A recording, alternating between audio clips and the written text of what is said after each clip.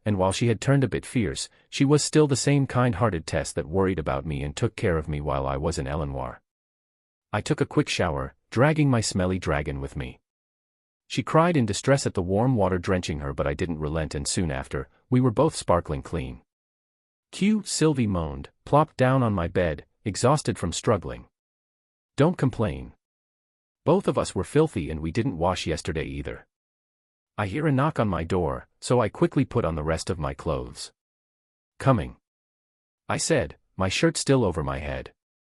Opening the door, I looked down to spot a shy Eleanor, looking down, with her foot rubbing something on the ground. Well, hello there, Ellie. I squatted down so I was eye level with her, giving her the most gentle smile I could muster. GG morning brooder. Mama told me to wake you up. She muttered, her head still down. Haha, I see. Thank you very much, little sister, I exclaimed while patting her head. This seemed to get a good response out of her as she started blushing a little. Can you take me down to the kitchen? I asked, holding out my hand. N. She nods excitedly, and while she hesitated for a second, she grabbed my hand and pulled me along. Sylvie followed behind us, trotting while taking a look around at her new surroundings. I met with a pleasant smell of bacon as we entered the kitchen. Inside, I spotted Tabitha and my mother cooking something as they chatted. Lilia was sitting down at the table already, her legs swinging, obviously waiting for breakfast. Good morning, ma'am, Lilia, I announced. Good morning. Both Ellie and Sylvie echo. Ah. Ellie managed to wake you up. I remembered having the hardest time waking you up even when you were a baby, Art. I swear you slept like a log. My mother chuckled as she placed some eggs into a large plate. Did you sleep well? Smiled Tabitha as she tossed the bowl of salad she had in her hands. I slept great, Mrs. Helstia. Hi, Ellie. Good morning, Arthur. Lilia softly said as her voice trailed off after meeting my gaze. I smiled and returned the greeting. Breakfast was great. Mother mentioned that usually the maids are the ones to cook, but she wanted to cook today for me. It had been too long since I had mother's cooking, and I now realized how dearly I had missed it. I made sure to give some of the meat to Sylvie, who didn't hesitate to gobble whatever entered her mouth, including my finger. Eventually, Ellie and Lilia both wanted to try feeding her, so I told them to go ahead. Needless to say, Sylvie warmed up to both of them a bit more after being fed by them. The carriage is waiting out front, so just leave the dishes in the sink and let's head out, announced Tabitha. Xyrus was an amazing city. I couldn't help but stare at the different sights that came into view as we traveled down the main road. I could see magic shops, armories, spell books, and even beastcore shops. There was everything a mage could ask for. Adults and children were all dressed extravagantly while luxurious carriages passed alongside ours. Some buildings were several stories high, making this city seem a lot bigger and denser than Ashbur. I could also see children a couple years older than me all wearing similar uniforms, some black while some gray and red. I could only assume by their pretentious demeanor that they were students of Xyrus Academy. While uniforms in my old world were meant to protect the financial backgrounds to lessen discrimination, here, it seemed that the uniforms themselves worked as a sort of gold medallion that they could show off to the rest of the world. We had eventually reached the fashion district of Xyrus. It was here I learned that shopping for clothes with females took a harder toll on my body than training with Grandpa Virion, and even the thought of his training regimen had left me in cold sweat. I was used as a mannequin for each of the girls' own preferences and style. My mother wanted to dress me in simple clothes, while Tabitha wanted to transform me into some sort of prince. Even Lilia and Ellie made me try on some clothes. You need to look good since you're my brother, she announced loudly, her hands on her hips. Sylvie could feel the exhaustion radiating from me, so she comfortingly perched on my head, as if to gloat. I ended up with 10 different sets of clothes, half from Mother and the other half from Tabitha. Both Mother and I tried to stop Tabitha from buying me anything, but she scolded us, playfully said, just think of it as an investment. Besides, I've always wanted a son, while winking. We looked around more after towing our bags of clothes into the carriage. I was excited to see the armory. I had really wanted a decent sword to start practicing swordsmanship again. It was apparent that my skills diminish after such a long break from proper training. The girls didn't want that, though, and I was forced to go into different jewelry and gem stores instead.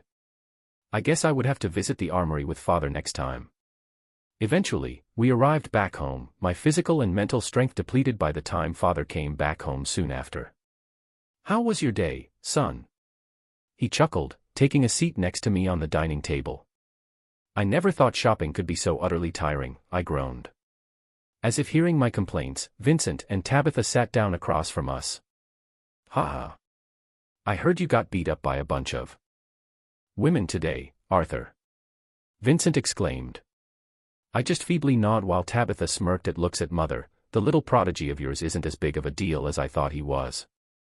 Lilia and Ellie giggled at this. I will admit that a woman's endurance cannot be matched when they're out shopping. I just wryly refuted. My father and Vincent laughed harder at this and nodded their head in agreement. The sound of a doorbell followed by a couple of knocks gets everyone's attention. "Ah. Looks like she's here." Vincent perked up. The look on everyone else's face told me that Vincent was the only one who knew what was going on. Vincent came back, leading an elderly woman into dining room. "Ray, Alice, Arthur, I know you guys said that you want to put off school for later, but I just couldn't hold it in. Everyone. Meet Cynthia Gudsky. She's the director of Xyrus Academy." Noticing the slight twinge of annoyance on my face, Vincent immediately said, "Don't worry, I didn't bring her here to make you go to school right away. I just wanted her to meet you." The director gave me a smile that I couldn't quite understand the meaning of and held out her hand. "Nice to finally meet you, Arthur." Chapter 20, Proclamation. Xyrus Academy, an institution hailed as the most exalted sanctuary for any of the would-be mages privileged enough to have both the background and talent to enter. There were several other academies scattered throughout the kingdom of Sapin, but needless to say, the level between those second-rate schools and Xyrus was insurmountable. That was the kind of titan Xyrus Academy was. Those who qualified to graduate from this academy were guaranteed a prosperous future and life. It was rumored that the top graduates could even become honored guards, instructors, or military leaders for the royal family, for the king of the entire race of humans on this continent. Of course, some choose to go the more humble route and focused on research by joining one of the mage guilds. However, it wasn't an exaggeration to say that students of Xyrus Academy were hailed as the true elites, even among nobles. Now, here I was, standing in front of the said academy's director. Normally, any 8-year-old, hell, any person, would be ecstatic to be in the presence of someone so affluent, but I couldn't help let out an expression of annoyance at the unexpected guest. She was a very tall lady, standing around 1.7 meters, well above the average for the females here. She held herself in a very upright, poised manner. She wore a simple, yet elegant robe of navy blue, laced with gold threading. She sported a conjurer's hat, an accessory that looked like an oversized traffic cone that amplified the absorption rate of the surrounding mana but oftentimes came with other functions. Strapped to the side of her robe was a wand that was a crystalline white color with a fluorescent gem attached. Even my ignorant eyes could tell that this wand was extremely valuable. Surprisingly, her face had very soft features that reminded me more of a friendly grandmother next door than an all-important figure of power, but the aura she had around her made her seem fairy-like, her wrinkles unable to mask the attractive face that she had. The crow's feet etched on the outer ends of her brown eyes actually amplified the attractiveness of her smile when she introduced herself. "Nice to finally meet you, Arthur," she said, holding her hand out. What was I supposed to do in this situation? Was I supposed to shake it, or is someone of power like her expecting me to kiss her hand or something? I just went with the safe route and shook her hand. "Nice to meet you too, Director." The director seemed a little taken aback by my introduction. "Arthur. You're being rude." "I'm so sorry for my son, Director Gudsky. He just returned home and is ignorant about formal customs." My mother pushed my head down with her hand, while bowing herself, getting on one knee. Apparently, when meeting someone of high standing, it was customary to get on one knee and shake the hand, while bowing. How stupid. Cuckoo, no, it is quite all right. No offense taken at all. And please, Arthur, call me Cynthia. She let out a polite laugh with her free hand covering her mouth. I'm sorry to intrude on you at such a late time, but unfortunately, the only free time I could make was after my meeting tonight. I hope you don't mind, she explained, looking at my parents. No, we're thankful that you'd be willing to take the time out just to visit our son. My father was the one to speak this time. By the amount of formality I had started wondering if this granny could compare to Grandpa Virion. Director Cynthia nodded at this. True, it isn't very often that I take a house trip to visit a potential student. Otherwise, even with 100 bodies, I wouldn't be able to fit the time. However, Vincent is a good friend and has contributed greatly to Xyrus Academy. So when he had excitedly come up to me about a prodigy that is living in his home, I couldn't help but get excited as well. I must say that my curiosity got the best of me. Do you mind leading me to an open space so I can see a demonstration? She continued on, her gaze fixed at me in an assessing manner. Can I at least eat din? Ouch. My mother slapped me in the butt before I could finish my sentence. Of course. Please follow us, Director Cynthia. My mother ushers me, leading Director Cynthia while the rest followed. My dinner. Sylvie, who had been hiding underneath the dinner table from the unfamiliar human, trotted behind me, causing Director Cynthia to raise an eyebrow. Oh my. What a lovely mana beast. I assume it is your contracted beast, Arthur, she asked me inquisitively while kneeling down to get a closer view at Sylvie. Yeah, she hatched a few months ago. Her name is Sylvie, I simply responded, my mother's hand still grabbing onto the back of my shirt to keep me from escaping. I have to say, while it is common for nobles to buy beasts to contract, I have never seen a mana beast like yours. Shrugging my shoulders, I explained, I'm not exactly sure what she is either. Her mother seemed to be some sort of scaled wolf-like creature. She was already gravely wounded when I stumbled into her nest. She was protecting her egg. She reached to pet Sylvie but she scampered away and climbed on top of my head. Sorry, she's a bit shy around strangers. I see. Well, enough about her. Let us see if what Vincent said wasn't just exaggeration. He didn't tell me much except that you're an augmenter, saying the rest would be a surprise. She let out a wry smile, making Vincent blush. We had arrived at the backyard and everyone took seats, giving us enough space, Sylvie struggling to escape the grasp of my little sister, whom I entrusted her with. You're not going to use your wand. I started stretching. It isn't very fair of me to be using a weapon when you yourself are empty-handed as well, right? She gave me a wink. She made a solid point. I stomped my right foot into the ground and a piece of the ground the size of my body thrusted up. My hands are lazily in my pocket so I kicked the rock at Director Cynthia's direction. A wind wall appeared instantly in front of her, knocking up the rock I had just kicked high into the air. Ooh, insta-casting. I guess she wasn't just a director that sat in front of her desk signing papers. Her brows raised in surprise by the sudden attack I threw at her, but she quickly composed herself. I could tell she hadn't been expecting an elemental attack from me, especially since she knew I was an augmenter. I willed a gust of wind underneath my feet and propelled myself to her. Her expression grew even more surprised as I easily jumped up 3 meters into the air with the help of my wind attribute skill as a swirling whirlwind enveloped my right fist. Using the boulder that had just been knocked up by the director as a foothold, I kicked off it to gain enough momentum to hopefully break through her barrier. The collision of her R2 spells created an erratic current of wind, forcing the audience to cover themselves. The collision blew me back, but Director Cynthia remained steady on her feet. Before I was able to recompose myself, the director had already finished her next move as gusts of wind swirled and shaped themselves into 4 twisters the size of small trees. Without even a visible command from her, the twisters shot themselves towards me. Gathering wind attribute mana around me, I will a small tornado to form around me, spinning the opposite direction of Director Gutsky's spell. Using the centrifugal force generated by my cyclone, I began spinning along with it, using my hands to create blades of wind. The clash between the 4 twisters and my cyclone created a small crater but otherwise didn't do me any harm besides making me very dizzy. Impressive. It seems like I will have to take you just a bit more seriously. Instantly I'm knocked back, my ears ringing and my vision unsteady. She was a deviant, a sound mage at that. I steadied myself, taking a glance at my opponent who was staring back at me with a mildly impressed expression on her face. My head began spinning, trying to think of different possible moves I could take to win, but she had me in a checkmate. Suppressing my pride and stubbornness, I took a seat on the ground, admitting defeat. That should be enough for a demonstration, right, Director? I rubbed my temples. Yes. That is quite sufficient, she muttered. There was a long pause as she began studying me with a newly found interest. She regained her senses and made her way towards me when I hear my father's voice. "Hey Arthur. You know how to use earth and wind attribute spells as well." "What do you mean, as well?" Director Cynthia interrupted, her composed look turning into a look of confusion. My mother continued on for my baffled father.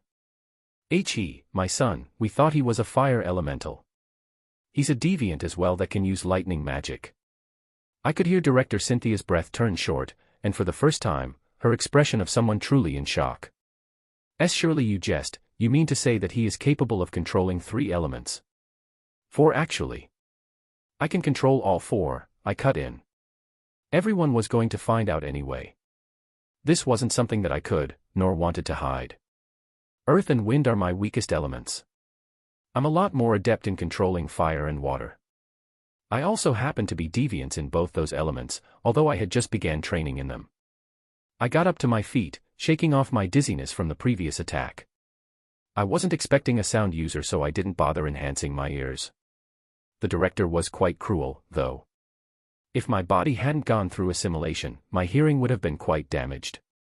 No one responded back to what I had just said, the only sound nearby being the cliched chirps of crickets. It was understandable that they'd be this surprised, but I was getting tired of the shocked expressions. The noble figure that controlled the most prominent school in the continent stumbled forward, barely making it to a chair. Then, unexpectedly, she began laughing. She started off with a low chuckle, but that soon escalated into a wild laugh of what seemed to me like sheer joy. Finally, turning back to me, she said, "Arthur, if I may repeat, you are a quadra-elemental capable of controlling 2 higher elements, correct? I'm also a dragon tamer, but that's about it." I wonder how they would react if I told them that. "Correct," I immediately answered, not bothering to elaborate. "Please demonstrate."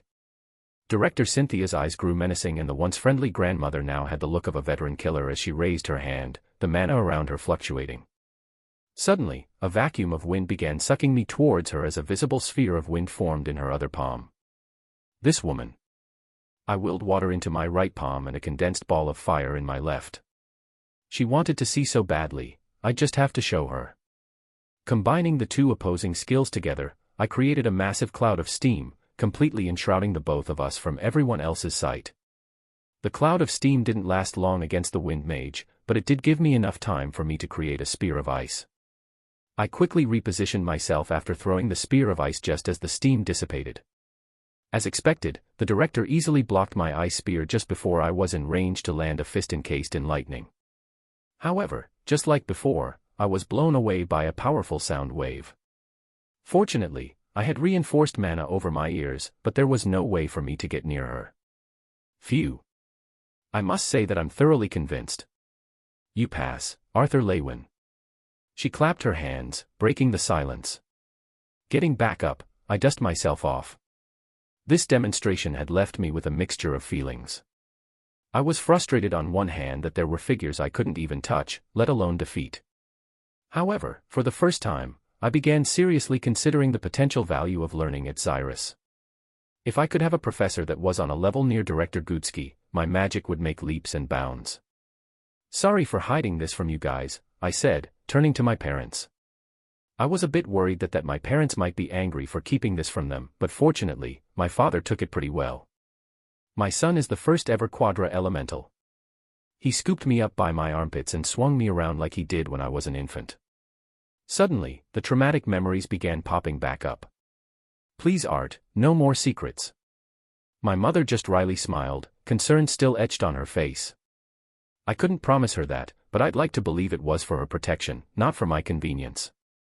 Forget a quadra-elemental, in this continent, there aren't even any tri-elementals but you, Art. Tabitha chimed in, her voice trailing into a sigh. "Is Bruder strong?" My sister chimed in, still clutching onto Sylvie. Patting her head, the director nodded. "Your brother has the ability to become very strong, little one." He. She had a proud look on her face, as if she was the one getting complimented. Vincent's face was still a picture of disbelief as he still was in the middle of processing everything. As Lilia made sure her father was all right, she took a quick glance towards my direction with a mixture of astonishment and a little fear on her face. I didn't blame her. My father set me down and I turned to Director Cynthia, giving her a stern gaze, a gaze that I knew didn't fit an 8-year-old. Director Gutsky. There's actually a reason I didn't hide my capabilities today. Picking up on the seriousness in my voice, she nodded in understanding. I had a hunch that you weren't just brazenly showing off your skills, Arthur. You seemed too sharp for that. Agreeing with her, I responded, there are only a few benefits I can gain from attending your school. One is learning how to utilize my lightning and ice elements. However, that is something I can learn on my own with due time. No. The main reason I would attend your academy, if I chose to at all, is for protection. Right now, I'm not strong enough to protect everyone. However, you hold a position of power and influence that can provide safety for my family and I, at least until I can gain the strength to protect them myself. Arthur. You're being rude to Director Gutsky. How can you? No, it's fine, Alice. Immediately after she said this, the director mumbled a soft chant before speaking again. Arthur, I believe you hold the ability to make changes in this world. For that, if you're willing to attend Xyrus Academy and become a rightful citizen that will do anything to protect his land, then I will abide by any criteria you set. Director Gutsky's voice was clear and determined. Very well, I will learn what I feel is valuable from the classes your school offers and train my own powers. As long as you give me the tools and freedom to do so, as well as keep my loved ones safe, then I will consider you as an important benefactor, I promised. Director Gutsky's lips curve up into a smile as we shook hands. At this, I'm suddenly able to hear the voices of everyone else again. Looking at the director, she gave me wink. By the confused looks of everyone around us, I could only assume that what Director Gutsky had done was make everyone else unable to hear our voices.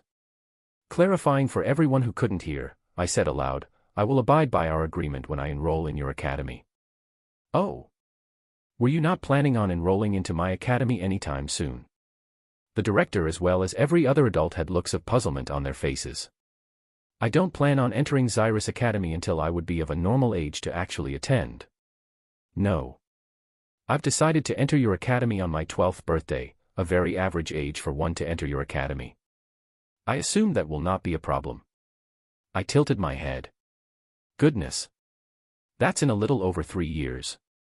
Arthur, do you have any plans on what to do until then? I figured Director Gutsky wouldn't be so accepting on prolonging my education for over 3 years. I turned to face my parents again, since it was up to them to allow me or not. I looked up at the night sky, stars shining. Unlike my old world, the lack of bright lights truly made the star-glittered night beautiful. Turning my gaze back to where my family was, I answer. I'd like to become an adventurer. Chapter 21, Everybody Wins. No. Absolutely no way. Arthur. Do you know how dangerous it is to become an adventurer? You've just gotten back after we all thought you were dead and now you're saying you want to go get yourself killed out there. No way. Absolutely not. My mother was on the verge of tears while she said this. She had never been good at controlling her emotions. Eleanor was besides her, clutching onto her leg. Mama, don't be angry. Bruder not bad a person. You. Mama, don't cry. Director Gutsky had left the manor after my announcement. I could tell she still wanted to ask me a lot of questions, but we excused ourselves to have a family talk. We were currently inside my parents' room with my mother standing up in front of me, forbidding me to even think about doing anything remotely dangerous. Father was a bit more rational. I could tell he didn't like the idea as well, but he couldn't really see any reason for me not to be an adventurer besides my age. I wasn't going to debate with my mother. She was saying all of this because she was worried and I could never blame her for that. It was something I had expected and I wanted to slowly ease her into the idea, but the meeting with Director Gutsky threw the timing off of everything. After being silent the whole time, my father finally spoke up. Honey, let's hear Arthur out at least. I'm not saying I agree to him becoming an adventurer, but don't you think we should at least listen to what he has to say? How can you still say that after what happened that day? My mother yelled, breaking down into a fit of sobs. I looked to my father for answers, curious about what she was talking about, but he simply shook his head and comforted my mother. It seemed like a good hour before she had calmed down enough for us to speak again. I grabbed my mother's hands. Mom. I wasn't planning on leaving tomorrow. I was looking forward to spending a few months at home with you guys. She was still silent, but her face softened a little at that, and I just gave her a warm smile. Sylvie followed suit and began licking her hand. What I meant by becoming an adventurer was so that I can get some experience. After being in the Elf Kingdom for 3 years, I missed a lot about what I should know about this world of ours. I just thought that becoming an adventurer would be the best way to gain some practical experience, I urged, not letting go of Mother's hands. I understand where you're coming from, Arthur.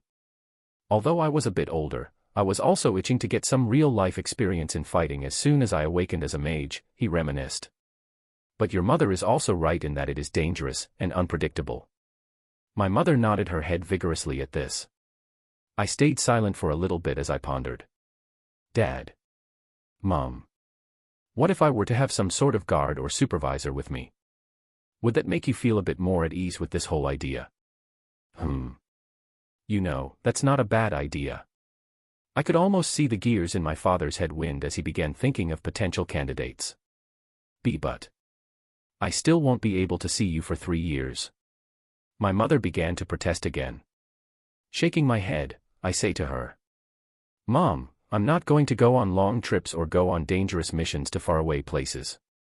I'll try to come back every few months, maybe even more frequently than that, depending on what I do. Bruder, are you leaving? My sister had an expression as if she had just been told that Santa didn't exist. I started to panic. No, Ellie, I'm staying here. You'll be seeing your brother a lot from now on, okay? Apparently, both my mother and father had told Eleanor a lot of stories about me and how strong and smart I was. One of Ellie's favorite bedtime stories was how I saved Mother from a bunch of bad guys on top of a cliff and that I got hurt, so it'll take me some time to come back home.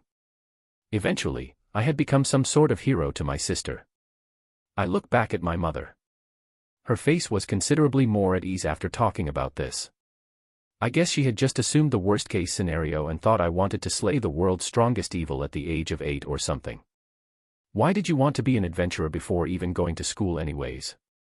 Wasn't it usually the opposite? My mother softly muttered. Dad's reason was a part of it. I want to test my skills out in real-life situations. Also, Mom, I want to at least try to fit in with everyone when I go to school. It would be a lot harder to fit in if I began school at the age of 8.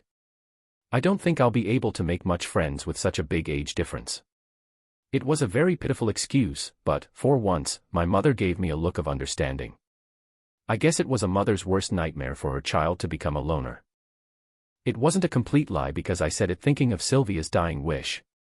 She had wanted me to enjoy life and have a life not just of training. This was a promise that I planned on keeping no matter what. Besides, I'm going to be here for a couple of months anyway. Who knows, maybe you'll get sick of me by then and throw me out before I even get the chance to leave, I winked at my mother. That earned me a thump on the head, but she chuckled as well. You're just like your father at times like these. Thank God you at least have my intelligence. She gave me a big hug, leaving me with a warm feeling that I still wasn't used to. Hey! What about my intelligence? He was gifted with my adept abilities in fire too. My father protested. My son got his deviant powers from me. Mother just turned me away from my father and just stuck her tongue out at him. Ellie too. Bleh. My sister copied my mother and stuck her tongue out at my devastated father. Sniff. No one's on my side. He just playfully cried, trying to hug my daughter. This left us all in a fit of laughter. The next day was a Sunday, leaving my father with the day off. Both the Leitwin and Helstia family were dining together for breakfast. So did you guys settle on what to do about Arthur? Vincent asked, half chewing on his omelette. Tabitha shook her head. I swear. Sometimes, I have such a hard time believing you're a noble with your horrible dining habits, dear. Cuckoo, don't worry. At least your husband's better than mine. Remember that one dinner party where Ray spit out his food from laughing so hard? I had to use Ellie as an excuse to leave the table because I was so embarrassed, my mother just sighed. Cough. Anyways. Yes, after talking about it yesterday night, we agreed to let him become an adventurer under some conditions, Vince. My father just lightly blushed as he tried to switch back the topic. Oh. What conditions? Responded the curious Tabitha as she was cutting the omelette into smaller pieces for Lilia. He's not going to become an adventurer until after his birthday, which is in 3 months. We also decided on having a guard with him on his missions.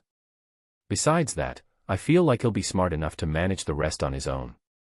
Of course, the last condition is that he'll be visiting as often as possible, my father explained, working on the rest of his roast beef.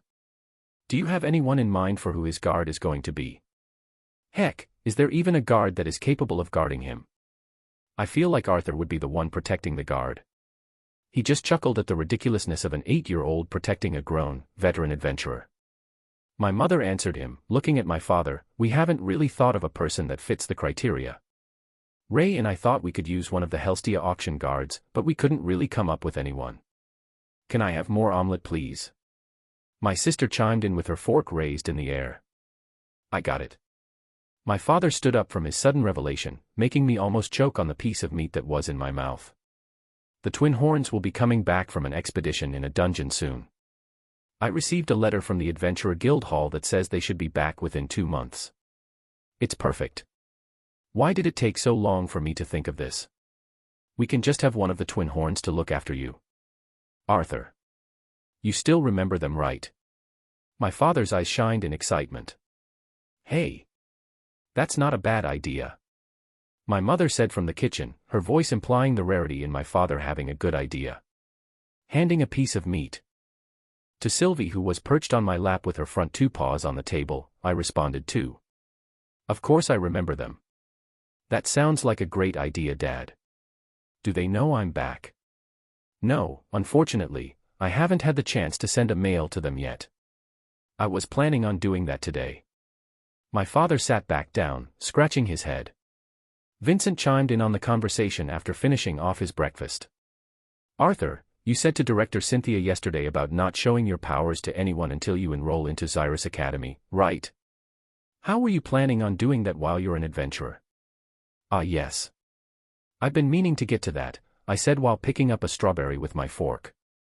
I planned on keeping my identity hidden as an adventurer. I've read that there were many members of the Adventurers Guild that went by aliases, not revealing their identities to the public. Unfortunately, since there was no way of masking the appearance of Sylvie, I would just have to do a good job of hiding her. Thankfully, she was small enough to fit inside a cloak if the pocket was big enough. I see. Both Vincent and Tabitha nodded at this. With that, breakfast ended and we all separated. Father went to the guild hall to send a letter to his old party members while my mother and Tabitha went shopping, taking Ellie and Lilia along with them. They asked me to come as well, but I politely declined the offer to endure the suffering they call a pastime event. I washed up and headed towards the right wing of the manor, where Vincent's office was. Knock knock. Yes. It's Arthur, I answered. The door opened to reveal Vincent with a curious look on his face. Ah, come in. What brings you here, Arthur? You've never really come into my office before. Ah, yes. There is a certain matter I wish to talk to you about today, which is why I visited, I said while looking around at the piles of documents on the floor and on his desk. Vincent Helstia's POV. Was this child really only 8 years old? Shivers ran down my spine at the tone of his voice. Why was I so nervous at the mention of a certain matter he wanted to talk to me about? What sort of matter is it? I just asked, my face turning a bit more serious. I would like your help in obtaining a few items that might be hard to find elsewhere.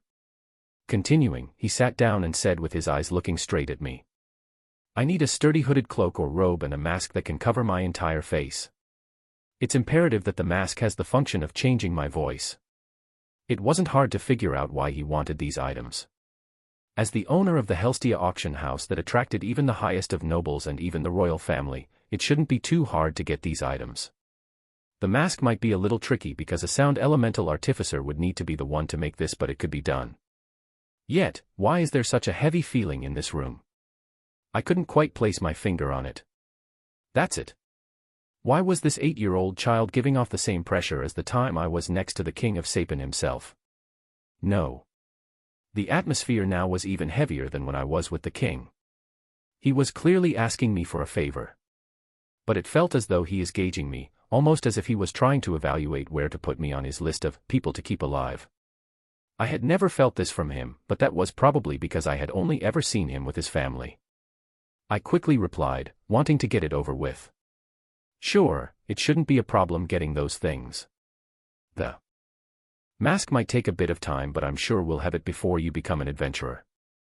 His slight nod actually filled me with relief. I had nobles that waited in line to introduce themselves to me, but this kid. Is there anything you would need my help in for in exchange? I would feel bad just asking for this without any compensation. He responded. I felt a little sweat forming above my brows. It's fine really. I owe your father a lot, actually. He may be working for me, but the way he trains my guards have really lessened the number of problems that happen during the auctions. This was the truth actually. Ray had become an irreplaceable part of the Helstia auction houses. His leadership and charisma amongst the guards he trains is first class. I owed him when he saved my life, and I owe him and his family now. Even with the generous salary that is well above the average and letting his family stay in our house, I still felt that it was actually a bargain on my part. Both Tabitha and Lilia have been happier now than ever after Ray moved in with Alice and had Ellie.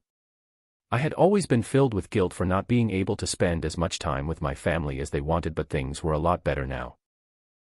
Speaking of training, that actually gives me an idea, he muttered while looking down.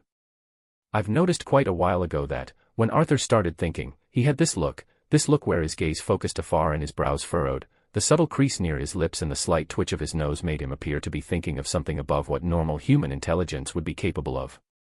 It was the look of a true intellectual. Sigh. It's hard to believe that he was the same age as my little Lilia. Allow me to start training your daughter to become a mage. He put down this landmine as if he was just talking about the weather. I had been meaning to start teaching my baby sister in mana manipulation soon.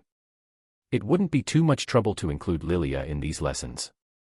I noticed that both you and Lady Tabitha are not mages, so it might be impossible for her to awaken by herself, but if we start now, I think she'd be able to awaken around the average age, I said. My statement was met with silence. I looked up to see Vincent drop the stack of papers had been fumbling with nervously. His face was frozen in place as I could hear his heart beating faster. See, can I truly believe what you just said? Can you really allow my daughter to become a mage? He asked after a seemingly long moment of silence. Sure. It'll be a long process, but it's definitely possible. I will have to ask you to keep the lessons on a low profile though.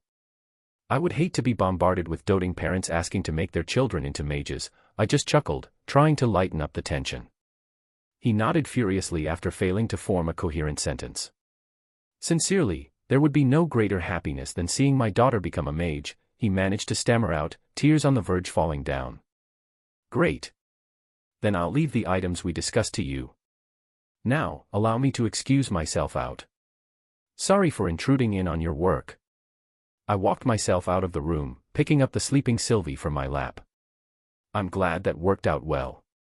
Chapter 22, For Them. Lilia Helstia's POV. I'm shopping with Mommy and Lady Alice and Ellie. Ellie seemed a little bit disappointed that her brother didn't want to join us, so I was holding her hand to comfort her. Hey Ellie. Do you like your big brother that much? But he's a meanie for not shopping with us. I wanted to dress him up more, she pouted. Do you like me better or your big brother? After some time of thinking she just responded, I like both. Cuckoo. Lilia, what are you asking Ellie? My mom asked, pulling my other hand. Lilia, what do you think of Arthur? He's a little scary. How is he so strong, Mommy? I thought kids like us couldn't be mages until we're all grown up. It wasn't fair. I've always dreamt of becoming a mage and making Mommy and Papa happy. My mom looked at Lady Alice. I guess it's because he's a very gifted child. But Alice, do you really have no problems with everything he told you? I don't mean to butt in on your parenting, but doesn't it just seem a little too weird? How did he get so powerful during this time? You've told me that he was pretty good at fighting even before the bandit attack. I saw Lady Alice shake her head. Of course I know he's hiding a lot of things. He probably doesn't know, but it's pretty obvious when he's lying. He tends to focus his gaze on one point and his voice turns monotone when he lies. It's pretty cute how he thinks he's being sneaky actually. Sigh, Tabitha, I know he's keeping things from us and so does Ray, but we agreed on giving him some space until he's comfortable enough to tell us himself. I guess that's just what it means to be a parent. I know he doesn't mean any harm, so all we can do is just support him until he's ready. Lying is bad, little Ellie declared. I agreed with her on that. Yeah, Ellie. Lying is bad.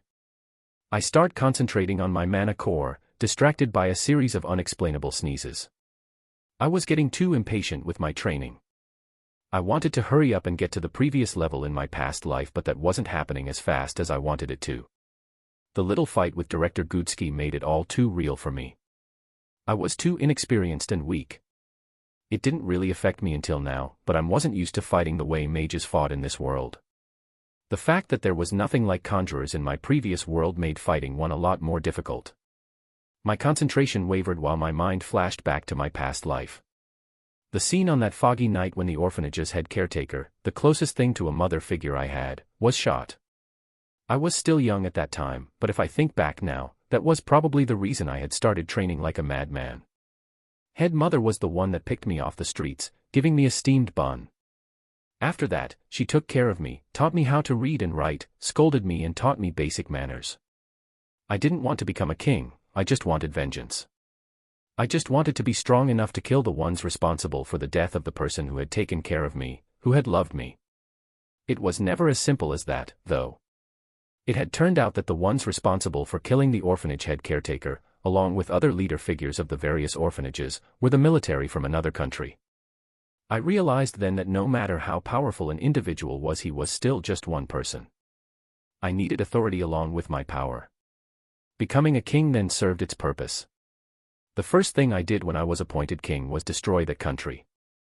I bloodied my hands with the corpses of hundreds of thousands of soldiers and millions altogether. The cruel thing, though, was that no matter what kind of revenge is taken, it didn't change what had happened to her. She still had died an unjust death. This life was going to be different. I wasn't going to let the ones I treasured suffer. Sylvie nudged her wet nose at me, a concerned gaze fixed on my eyes. I'm here, feel better, was what she seemed to say to me. Petting her head, I stirred myself out of my unpleasant memories. I washed myself off, laughing at the crying Sylvie who still hated getting wet. I was glad I had her by my side. It wasn't healthy for me to be alone thinking by myself for too long. Just on time, the girls got back from their shopping trip by the time I had finished dressing up. I hopped down the stairs to greet them. Humph. Brother is a meanie. My sister just puckered her lower lip with her arms crossed. Is it because I didn't go shopping with you, Ellie? I'm sorry. I patted her turned head, which made her tense her face as she forced herself to keep from smiling. How was shopping, Mom, Lady Tabitha? Did you guys buy a lot of stuff? I asked, my hand still on my sister's head. We didn't buy much, just a couple of new outfits for Ellie and Lilia, my mother responded. At this time, I heard a storm of footsteps coming toward us. Vincent arrived, bade us with an excited look on his face. His eyes were a little red and he had an uncontainable smile on his face. You guys are finally here, he said, picking up his daughter and kissing her cheek. Honey, why are you so flustered? Have you been crying? What is going on? Tabitha had a bewildered look on her face from confusion and worry.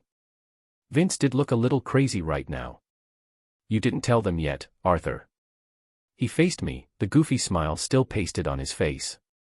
Shaking my head, I chuckled, I just got down as well. I was about to tell them.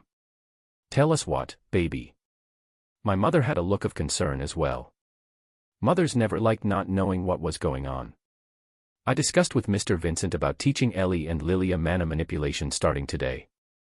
Of course, only if Lady Tabitha was okay with it. Tabitha just shook her head, looking at her husband. Wait, hold on. Is this some sort of prank? If it is, it's not funny. No, ma'am. I know both you and Sir Vincent aren't mages, but it is possible for Lilia to become one. I gave her a sincere look. And no way. I've never heard of a method for teaching someone mana manipulation. I've been taught that it's up to the child's innate talent to awaken by herself. Why haven't I heard anyone else teaching kids then? Tabitha had a lot harder time believing that Lilia could become a mage than her husband. I didn't blame her though. Vincent didn't even question me, which was surprising. The biggest worry for a mother from a noble family was the future of her children, and in a society where mages are the elites, the Helstia's lineage, no matter how rich they were, would get more than a few looks of pity. I've never heard of anything like teaching a child mana manipulation either, Art. How do you plan on doing this? My mother quizzed. Mom, you guys all know how I awakened at the age of 3, right? I still remember what happened and why it did. I'm going to do what I did on myself to them. I'll have to test them before I can even start, but for Ellie, I'm 100% sure she'll be able to awaken, and for Lilia, around 70%, I answered. The probability was higher than what I said for Lilia, but I didn't want to get their hopes up too much. There was still a chance she wouldn't be able to awaken. Heavens. This is. Give me a minute. I need to sit down. I noticed Tabitha's knees were wobbling as she made her way to the couch. This isn't going to be an instant thing. It'll take a few years for them to awaken on their own after I teach them. The Helstia parents just nodded at this, and I turned to face the confused Lilia. And Ellie. Ellie, Lilia, can you guys sit down on the floor over by the fireplace? I instructed, guiding them into the living room. I want you guys to sit in your most comfortable position, back to back. Leave some space so I can sit in between. Ellie was still a little clueless as to what was going on, but Lilia had gotten the gist of what was happening, and I could see the determined look on her face. Ellie sat down with her legs stuck out in front of her, while Lilia sat in a more ladle-like position with both her legs tucked into her left side. Okay. Before I do anything, I want you guys to close your eyes and concentrate. If you try really hard, you'll be able to see some spots of light. Do you see it? I placed myself between them now as Tabitha, Vincent, and my mother were all staring intently. And no. I don't really see anything, I heard a murmur from Lilia. I expected much, but I turned to see everyone having looks of panic on them. Ignoring them, I turned to face my sister and asked her the same thing. I was less afraid of her seeing the light, but not recognizing what to actually spot. Thankfully, she responded, "Bruder, I think I see a small pretty light." The next step involved doing something that only I was capable of doing. I had to will mana of all 4 elemental attributes at once into their bodies. Doing this, they would be able to see a lot more clearly the specks of mana that were scattered in their body. Okay, I'm going to start now. You guys will feel a little feverish, but I want you guys to endure it and just focus on the specks of light. As soon as I said that, I willed my quadra-elemental mana into them. The reason that all 4 elements had to be exerted onto them was because the mana that had yet to gather and form a mana core was at its purest form, meaning that all 4 elements needed to be exerted at the same power into their bodies to trigger any sort of responses from the dormant mana inside them. Eep. HNG. Lilia and Ellie yelped out a little in surprise. I think I see some of the lights. They're so pretty, exclaimed Lilia. Wow. So many. Echoed my little sister. Okay, this part is important. I'm going to help you guys with this part, but your job is to try and connect all of the little lights, okay? Do you get that, Ellie? Pretend that all of the little lights are friends and they need to meet together. Can you do that for me, Ellie? This was the trickiest and longest part, and I had to make sure that they understood what to do. Oh, okay. I think I get it. The lights are friends. Okay.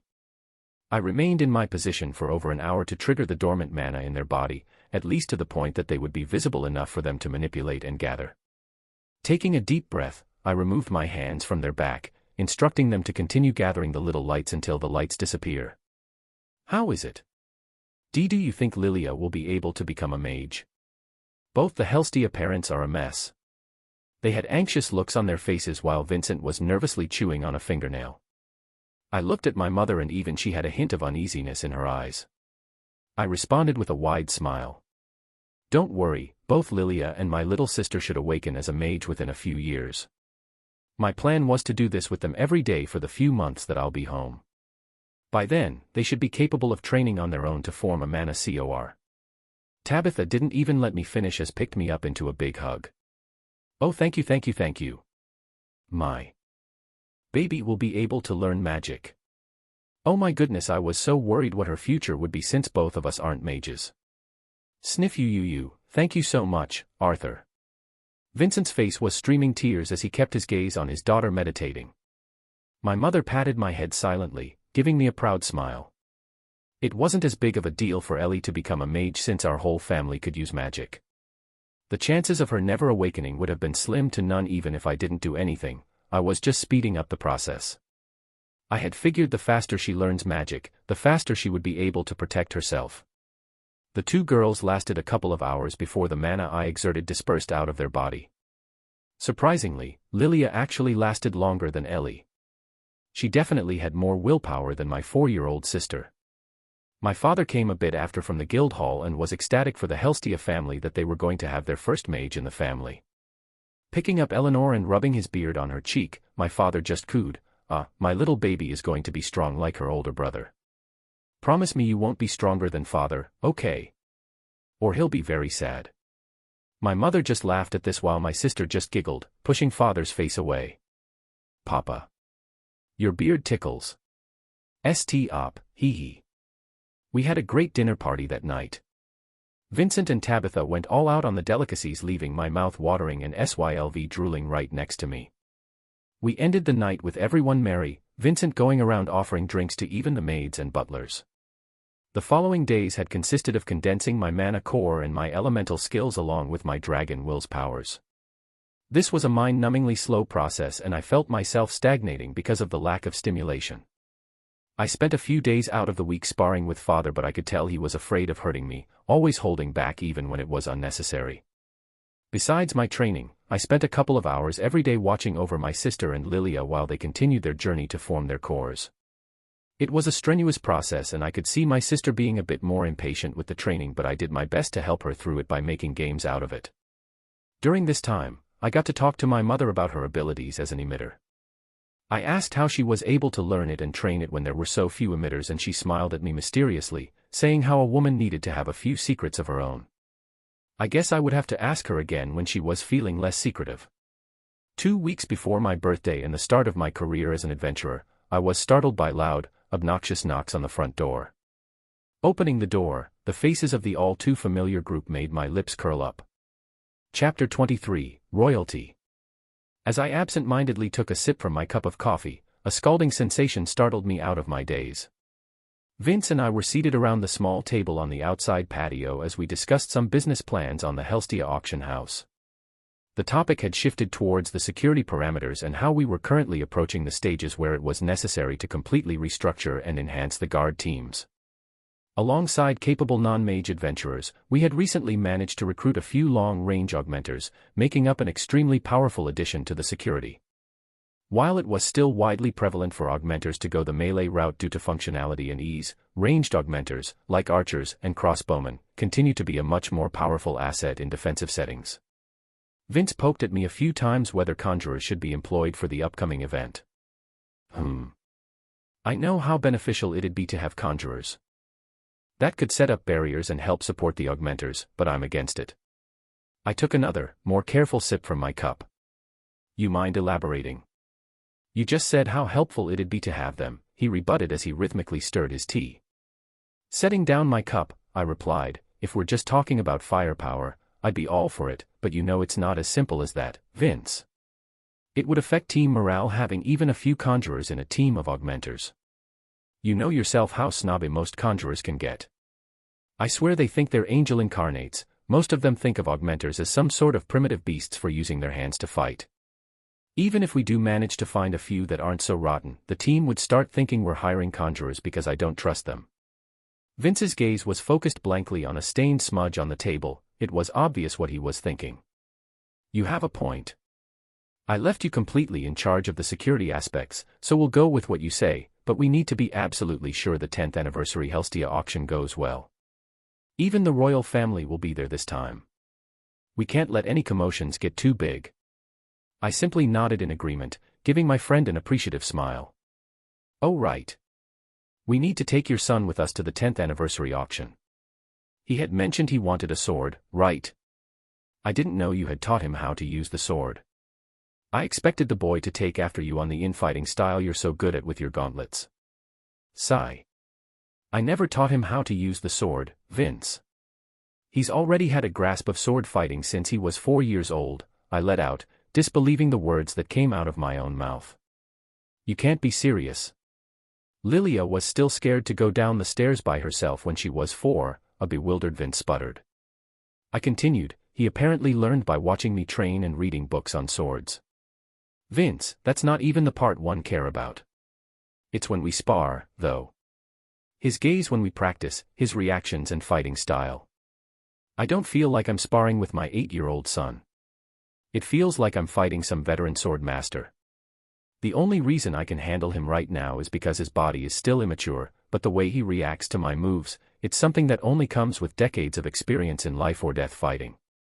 I can't say I don't know what you're talking about. I sometimes find myself wondering if your son is actually only 8. Are you scared of him, Ray? He asked seriously. No. That's one thing I've become more and more sure of. No matter what, he's still my son. I know he cares deeply about his family, too, and that's all I could ask for as his father. During these past 2 months, it was evident that there had been progress in Lilia's and my sister's mana manipulation. It was no longer necessary to infuse my mana into them anymore, so they were able to train by themselves now.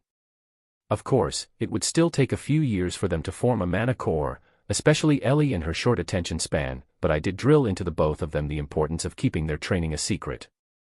I didn't need to remind my parents and the Helstia family that keeping this a secret was important, but it was blatantly obvious that the 4 of them were excited for the day Lilia and Ellie would awaken.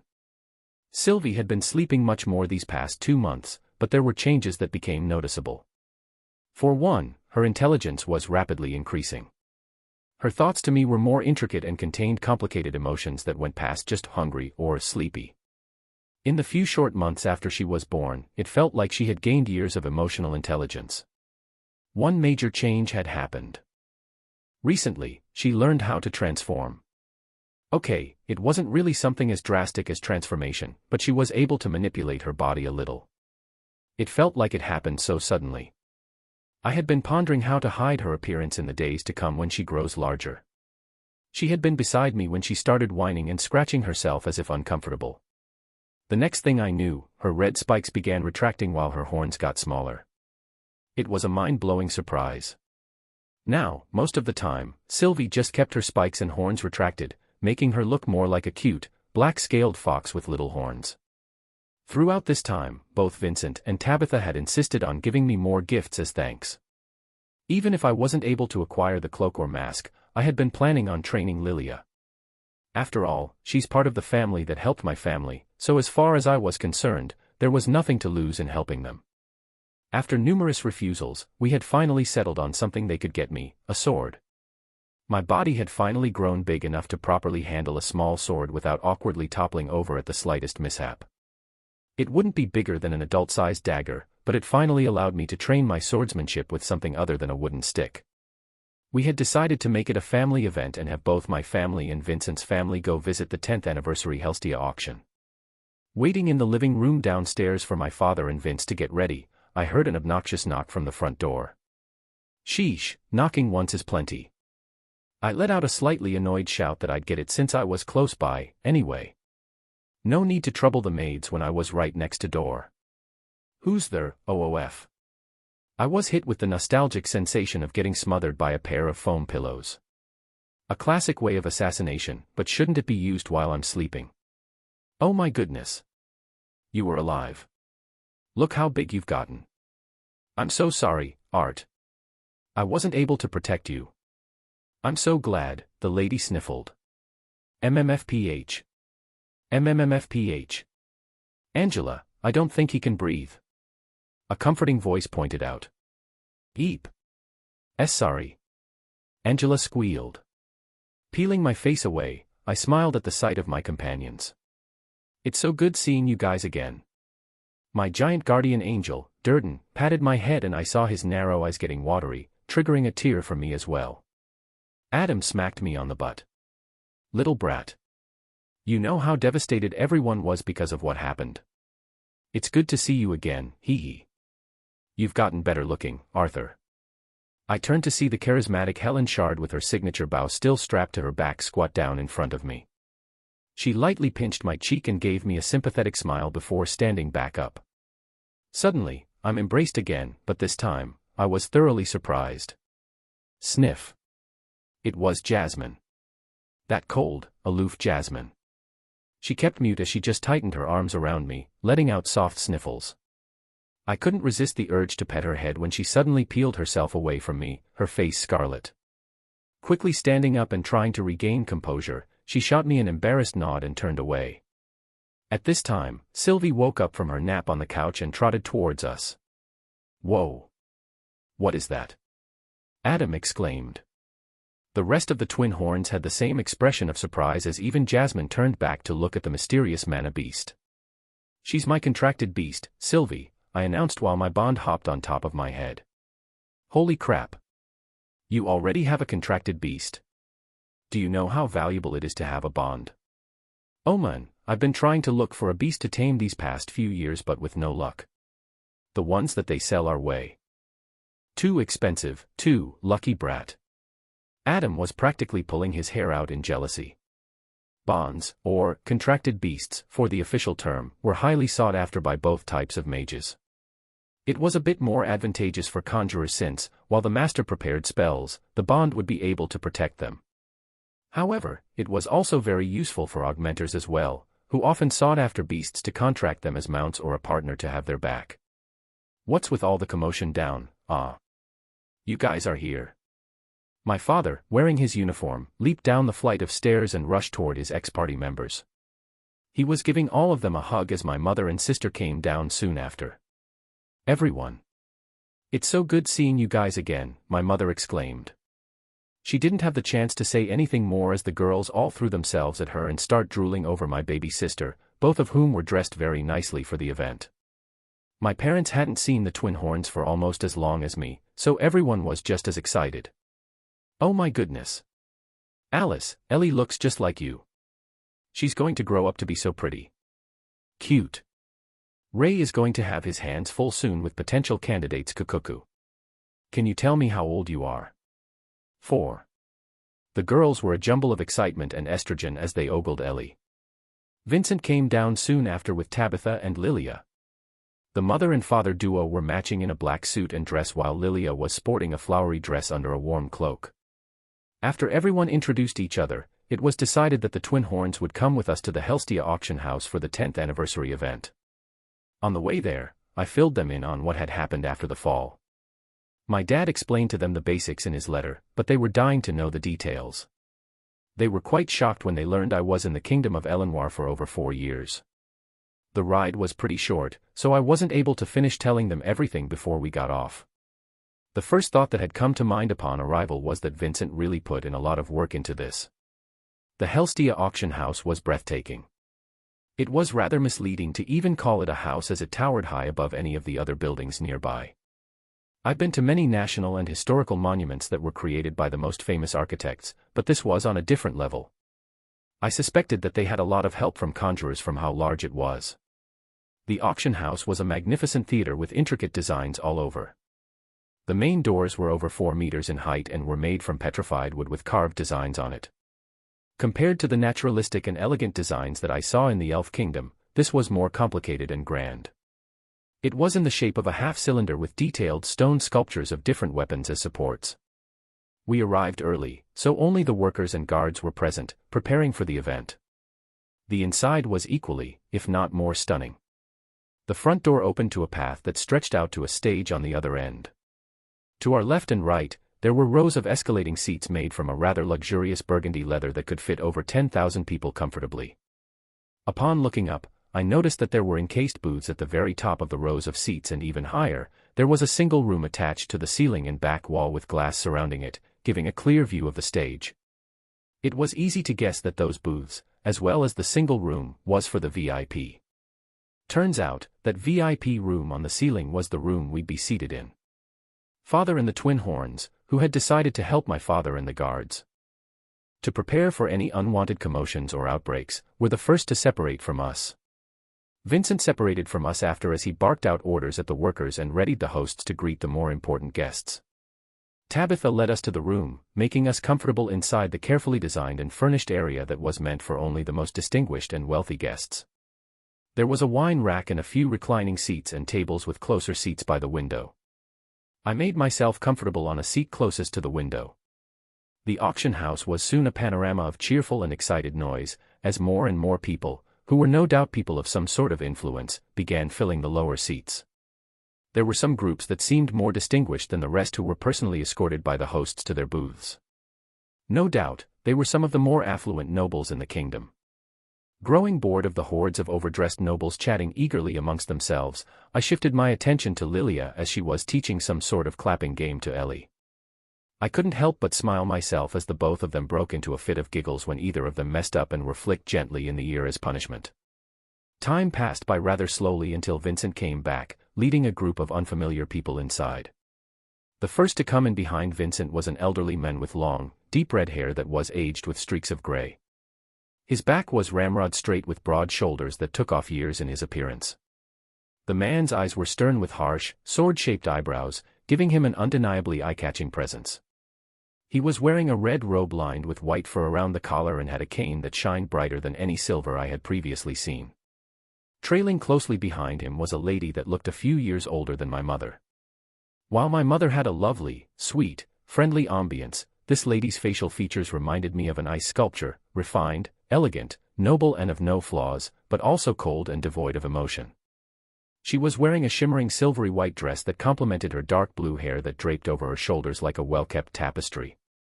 Behind the lady of whom I assumed was the man's wife were two younger kids that could only be their kin. The older child, a boy that looked to be about the age of 13 or so, took more after his father. With his serious brown eyes, straight brows, and his short mahogany hair that had a shiny luster just like his father's, it was apparent as to what he would look like a few decades down the road. Despite his fierce looks, however, there was a sort of unrefined charisma that was different from his father's. It was the sort of charisma that would make him the center of any group.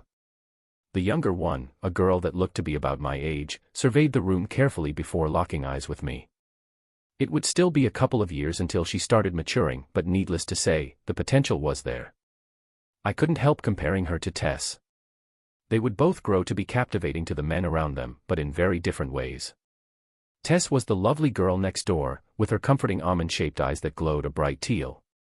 Her peaches and cream complexion and rosy cheeks. Her unique, gunmetal hair complemented her eyes, giving her a mysterious, yet approachable aura. No, this girl was the complete opposite. Her porcelain white complexion was a canvas for her meticulously carved facial features. Her penetratingly sharp eyes that seemed much too mature for her age was a dark brown shade that appeared larger because of her long, thick lashes. Her hair was a glaring black, which she got from her mother. Compared to her dark hair and eyes, however, her small lips were covered in a soft pink shade that gave life to her doll-like appearance. It was hard not to wonder how they would grow up to be, whether Mother Nature would make them bloom or wither. Peeling my eyes off of the girl in front of me, I focused on the three guards that followed after the picturesque family. "I didn't know we would be in here with guests, Vincent," the men said, neither harshly nor kindly. "I apologize, Your Majesty. I assumed you wouldn't mind having a few other people with you. You remember my wife, Tabitha, right? Well, these are our close family friends," he introduced, waving his arm in our direction. After regarding us for a moment, his lips curled up into a smile. "If they are your friends, Vincent, then they are mine as well. It's a pleasure to meet you. At least we'll have some company besides these guards," the lady giggled. I raised an eyebrow in surprise at the sharp contrast in the woman's personality to her appearance. She seemed much more welcoming, despite her intimidating looks, than her husband. "Everyone, as you all may know, I'd like you all to meet the King and Queen of Sapin. Introduce yourselves to King Blaine Glader and Queen Priscilla Glader and their children, Curtis and Kathleen." At this, my mother, who was holding my sister, Tabitha, and even Lilia, dropped down, genuflecting. I caught on and lowered myself a moment later as well. Giving us a nod, the king gestured for us to stand. "No more of this, now. No need to be stiff, we're just here for the auction, after all." As I got back up, Sylvie peeked her head out from under my robe where she was sleeping, surveying curiously the new faces. "Coo," she chirped, tilting her head. I thought I heard a gasp from one of the guards in the rear, but I wasn't able to tell since their faces were covered. "Oh my! What a cute little manna beast." Queen Priscilla's face brightened up at the sight as she made her way towards me. The king and the two children's eyes looked towards my direction as well. The guards took a step forward as well, making sure they were close enough to react in case something happened to the queen. "She just hatched a few months ago. Her name is Sylvie." "Come out and say hello," I responded. "Q," she cooed while hopping out of my robe and stretching her body like a cat. "I assume this little manna beast is your bond, young man." The king came closer, kneeling down to get a closer view of Sylvie. I just gave a wordless nod. It should be fine with Sylvie's appearance the way it is. How fortunate you are to have a manna beast. Even infant ones are not easy to tame, yet she looks to be very obedient. Well, we're able to communicate mentally, so it's more like a mutual agreement rather than obedience. I simply shrugged. "What? You mean to say that you are under an equals contract?" We all turned our heads to face the source of the voice. It was one of the hooded guards behind the children. Damn, did I say something I wasn't supposed to? I'm not sure what that is, but she was the one that initiated the contract, so I think so. I shrugged, hoping to switch topic. Was it that big of a deal who formed the contract? "Let me take a closer look at your bond," the hooded guard exclaimed, creeping closer to us. Before I could decline, the king stepped in. "This isn't the time nor place to study someone else's pet. You're being rude, Sebastian." His gaze turned harsh as he rebuked him. "My apologies," he said, hoping I'd complete the sentence. Arthur Lewin," I finished, giving a curt bow. As he and his wife gave me a small smile, we took our seats in time to hear the clear voice declaring that the auction would start soon. A cold shiver made me turn back just to see Sebastian, who had taken off his hood, staring intently at Sylvie, who was nestled on my lap. Chapter 24, Auction. Ladies and gentlemen, may I say that it is of the highest honor for me to be here tonight. All of you are gathered here today for one reason and one reason only, I presume. It is to have the chance to obtain rare and valuable items in this auction. Applause thundered in enthusiasm at the old gentleman's ardent introduction. If everyone in the audience would now kindly turn to face the back room at the very top, we have a few exceedingly important figures that have decided to bless us with their presence. Please join me in welcoming the King and Queen of Sapin. The auctioneer was the first to flick out the tail of his suit and genuflect. The audience immediately followed suit, lowering themselves respectfully in a bow since they couldn't kneel in their seats. The king and queen, in response, stepped out towards the window in front of me and waved their arms slowly in a practiced motion. Next, the one that made this whole event possible. Please give a big round of applause for Vincent Helstia. The auctioneer's introduction was followed by another round of applause as Vincent stepped up next to the king and queen, giving a deep bow in return. I remained seated, looking down below at the crowds of people who were supposed to be of much higher class than me, but I couldn't help but look at them as if they were. No. I shouldn't think like that. I'm not a king anymore. Hell, I haven't even gone through puberty yet. No point in acting like someone who didn't exist anymore. I turned my gaze toward the king and queen, studying them. Despite the stoic expression the king always carried, he didn't have a domineering demeanor. He had a charismatic and strong presence, making it easy to believe that a majority of the citizens of Sapin would respect him, but that was it. He didn't earn his seat, his father had given it to him. The Glader family had been the royal family since the founding of Sapin. I wasn't surprised to see that King Glader's mana core was only at the red stage. Turning my gaze over to the queen, something caught my eyes that I didn't really notice at first. Strapped to the backside of her dress was a white wand. I couldn't sense her mana, which meant she was either carrying an artifact that could hide it or she was at a level high enough where I couldn't sense it. Queen Priscilla caught me observing her and gave me a discerning smile, revealing her pearl-white teeth. Her smile threw me off guard, making me flinch and quickly turn away. I could feel how hot my face was, making it all the more embarrassing. The word beautiful wouldn't do justice as a means of describing her. However, one thing I had noticed ever since coming to this world was the fact that I lacked any sort of sexual attraction towards these older women. At first, I had thought that it might have been due to the lack of necessary hormones currently in this prepubescent body, but the more I thought about it, I felt like it boiled down to the fact that my mother was just a bit younger than I had been before being reborn into this world. I had never really been interested in human psychology, but it was interesting noticing that women associated with the same age group as my parental guardian made them unappealing sexually. Maybe that was just me, no way to tell. Of course, that also didn't mean I'd go for children my age like Tess, Lilia, or even this ice princess here.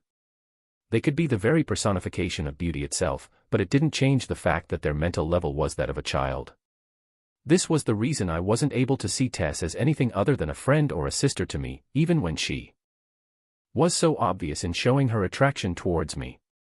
Maybe when she's older and more mature, I would start thinking about it. Sigh. Being popular sure was a hassle. Cool. I looked down to see Sylvie staring at me cynically, her eye half open, judging eye seeming to say, "Are you serious?" Ha ha. I couldn't help but laugh in embarrassment as I pushed Sylvie's face in a different direction to redirect her hurtful stare with my hands to block her hurtful gaze. A large hand lightly squeezed my shoulder. "Arthur, a sword is up for auction right now.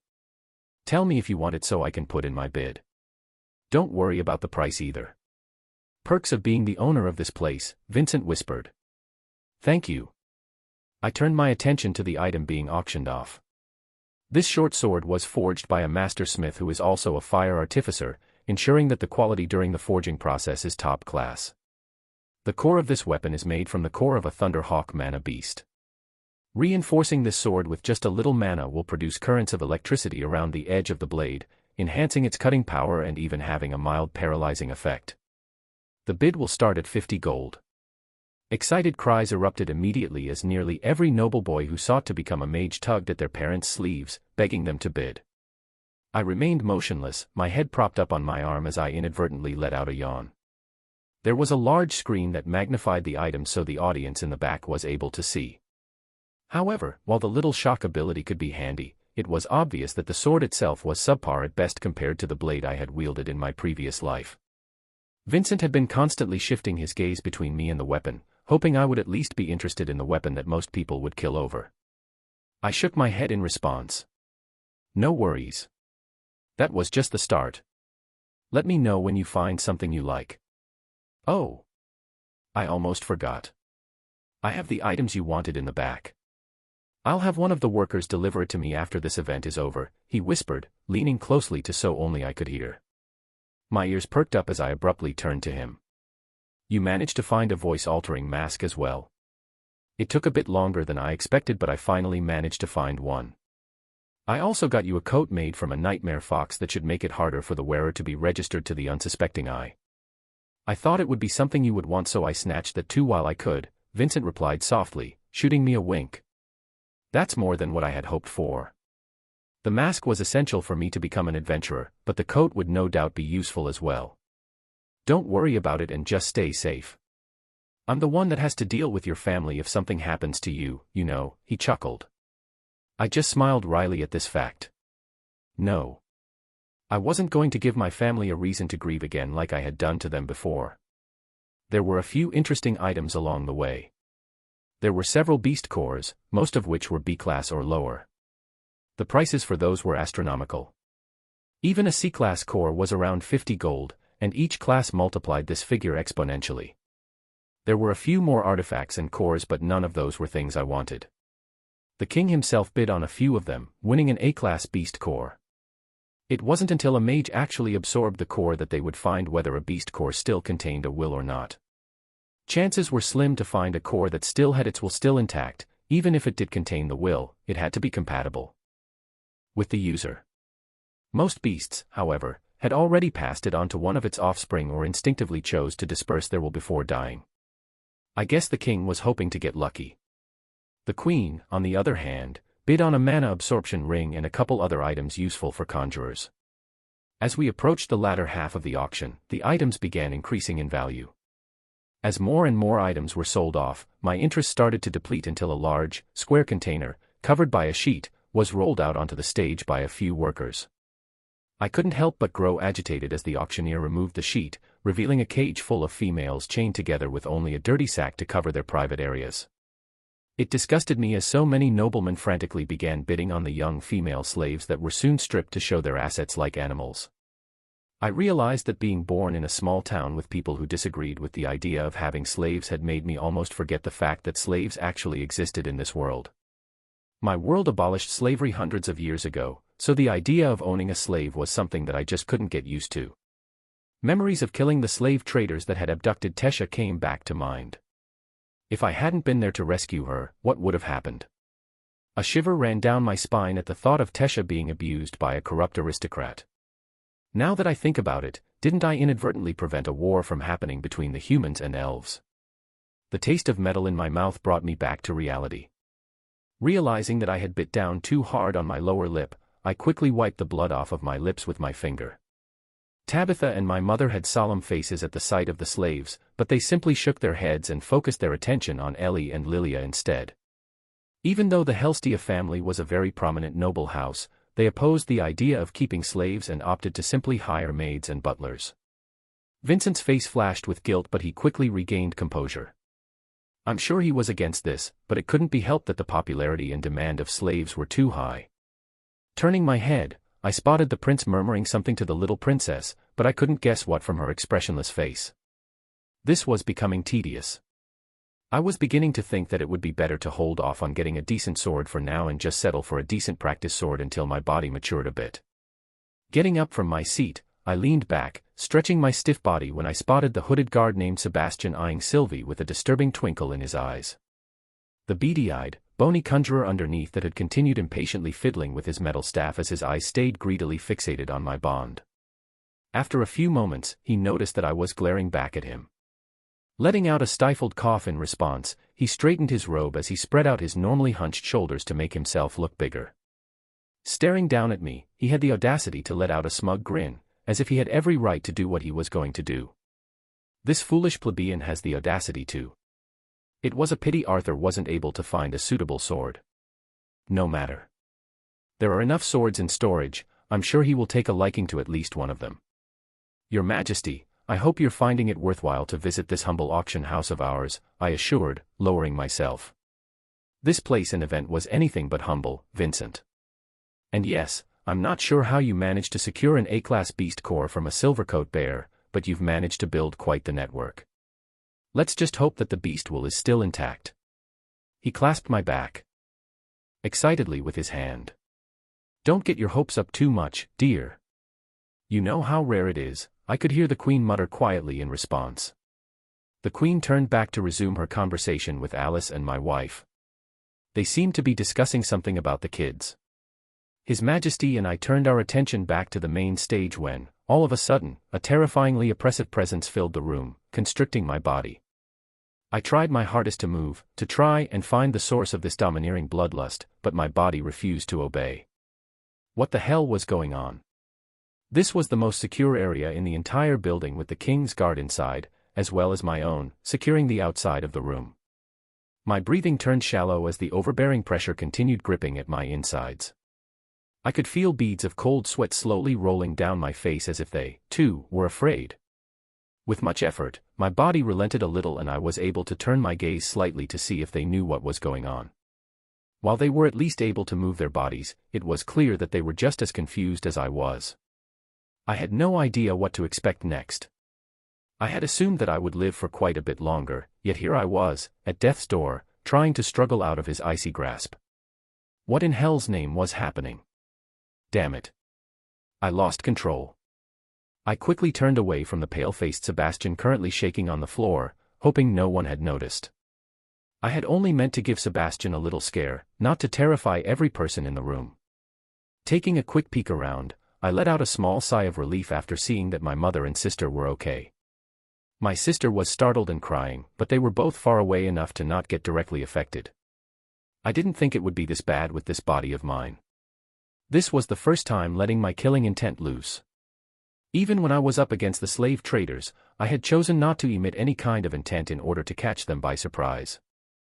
The king's augmenter guards had their weapons unsheathed and positioned to defend around the royal family by the time I had withdrawn the pressure I had exerted onto the room. "Who's there? You dare try and attack the royal family," the king roared as he pushed his wife and children behind him. Queen Priscilla had her wand out and was silently muttering a spell as she herded her frightened children, as well as my mother and my sister, Ellie, behind her husband and the guards. Vincent used an artifact in his hands to call for more guards inside and had the others scout the area for any assassins that may be, or had been, nearby. Time ticked slowly for me as everyone in the room was in a state of panic and tension. My mother had grabbed me, holding firmly onto me and my sister as guards ran around with weapons held close. My father had stopped by, but, after making sure that we were okay, left to try and search for the mysterious attacker. It wasn't until they confirmed killing an intruder on the roof of the auction house that everyone had calmed down. I let out a sigh of relief, but unlike everyone else, my relief wasn't for the fact that the intruder had been killed, but the fact that I had been provided with a convenient scapegoat. "Thank you, intruder on the roof. Your sacrifice was not in vain." Oi, Sebastian. How could a royal guard fall on his arse by a little intimidation from an intruder? "You're going to die early like this." A hooded augmenter holding a spear shook his head, trying to sound tough in front of his comrades. I merely slipped. Sebastian snarled, slapping away the hand that one of the guards held out. He regarded me suspiciously for a moment but said nothing else as he turned away in disdain. Now, for the final item we have up for the lucky individual fortunate enough to acquire this. The auctioneer's dramatic voice echoed from below as another cage covered by a silky cloth was dragged on stage. Everyone in the room was still noticeably tense from the initial shock of an intruder, but their attention was now focused back onto the stage after Vincent announced he had been killed. After a dramatic pause, the tarp covering the cage was removed, revealing a small feline animal the size of a large dog.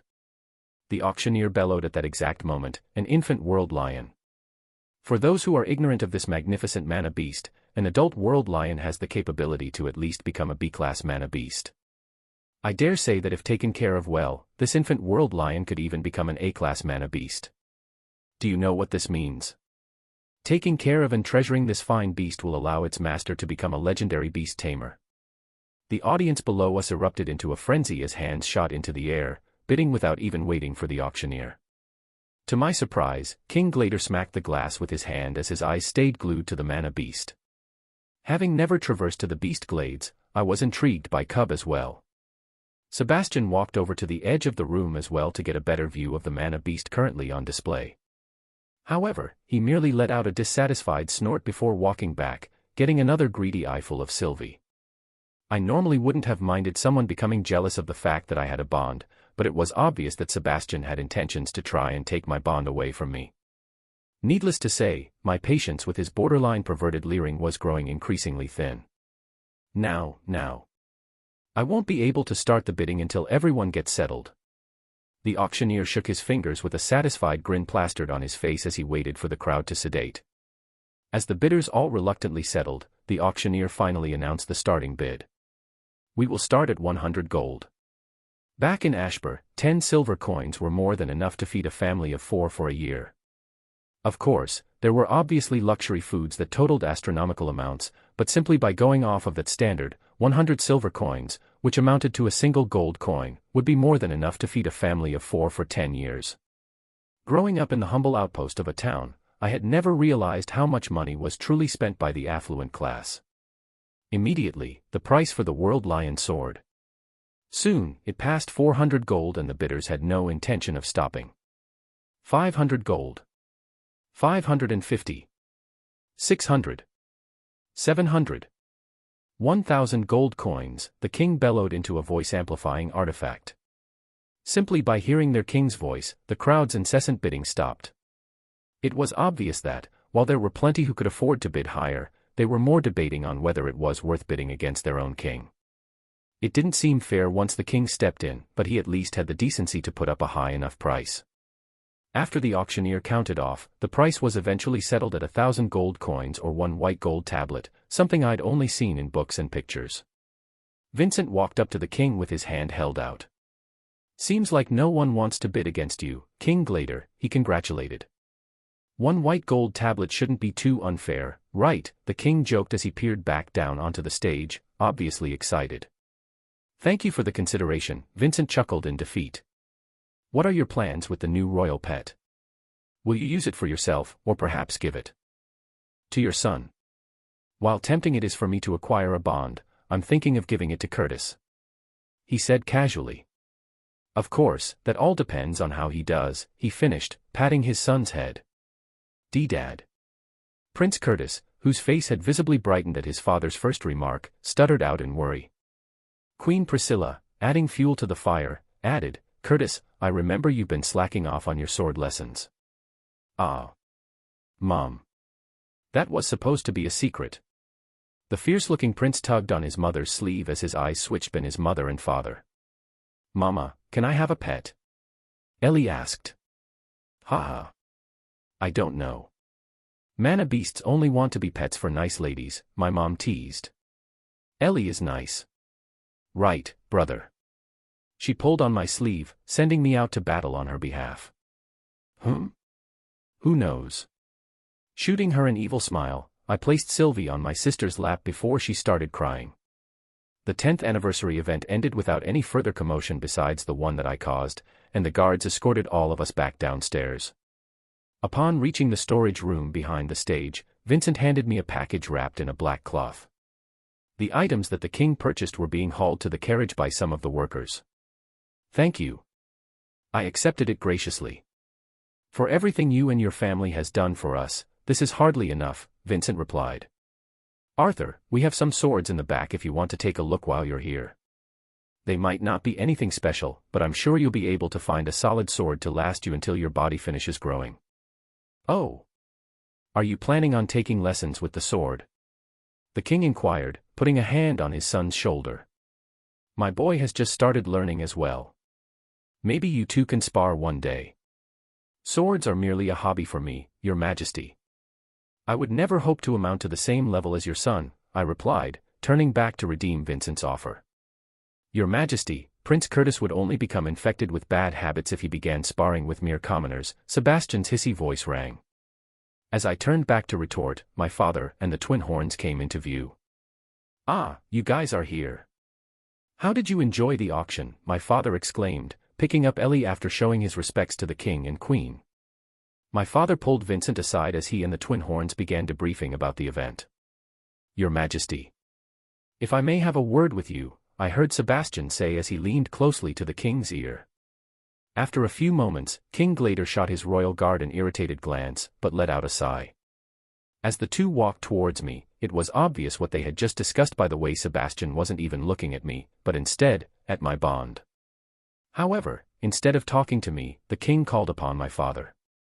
The king smiled at him, but his eyes remained stern. I never did catch your name.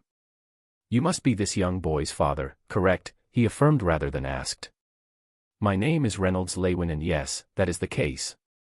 What might be the matter, Your Majesty? My father replied, lowering himself slightly. Sebastian, here, has been a royal guard for a while now and has helped our family an uncountable amount of times. His voice stayed relaxed. He spoke to my father, but the condescension in his tone was still apparent. For the exemplary services he has provided me, and therefore the country, I do feel the need to reward him at times. You see, he has taken a fancy to your son's bond. I know it's not easy to sever a contract, and I'm sure the boy has grown close to his little pet, but I would be more than willing to hire a mage to take care of the contract and compensate you and your family for the troubles. Why, Your Majesty? My father stuttered, caught by surprise by the severe request. Taking a glance at me, he turned back to the king. I must apologize, Your Majesty. Neither I nor my wife had anything to do with my son's bond. He had acquired it himself, so I cannot speak on my son's behalf on matters of his bond. The king turned his attention to my direction, regarding me loftily, and I suddenly realized that I was returning his gaze. He realized, then, that for the entirety of their conversation, I had been staring icily at him and his guard. Boy. Didn't your father teach you to lower your gaze when speaking to someone of your superior? Sebastian snarled in disdain as he slammed the end of his metal staff to the ground. Sebastian, silence. The king held up his hand. Besides the royal family and their guards, the king's request had caught the attention of the rest of my family as well as Vincent's. "Hello, child." The king approached, standing an arm's length away from me. "I'm sure you've just heard me speak to your father, so I won't repeat myself. How about it? My royal armory would certainly have a sword befitting that of any aspiring knight." Not wanting to make a big commotion, I swallowed back the profanity that was itching to spew out of my mouth. "Thank you, your majesty, for your gracious offer, but I must refuse. A simple sword could never replace Sylvie." "How dare Sebastian!" King Glader roared. Turning back to me, he spoke again with a much more impatient tone. "How about a trade then? The world lion cub that I just purchased for your bond." "Father." Curtis scurried over to his father, pulling on his sleeve. "I thought the mana beast was mine." Ignoring his son, the king waited for my response. Perhaps I didn't make myself clear. "I do not wish to give, sell, or trade my bond," I reiterated, failing to mask the annoyed expression on my face. "I have asked you twice, child, for a favor." "Twice," he emphasized, his tone growing grave. "I will ask you once more, will you give me your bond?" The air was tense as everyone's attention was directed at me. Sebastian gave me a menacing look from bloodshot eyes, just waiting to be released. The rest of the royal guards were on standby near the two, carefully observing the situation. "Then let me ask you a question in response, your majesty. How much are you willing to sell your children to me?" I asked coolly, never batting an eye. Thrown off guard, the king wasn't able to respond to the seemingly random question. "You have asked me twice and I have rejected you both times, yet it seems your pride won't allow you to accept my refusal. You don't seem to be aware of what you were asking me, so I hope to clarify using my question instead. How much money should I give you in return for your son or your daughter, King Glader?" I rephrased, without wavering. I heard the sharp whistle of a sword leaving its scabbard. "Insolent peasant. You dare insult the king and his family," a guard roared as he charged at me before anyone had the chance to respond. Chapter 25, Aftermath. As the sword arced towards me, I noticed that it had a faint glow of mana surrounding it. Augmenting his sword to attack an 8-year-old, this guy really showed no tact. The hood covering the guard's face was blown back as he charged towards me, revealing a rugged veteran's furious expression. Faces of horror could be seen clearly from those around us. The twin horns desperately tried to make their way towards the guard when they saw him attack me, to stop him from cleaving me in two. Even the king looked surprised at the unprecedented action of his guard, while the queen had already frantically started reaching for a wand. My eyes stayed focused on the guard. That was about to swing down, but I was quite relaxed. Whether or not it was because he was angry, or because the training the royal guards received was mediocre, his attack was rushed and full of openings. I didn't even need to will mana into my body to deal with him.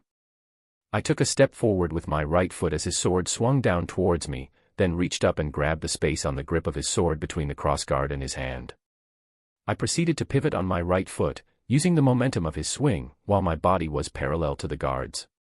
His reinforced sword whistled harmlessly through the empty space where I'd just been, creating a small fissure in the ground, and conversely embedding his sword in it. In one smooth movement, I quickly struck him in the jaw, which he hadn't bothered to guard with mana. The force of my upward punch, combined with his downward movement from his swing, created an impact much stronger than I'd expected. The guard only managed to let out a low grunt before he crumpled to the ground. My attention immediately focused, then, to Sebastian. As I had expected, the dense fool was silently muttering a spell as his beady eyes locked intently with mine. Sebastian's POV. That impudent brat. He needs to learn his place. When the king asks for something, it isn't a request, it's an order. How dare he not only refuse, but also reprimand our noble king? That brat doesn't deserve his equal's contract. I personally come from a family of pure conjurers, elite mages capable of bending nature to their will. I don't have a contract with a beast at all. Yet, that brat has a beast that was capable enough to form an equal's contract at such a young age. That means that the beast's level is least A class. I couldn't help but grind my teeth in frustration. I'm the one that deserves the magnificent steed that beast will grow to become. And yet, he refused me. He refused the king. Insolent peasant. You dare insult the king and his family. Harry let out a roar as he charged towards the brat, his sword brandished high up in the air. Yes. Kill that brat. I guess augmenters do have their uses at times. Ha ha ha. After that brat's dead, that black mana beast will rightfully be mine. Yet, before I could even start cheering for him, he'd been knocked out. What the hell? How did that useless, half-witted fool manage to knock himself out? Ugh. I guess I'll have to handle this brat by myself. As I began taking out my staff, I noticed the brat walking towards me. I had to hold back a laugh. He's actually come towards me. Is he asking to die? Well, I didn't really care at this point. That non-mage, Vincent, was a close friend of the king, but I'll probably just get off with a light punishment for killing an insignificant brat. Whatever bothersome punishment he served me would be well worth it after getting my hands on the brat's mana beast. As I began silently chanting a spell, I couldn't help but grow irritated as he continued to approach me. Was he such a fool that he couldn't tell that he was about to die? However, a twinge of unease began forming at the pit of my stomach. This boy, no background or power to save him, had such confidence. Why did I feel like this brat, who's only half my height, was somehow looking down at me, as if he was the one that was superior? However, much stronger than my unease was harsh contempt for having something that I had been searching so hard for. You're just trying to make me want to kill you more, aren't you, brat? He arrived in front of me just as I was about to finish my fire spark spell. All of a sudden, a piercing crunch sounded from beneath me before I dropped to my knees. That's weird. Why did I suddenly lose balance? I glanced down, only to see someone's knee bent inwards, along with the bones, tendons still attached, sticking out of the skin. That's my leg. Gawaha. My leg. My leg. Ah. It hurts. It hurts, it hurts, it hurts, it hurts, it hurts, it hurts, it hurts. I've never felt such excruciating pain in my life. Why should a noble conjurer like myself need to feel pain? Why is no one helping me? As I frantically looked around, it was apparent that everyone was somehow frozen. They weren't just surprised, but actually frozen in place. It was then that I noticed that the colors of my surrounding had been flipped, or reversed. Have my eyes been clouded from the pain? This space won't last long, so I'll make it quick. I'll tell you right now that it would be best for both of us if you stopped your hopeless pursuit of my bond. I don't wish to make an enemy of this kingdom's leader, thus I'm giving you one last chance. The boy was speaking in a manner that made me completely forget his age. The tone of his words, coupled with the way he articulated them, carried both power and dignity, caused a terrifying sensation that I had felt before. It was him back in the room. As I thought this, the pressure bore down on me, forcing me to fearfully comply. He turned his back to me as he walked away, taking a few steps forward, before suddenly glancing back at me. He looked at me with an emotionless face, his eyes seeming to pierce straight into my brain like a hot needle, actually making me wince in pain. No. No, no, no. I can't breathe. I am scared. The torturous pain had been somewhat numbed. Instead, I could feel a warm sensation between my legs as my body accepted its fate of death. His eyes continued to bore down at me in blatant disgust as I tried to stop my body from shivering. He looked at me as if I was simply an insect, and slowly mouthed. No. Your place. King Glader's POV. While the implication of his message towards the king of a country was provoking, this 8-year-old's reasoning and argument fascinated me. Even though Sebastian was a loyal guard that had served us for decades, it was beneath me to make this kid give up his pet. And yet, I still promised him beforehand that I would. Who would I be if I were to go back on my word? Then, everything went south. Do the Royal Night Guards only amount to this much? To rush in simply because of an 8-year-old's provocation. I didn't bring my personal Templar Knights, thinking that there wouldn't be any trouble, but I couldn't have guessed that these fresh trainees would cause this much trouble. Although it surprised me, I quickly composed myself. What's done is done. If a royal guard was to kill this child, the public might pity him and his family for a couple of days, but ultimately the fault would lie in the child's parents for getting in my way. It was a pity that this kid's family was friends with Vincent. Cutting ties with the auction house owner may turn out to be a bit inconvenient in the future. Yet, outside of all expectations, the 8-year-old displayed a series of movements that couldn't be more impeccably executed even if a temper knight had done it. So deftly did the boy knock out my royal guardsman. Harry, you fool. How inexperienced do you have to be that you even forgot to reinforce your body? The only thing you're doing is give a bad name to the Royal Knights of Sapin. Kaya. I instantly turned my head in the direction of the shrill scream. My wife was staring wide-eyed at something behind me, causing me to turn around to get a better look. How is Sebastian, who was fine just a second ago, now on the ground clutching his left leg like that? His leg has several shards of bone sticking out, yet he's just glaring daggers at the boy. The conjurer fumbled for his staff on the ground and as soon as he grabbed it, pointed it at the boy while starting to mumble a spell. Enough, Sebastian. I roared at him. Did this ignorant fool not know that all of this stemmed from his greed for a child's bond? I grabbed his staff and snapped it in half. Sebastian just looked at me in shock, as if I'd betrayed him. This pathetic ingrate. Stand down. This matter is over, I growled menacingly at him as we locked eyes. He is in the presence of a king.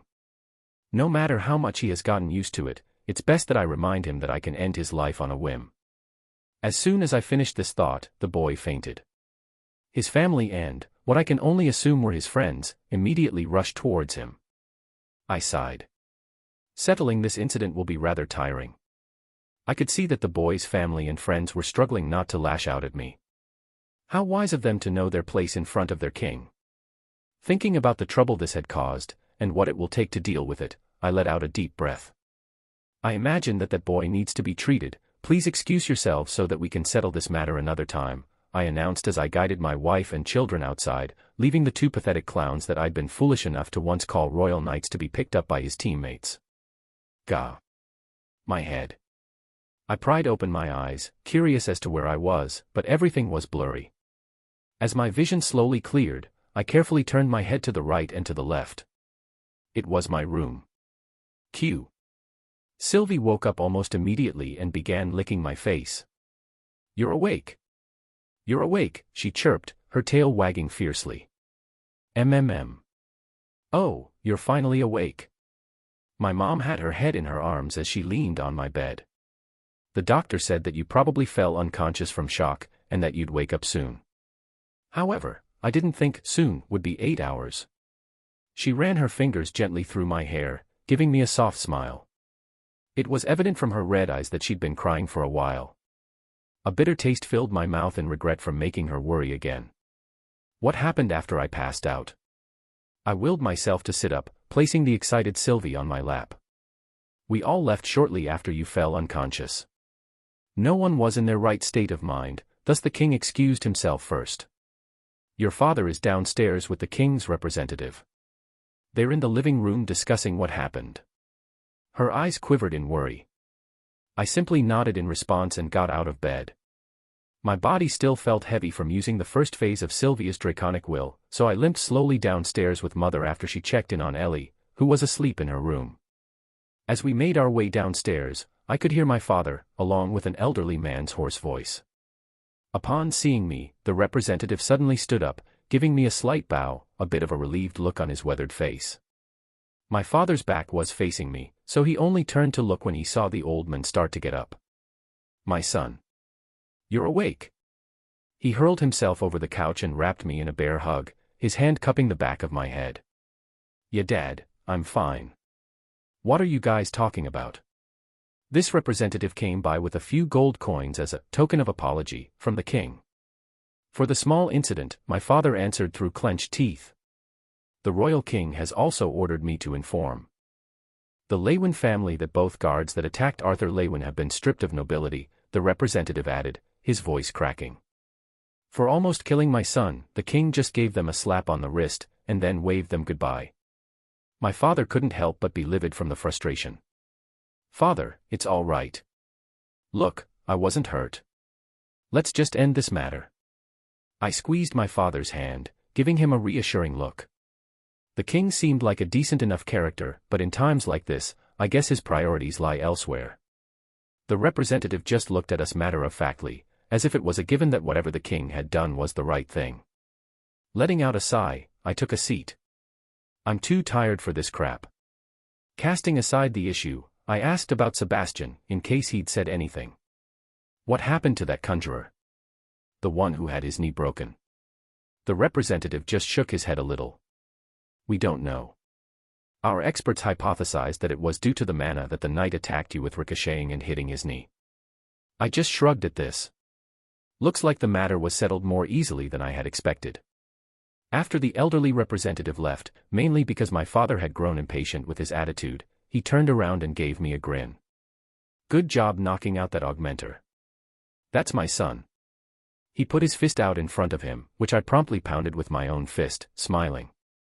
Where are the twin horns anyway? I thought they'd be here. My mother answered me while chuckling. We had to keep them away from this, otherwise they might have really turned into wanted criminals. I laughed at this, but I could tell that it was something they were genuinely worried about by the helpless look on my father's face. According to my mother, the twin horns were waiting at a nearby inn. My father told me that we'd head out there tomorrow for breakfast, and would discuss me being an adventurer with them. I nodded at this and went back into my room.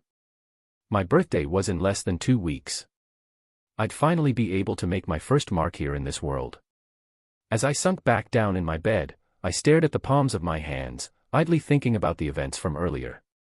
This was the first time I'd used Sylvia's draconic will. These past years that I had spent studying Sylvie's will, before assimilating it into my body and practicing it for 4 months, had caused me to sigh and wonder at just how powerful Sylvia was. I was just tapping into the ocean that was Sylvia's powers. Unlike Grandpa Virion, who could only get a speed boost and blend into his surroundings, being a legacy tamer allowed me to access a lot more of Sylvia's powers at stage 1. What I had used on Sebastian was something that I decided to name distortion. I could basically separate myself from time and space for a brief moment. Although I couldn't alter anything around me, it did give me time to assess my situation. Earlier today, I'd exceeded my limits by using distortion on another person as well. This had allowed me to get by unnoticed from the king, for now. I wasn't strong enough to act against him yet. My current limit with distortion, before I received any backlash, was 2 seconds. However today, I had used it on another person, as well as had prolonged it to 5 seconds. I'd done all that just to scare that bug named Sebastian. I'd used up all of my mana and passed out for half a day, just to terrify a bug. Maybe it would have been better to kill him. No, I couldn't think like that anymore. Causing meaningless deaths just for my convenience wasn't something that I should do in this world. I needed to be different in this world. I shook my head. I had a lot of time. Since I had so much time, I needed to be patient. I unwrapped the package that Vincent had left beside my bed, only to see a completely white mask that was able to cover my entire face. It was a simple mask, with 2 sharp eye slits that curved upwards. It reminded me of a fox's eyes. There was no nose or mouth hole, just a singular blue streak that ran straight down the left side of the mask, through the left eye slit. I tried the mask on, which somehow stuck to my face without the need of a strap. I also tried on the midnight blue coat, which turned out to be a little long. After strapping on the coat, it suddenly shrunk to fit my body perfectly. I couldn't help but be embarrassed. I felt like some sort of wannabe assassin or vigilante. Testing. Testing. The tone of my voice surprised me. It sounded completely different. My immature, high-pitched voice had become a rich, baritone. Coo. Sylvie just looked at me curiously, causing me to laugh and take off my get-up. Aren't you excited? Don't you want to get a little bit of action as well, SYLV? I patted her head, as my head swam with images of being an adventurer. Chapter 26, Partners in Crime. So, who's it going to be? My father took a sip of his coffee, setting it down on the round wooden table we were all seated around. We had been currently just finished eating breakfast with the Twin Horns party, who the group had chosen a rather modest and full of lively chatter. As they conversed while eating breakfast, while my mother was currently busy wiping off the remains of food chunks, bits of food that had managed to escape my sister's mouth off of her. Coo. Sylvie hopped up onto the table, with her head held high. Even without her mentally transmitting, everyone was able to make out that, I'm enough to protect Papa. Everyone was able to tell that that's what she was thinking. Sylvie. Come here. My sister waggled a piece of meat in front of Sylvie, tempting my legendary dragon bond, who instantly began to drooling like a starving puppy, right before she leapt into my sister's arms. When I saw this, I couldn't help but chuckle at the thought of Sylvie wagging her tail at a bandit smart enough to simply lure her away with a piece of meat. Apparently my father's ex-party members had just finished a dungeon exploration with several other parties, so they had some free time before their next mission or quest. Thus, it wasn't really a matter of if they had the time, but rather if any of them wanted to. Adam, who spoke up first while polishing the tip of his spear, was the first to speak up. Babysitting doesn't really fit my style, so I'll pass on this. Besides, I feel like, with my personality, Arthur might kill me in my sleep one day. Despite the joke, my father responded with a solemn nod. He knew what kind of temperament Adam had, and in turn knew that they weren't likely to get along with each other. I was hoping that Durden or Helen would accompany Arthur. Honestly, although I can't offer much, but Alice and I are more than willing to compensate you guys in whatever way we can if you do this. Don't talk like that, Ray, we're all family here. I, for one, would love to accompany him and watch him grow. Anyhow, the gentle giant responded, his narrow eyes becoming even smaller as he smiled. Durden is right. You, of all people, should know that we aren't doing this for the money. Besides, we managed to get quite a bit of treasures off from our last dungeon raid. Helen said, shaking her head. Suddenly, a silent hand shot up, making everyone at the table turn to look. I would like to volunteer. Jasmine. You want to go with Arthur? Angela sputtered, looking at her brusque companion in shock. Angela had made it clear about how eager she was to accompany me, but I felt like Angela would be a greater source of danger than any of the possible threats of an adventurer. I tried to lightly hint that she might not be the most suitable, but even I was surprised that Jasmine would take the initiative to accompany me. Logically speaking, Jasmine is the most suitable person to protect Arthur. Durden only specializes in offensive area of effect spells. Although two do want to go with Arthur too, but I feel that maybe I'm probably not the most suitable person since protecting someone isn't really my strong suit. Helen just scratches her head. Jasmine, are you really okay with going along with Arthur? My mother asked, concerned. Giving my mother a determined look, she looked at my mother with a determined gaze as she nodded firmly in response. Buffed. The lady says she wants to go, let her go. She's the only augmenter among us that has an elemental affinity. She just reached the dark yellow stage last year, and coupled with her wind attribute, I think she'd be the best suited. Adam said after let out a chuckle as he leaned back on his chair. For Arthur's safety, I guess I'll just have to step down from this. It's a pity though. Durden just scratched his head, clearly disappointed. Sorry, Durden, I know how much you care about Arthur. My father put an arm on the large mage's shoulder. Maybe I'll join the Twin Horns on a dungeon raid in the future. I exclaimed. Durden just smiled at this, giving me a nod as he tousled my hair. The rest of the Twin Horns chuckled merrily as we finished up our conversation. It was decided that, in a week's time, I would go with Jasmine to the Adventurers Guild and register myself. I would automatically start off as Anthe-class adventurer after passing a simple test and could, depending on how well I do on any missions or on quests I take, raise my class accordingly. Getting back home, I spotted Lilia downstairs, meditating, right as when a maid was gently placed a cup of water by her side. You. Lily, no fair. Training without me. My sister rushed past my side and plopped down into a comfortable sitting position to start her mana manipulation training as well. As far as I could tell, it would take the both of them a few more years to actually form a mana core, but at the pace that Lilia was going, it was easy to imagine that she would awaken around the average time most children did. On the other hand, Ellie didn't have the patience for training, and grew bored after an hour or two, so it would take her a lot longer. That's fine though, I wouldn't want her to become a mage too early, as she would attract too much unwanted attention. I would be proud if she could simply conform a mana core by the age of 9 or 10. Putting away my jacket, I turned back to face my father, who was still making his way up the stairs. Dad, can we go to the auction house again? I'd like to pick out a sword. We never had the chance to after the incident, and I've wanted to start practicing. Yeah, I have a few things I need to tell my team there anyway. We'll ask the carriage driver to stay for a little bit, so go wash up.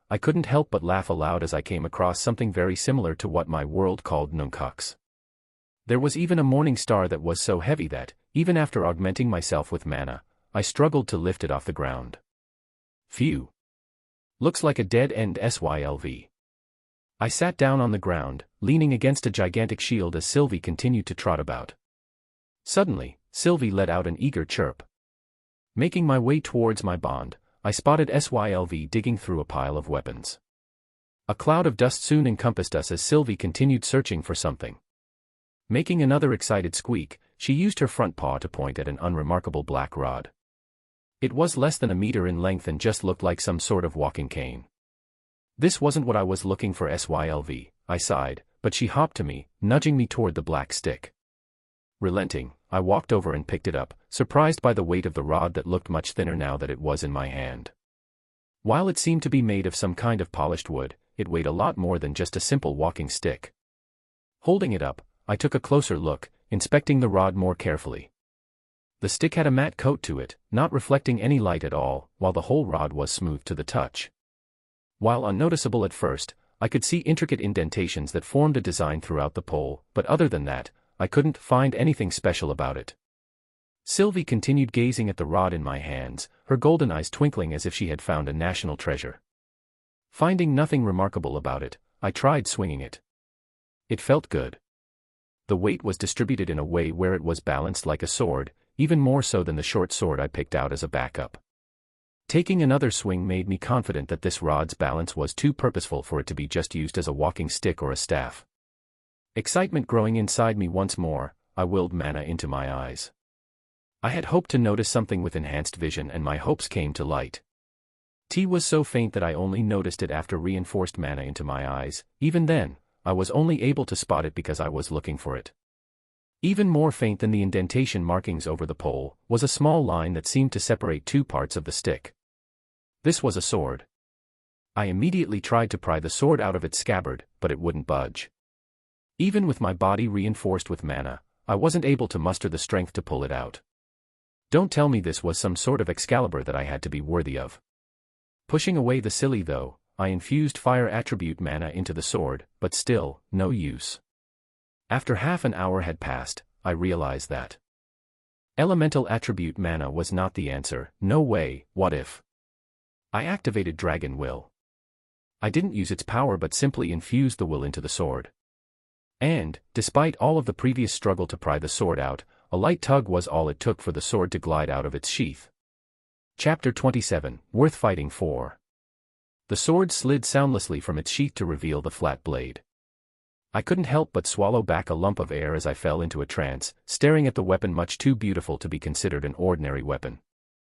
The narrow blade was straight and thin like a rapier's but had a double edge, making it fit for slashing as well as thrusting. As the keen edge of the blade curved smoothly into a sharp tip, I couldn't help but notice that there were no markings, that the blade had been sharpened. The weight and balance of the sword was a bit off in my opinion, but it was still much better than the crude tools I had picked up before. However, even this flaw was overshadowed by the breathtaking quality and color of the blade. The translucent teal hue of the blade seemed to almost generate a luster of its own, even inside the dim storage room. There was a stark contrast to the matte black scabbard and handle, making the color of the blade all the more radiant. Despite the fact that the blade was so narrow and thin, a few tests on a nearby iron container confirmed its durability and strength. I could say with confidence that, even in my old world, there wasn't a blade as well forged as this. Was this sword truly meant for beast tamers, or was its criteria even more particular? I thought as I looked down at Sylvie. Tightening her tiny head, Sylvie let out a happy chirp in response. Studying the blade more closely, I spotted a small engraving inscribed on the blade near the grip. Dawn's Ballad WK4. As soon as those words left my lips, a searing pain abruptly shot out from where I was gripping the sword, making me drop the weapon. There was a gash that had already been cauterized across my palm. I was hesitant to pick the sword back up again, but when I did, I could see the faint remains of my blood getting absorbed into the handle of the blade. "Coo. Are you okay, Papa?" Sylvie trotted next to me, pawing my leg, concerned. "I'm fine, SYLV." After scratching the underside of my bond's chin, I gave the sword another swing. This time, the point of balance of the sword aligned perfectly to match with my undeveloped body. Even the handle of the blade seemed to have grown smaller to fit in my hand, as if it was made for me. There were some extraordinarily valuable staffs and wands that had the ability to bond with a single user, allowing better manipulation of mana between the weapon and master, but I'd never heard of a sword doing something like this. Picking up the sword, I pondered over the man, whose initial was WK4. Who was this person and how was he capable of forging such a sword? I realized how much time had passed as my father's faint voice snapped me out of infatuated trance. Quickly sheathing my new sword, I made my way back to where my father was, Sylvie hitching a ride on top of my head. On the way back, I made sure to pick up the short sword I chose for backup. Well, did you see anything you liked? Vincent, who had been talking with my father, asked. I nodded, holding up the short sword to him. I found this sword and, after a few swings, I've grown to like it. Is it okay for me to take this one? Vincent took the weapon from my hand, drawing the sword from its scabbard. Not the best quality sword, but it is solid and won't break easily. Ray, what do you think? My father accepted the sword, studying its blade, grip and guard before taking several swings and thrusts. The balance isn't the best, but I think it'll be good as a first sword. What's that stick you're holding onto, though? Trying not to make a big deal out of it, I gave casual shrug. I tripped over this really sturdy stick on my way back here. Do you mind if I take this back home to practice with, Uncle Vincent? Ah, that old thing. I remember one of my merchants telling me how some senile old man just handed it to him, mumbling something about finding a worthy master. We had a few of our inspectors check if there was anything special about it, but for all they were able to find out, it was just a sturdy, hard cane. It's been gathering dust here, so if you think it'll do you some good, go ahead and take it, Vincent answered, lightly squeezing my shoulder. Success. Kingdom of Elenoir. Tesha Erelitha's POV. Yeah. I let out an exaggerated sigh, looking out the window from my room. My hands were getting numb from leaning my head on it for so long, but I didn't want to move as I only grew more annoyed. How dare he? Stupid Art. Finally willing myself to get up, I let out my pent-up frustration by kicking the wall. Ouch. Stupid Art. This is his fault too. Cradling my aching foot, I wiped the tears that had welled up in my eyes, unsure of whether it was from the pain of my foot or my loneliness. I had just gotten back from Grandma Rinia's home. It was hard, but I was finally able to guilt-trip her into letting me make sure that Art was doing okay. I should be happy that he's with his family and everything, but doesn't he miss me? He looked too happy. And who's that girl? Wasn't Art acting a little too nice to her? That cunning girl even got Art to teach her how to manipulate mana. He never taught me. That Arthur.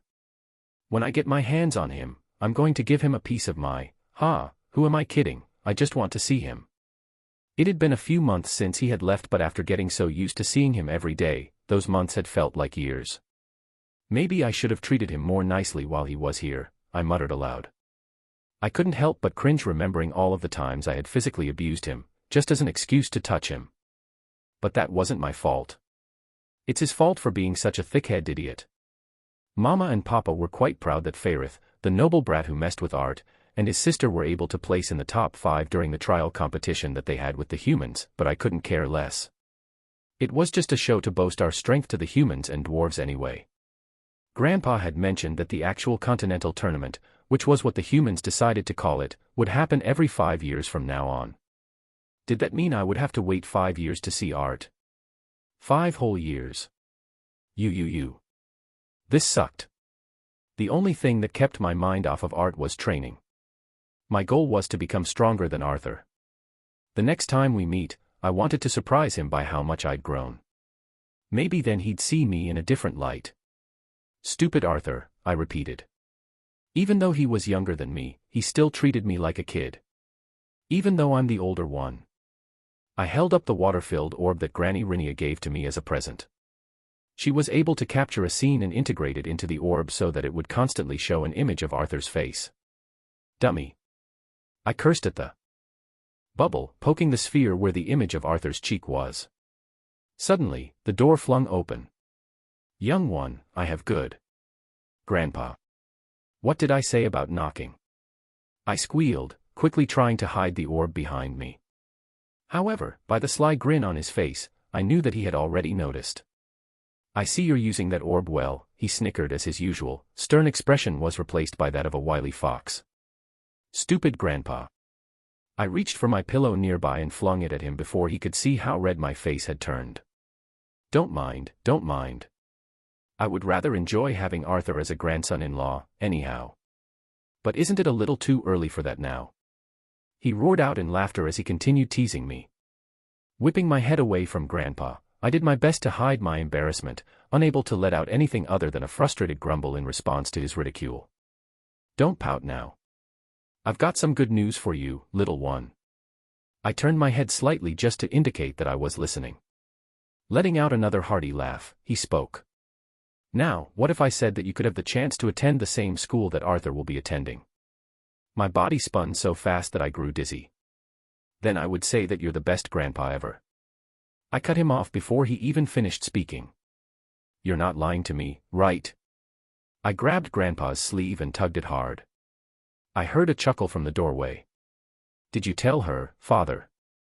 Mama and Papa walked into the room, smiling. I turned to them, Mama. Papa. Is it true? I can go to school with Arthur.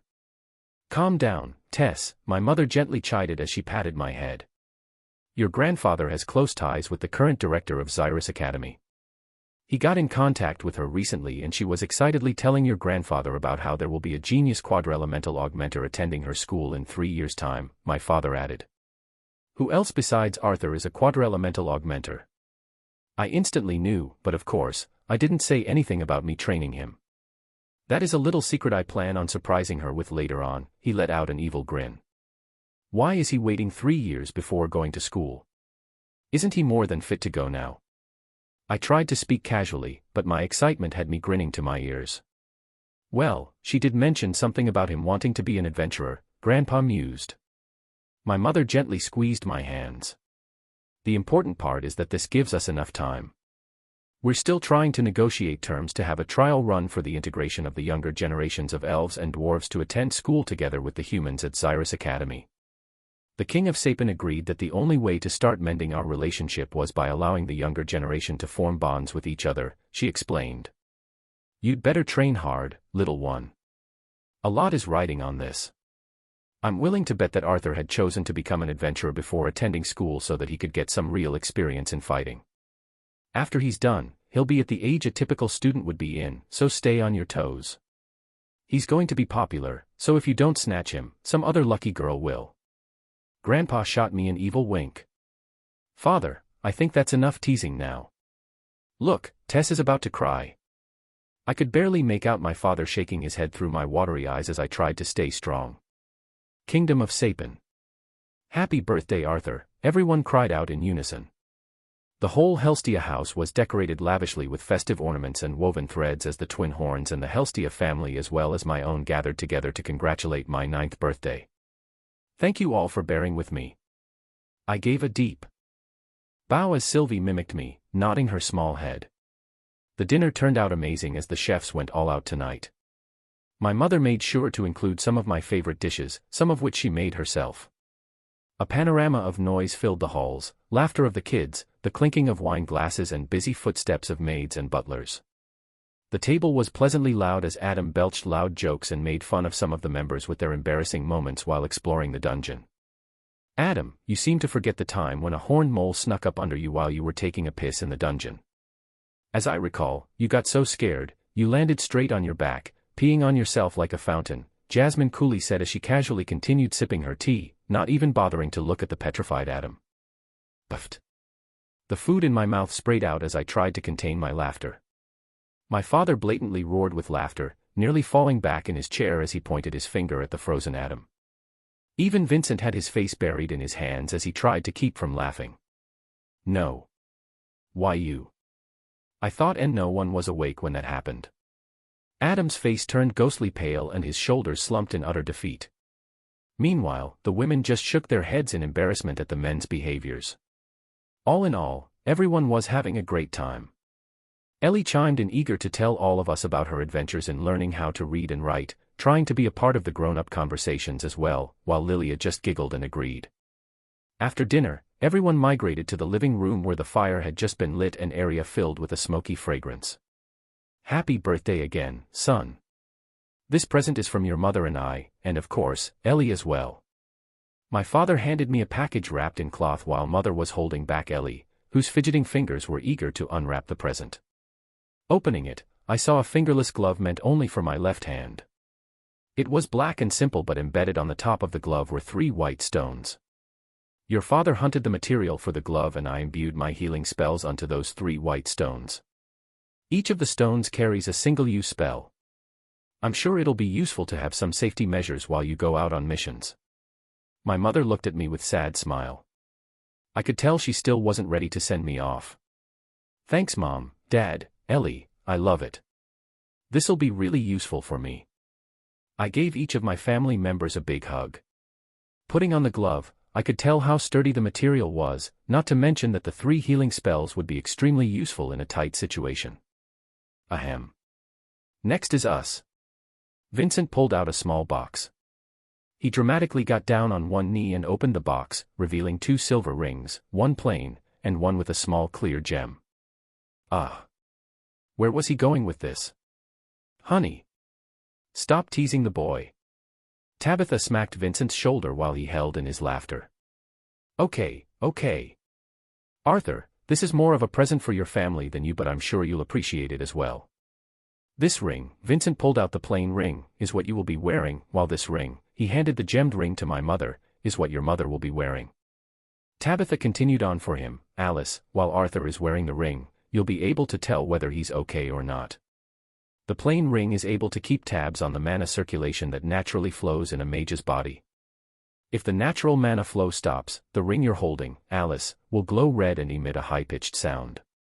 We thought really hard on what Arthur may need during his time as an adventurer, but Lilia was actually the one that brought up the possibility of giving a present that'll help him and his family. "Unfortunately, the rings can't do much more than that, but I thought this would bring you some peace of mind, Alice, Ray." Vincent shrugged his shoulders. My mother teared up while clutching onto the ring. "Oh, Tabitha, Lilia, thank you." She hugged the both of them in a tight embrace. "Thank you, Vincent." She gave Vincent a deep bow while he shook his hands, saying how this was nothing much. I couldn't help but smile, looking at my mother. If this ring could free my family from constantly worrying about me, then this was the best gift I could ask for. But I couldn't help but become concerned at the psychological presence wearing the ring would have on my mother. She might end up checking it religiously. "Well, how are we going to beat that, guys?" Adam chimed in. My guardian angel Durden walked towards me, handing me a roll of parchment. "You see, we also thought along the same lines as the Helstia family. We couldn't really think of what to give the little monster, so we decided on this." Adam waved his arm in a dramatic manner. "Those 2 scrolls are sound transmission scrolls. I'm not going to elaborate on how expensive these were, because they were extremely ouch." Jasmine smacked Adam on the head. Cough. "Anyways. With this, you now have a one-time source of communication. Just infuse mana into the scroll, Arthur, and you'll be able to send a message to the other scroll. After the holder of the other scroll receives it, Mama Laywin, she can then send the reply. After the reply is sent and the other person listens to it, the parchment will then turn to ashes." "Ta-da. You're welcome." Adam gave a dramatic bow. The members of the Twin Horns were all taking turns talking smack about Adam's egotistical performance, but they gave my family a warm smile. I could tell my mother and father's moods had turned a whole lot better after knowing that they wouldn't be sending their son off to who knows where without knowing how he was doing and what would become of him. I gave each of the Twin Horns and the Helstia family a hug, thanking them for the presents. Lilia turned beet red while Tabitha just giggled at her. Honestly, I already had what I needed, but the ring and scroll would be an invaluable source of comfort for my family, which I was worried about the most. Soon after, my parents' ex-party members all left to go back to their inn. The Helstia family went back upstairs when Lilia started dozing off, tired from the long day, leaving me with just my parents. Ellie was asleep while cuddling the snoring Sylvie. I was already all packed up, prepared to leave tomorrow morning and meet up with Jasmine in front of the house. Tonight would be the last chance to have a real talk before I left. Tomorrow is the big day, son. Are you excited? My father clasped my shoulders. My father's eyes were lined red as I could see him holding back some tears. My mother had given up on holding back her emotions and kneeled down to give me a big, bear hug, her face buried in my chest as she sniffled. I'll be fine, Mom, Dad. I promise I'll try to be back home every chance I get. If anything happens, you'll be able to know. After talking about my life and the dangers of being an adventurer, my parents ushered me back into my room. I plopped into bed and stared at the ceiling, Sylvie asleep next to me. I had a family and now, I had people who loved me. I had people that cared about me for who I was, not for the position I had. It was a nice feeling that I would never want to give up. I'd fight for it and make sure to treasure this emotion that I was devoid of in my previous world. For that, I needed to better myself. More so than when I had been a king. Chapter 28, Examination. Crying won't work. Shouldn't you be used to water by now, SYLV? Q. Sylvie finally escaped from my grasp and scurried out of the shower, still dripping. Ha. I shook my head as I finished washing up by myself. Wearing nothing but a simple t-shirt and pants, I took one last look at the room I had been living in for the past few months, imprinting the image. I put on my glove and ring, packing the coat and mask along with a few other necessities into my bag. I strapped both Dawn's ballad and my short sword to my waist before walking out. Trust in Jasmine when things get rough. She may be the youngest, but don't doubt her strength and experience as an adventurer, my father advised as he pulled me into one last, firm, hug. Why are brother and Sylvie leaving? No. Stay here. My sister was now struck with realization that I wouldn't be home for a while. She was clutching my waist and refused to let go as she used the weight of her body to anchor me down. Honey, your brother will be back, okay? My mother attempted to console her. No. Stay, my sister demanded. She had refused to listen to excuses and began shouting with tear-filled eyes. Kneeling down, I wrapped Ellie in my arms as I patted her back. I know you're a big girl now. Can you protect Mom and Dad while I'm gone for a bit, Ellie? Hick, I can protect them. She replied in a muffled voice, burying her head into my shoulder. Letting go of her, I studied my baby sister's face, wiping the tears streaming down her cheeks. Atta girl. Your big brother is going to be gone for a little bit, but I'll be back. I feel a lot better that we have someone strong like my little sister here to protect the house. Yes, she seconded eagerly, her eyes filled with a newfound determination. Patting her head, I gave Mother and Father one last hug. We'll miss you. Don't forget to keep the ring on your finger, okay? My mother squeezed me tightly. Stay safe and know your limits, Arthur. Father placed a hand on my shoulder and stared at me, waiting for a response. Know my limits, I repeated to myself, giving my father a firm nod. After the partings were finished, I made my way down the front stairs to where Jasmine had been waiting. I waved them one last goodbye, gesturing to my sister, who was waving both her hands as she bit her lips to keep from crying, to cheer up. Let's go, Jasmine, I declared while putting on the mask and coat. She replied with a terse nod as we began heading downtown to the Adventurers Guild Hall. The Guild Hall was not what I had expected it to be. A vivid image of a place filled with thugs seated around wooden tables downing beer was what I envisioned. Instead, it was a building filled with prestige and luxury. A marble structure towered over us like a sacred museum. Once inside, it was clear the amount of work that had been put into the intricately designed interior. There were tables made from metal where I could see other adventurers giving us a passing glance. The whole place had an ambience of extravagance that didn't suit me, much less some of the barbarian-looking adventurers here, but I simply continued my stride. Welcome. How may I help the two of you? The female receptionist's rehearsed smile gleamed a pearly white. Before I had the chance to reply, Jasmine slid a piece of parchment towards the woman. I would like to sponsor him for a rank examination. Her face remained expressionless as she said curtly. Why yes. I understand, the receptionist answered, nodding her head fervently as she handed back the piece of paper. Please, come over this way. Getting up. From her seat, the woman opened the door beside us from the other side. As we entered, I couldn't help but notice the hushed murmurs around us. Oi, there's someone taking a rank examination, someone whispered. It's just a girl and some masked midget, though, another hoarse voice mocked blatantly. I held in any questions I had and simply followed the clerk in silence. Passing through the door, we were led past the row of seats behind the glass counter where the receptionists were stationed and into a small room. The office was minimally decorated with 2 leather couches positioned to face each other. On the far end of the room was a dark, wooden desk facing the door. A slender man was seated behind the pile of neatly stacked papers, jotting down something with a quilted pen. Roused by the sound of his office door being opened, the man looked up to reveal a sharp and angular face.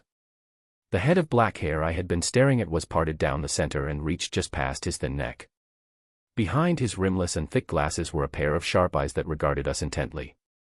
A-class adventurer, Jasmine Flamesworth has requested this. The clerk's voice trailed off as she eyed me cautiously. Gentleman to be taken in for a rank examination. Yes, I'm quite aware of who Miss Flamesworth is. You may wait outside, Mary. The Slenderman waved her away as he stood up from his seat. Miss Flamesworth, how are you these days? I met with your father not too long ago.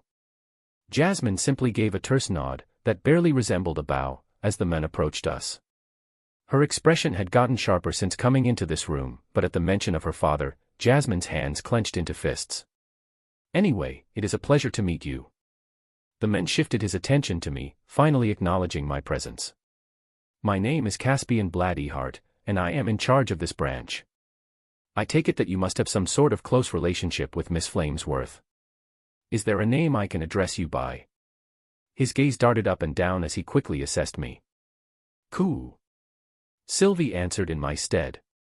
I had made Sylvie transform back into her original form during my time as an adventurer, so her horns protruded and her red spikes were visible. I go by Note, I answered gruffly. The name didn't mean much and was made fairly mindlessly based on the blue streak that went through the left eye slit. It had reminded me of a single half note. Caspian's eyes widened in surprise, but he quickly recovered, responding with a casual smile. Other than that, seeing a man-a-beast didn't seem to surprise him, which I assumed was because of his line of work. Yes. Well. Mr. Note, we will proceed with Miss Flamesworth here as your sponsor. Do you know how this will work? Shaking my head, I let him explain. An adventurer of B class or higher has the right to sponsor a new adventurer for an examination. Depending on how well you do, this exam will give you the opportunity to be placed into a suitable rank. This way, you can avoid the needless struggles of starting from the very beginning. The rank exam will consist of only a practical portion. Now, judging by your weapons, I can assume that you are either a fighter or augmenter, yes? He looked quizzically at the black stick tied to my waist below my short sword. Yes. Okay. Usually, there would be a quick application along with an inspection of your mana core before the exam, but since it is Miss Flamesworth here sponsoring you, I will waive that, he continued as he opened another door at the far end of his office. Mary, take these 2 to the examination hall. Why yes. The receptionist, who had been waiting outside the room, entered hastily and led us toward the back door. Please, Mr. Note, Miss Flamesworth, right this way. I peered at Jasmine through my mask as we made our way down the long corridor. Was this the reason why she wanted to be the one to follow me? The Flamesworth house was mentioned with a fair degree of respect, but what exactly was the Flamesworth house? I was forced to squint as my eyes tried to adjust to the sudden change in brightness as we exited out of the dark passage. As the blinding glow subsided, I was able to make out the details of the hall we were in. The brightly lit area was an indoor, dirt-floored arena with standard theater seats that appeared more like exaggerated stairs. While most of the seats were empty except for the scattered 10 or so people, there was a tense atmosphere as everyone's eyes focused on the 2 people at the center of the arena. Please, follow me to your seats. There are quite a number of examinees today, so if you would remain seated until the examiner calls your name, it'll really help speed up the process. The receptionist gave us one last, quick, bow before scurrying back down the rows of stone seats. Placing Sylvie between Jasmine and me, I leaned forward to get a better view of the 2 fighters about to duel. Jasmine simply leaned back in apathy with her legs crossed. "Haht," the larger, bald man roared as he swung down his polearm. It was obvious that he was at a disadvantage against his opponent. The man he was fighting was of average build with short black hair and a jagged scar that ran down his cheek, but he was easily dodging all of the bald man's wide swings. The scarred fighter had an apathetic expression much like the one Jasmine had. He didn't even bother using the broadsword he had in his right hand as he continued weaving around his bald opponent's brash attacks. Face red in frustration, the bald fighter bellowed, "Take this." The fact that he had announced his next attack meant that he was either confident or he was simply an amateur. In this case, it seemed to be the latter. The polearm he had brought up high above his head suddenly began glowing a dim orange as a heat wave surrounded his weapon. The scarred man's expression changed from boredom to mild surprise. "Hell smash," the bald man roared as he hacked down. Just like how conjurers chanted spells to focus their intent, many augmenters also chose to do something similar, like vocalizing the name of their attack. However, for such a simple move, it seemed excessive. Even from up here, I could make out the scarred man's derisive sigh as he simply held up his broadsword to take on the attack. The sharp ring of metal meeting metal echoed throughout the arena. However, the sight of the polearm spinning up high in the air made it fairly easy to determine who the winner of the exchange was. The large cue ball of a man was gawking down at his empty hands, apparently surprised that his ace attack was so easily dealt with. "Your skills as a polearm wielder is non-existent and your battle senses are lousy, and that's me being nice. You depend too much on physical strength compared to your mana reinforcement, which throws your attack's balance off. It says you've just turned 35 but you're now only at the dark orange stage. I would normally put someone of your caliber at E-class, but seeing how you have a fire affinity, if that little heater move you just did can even be called fire, I'll pass you as a D-class, barely." The scarred examiner's assessment was curt and to the point, but I couldn't have agreed more with him. "Next." Diane Whitehall, the scarred man bellowed as the bald examinee dispiritingly made his way back to his seat, picking up his polearm along the way. "Yes. Coming." A woman on the other side of the stadium scampered down the rows of seats, nearly stumbling along the way. She was a freckled girl that looked to be well into her teens. She had her curly brown hair tied back and was wearing a standard conjurer's robe that looked more like a fancy bathrobe. She fumbled to get her wand out of her belt, but managed to get in position without dropping it. Snickers and giggles spread through the arena from the scarce audience, shrinking the girl, Diane, even more so in embarrassment. "What a waste of time. Just fail this girl." A boy's voice to my left caught my attention just in time for me to see him mockingly shake his head. The boy didn't look much older than me, which surprised me. I hadn't expected there to be someone so young trying to become an adventurer. While he was also wearing a conjurer's robe, it was on a different level. It really did make Diane's robe look like a bathrobe in comparison. With his embellishments and other fineries, it was apparent that he was a noble.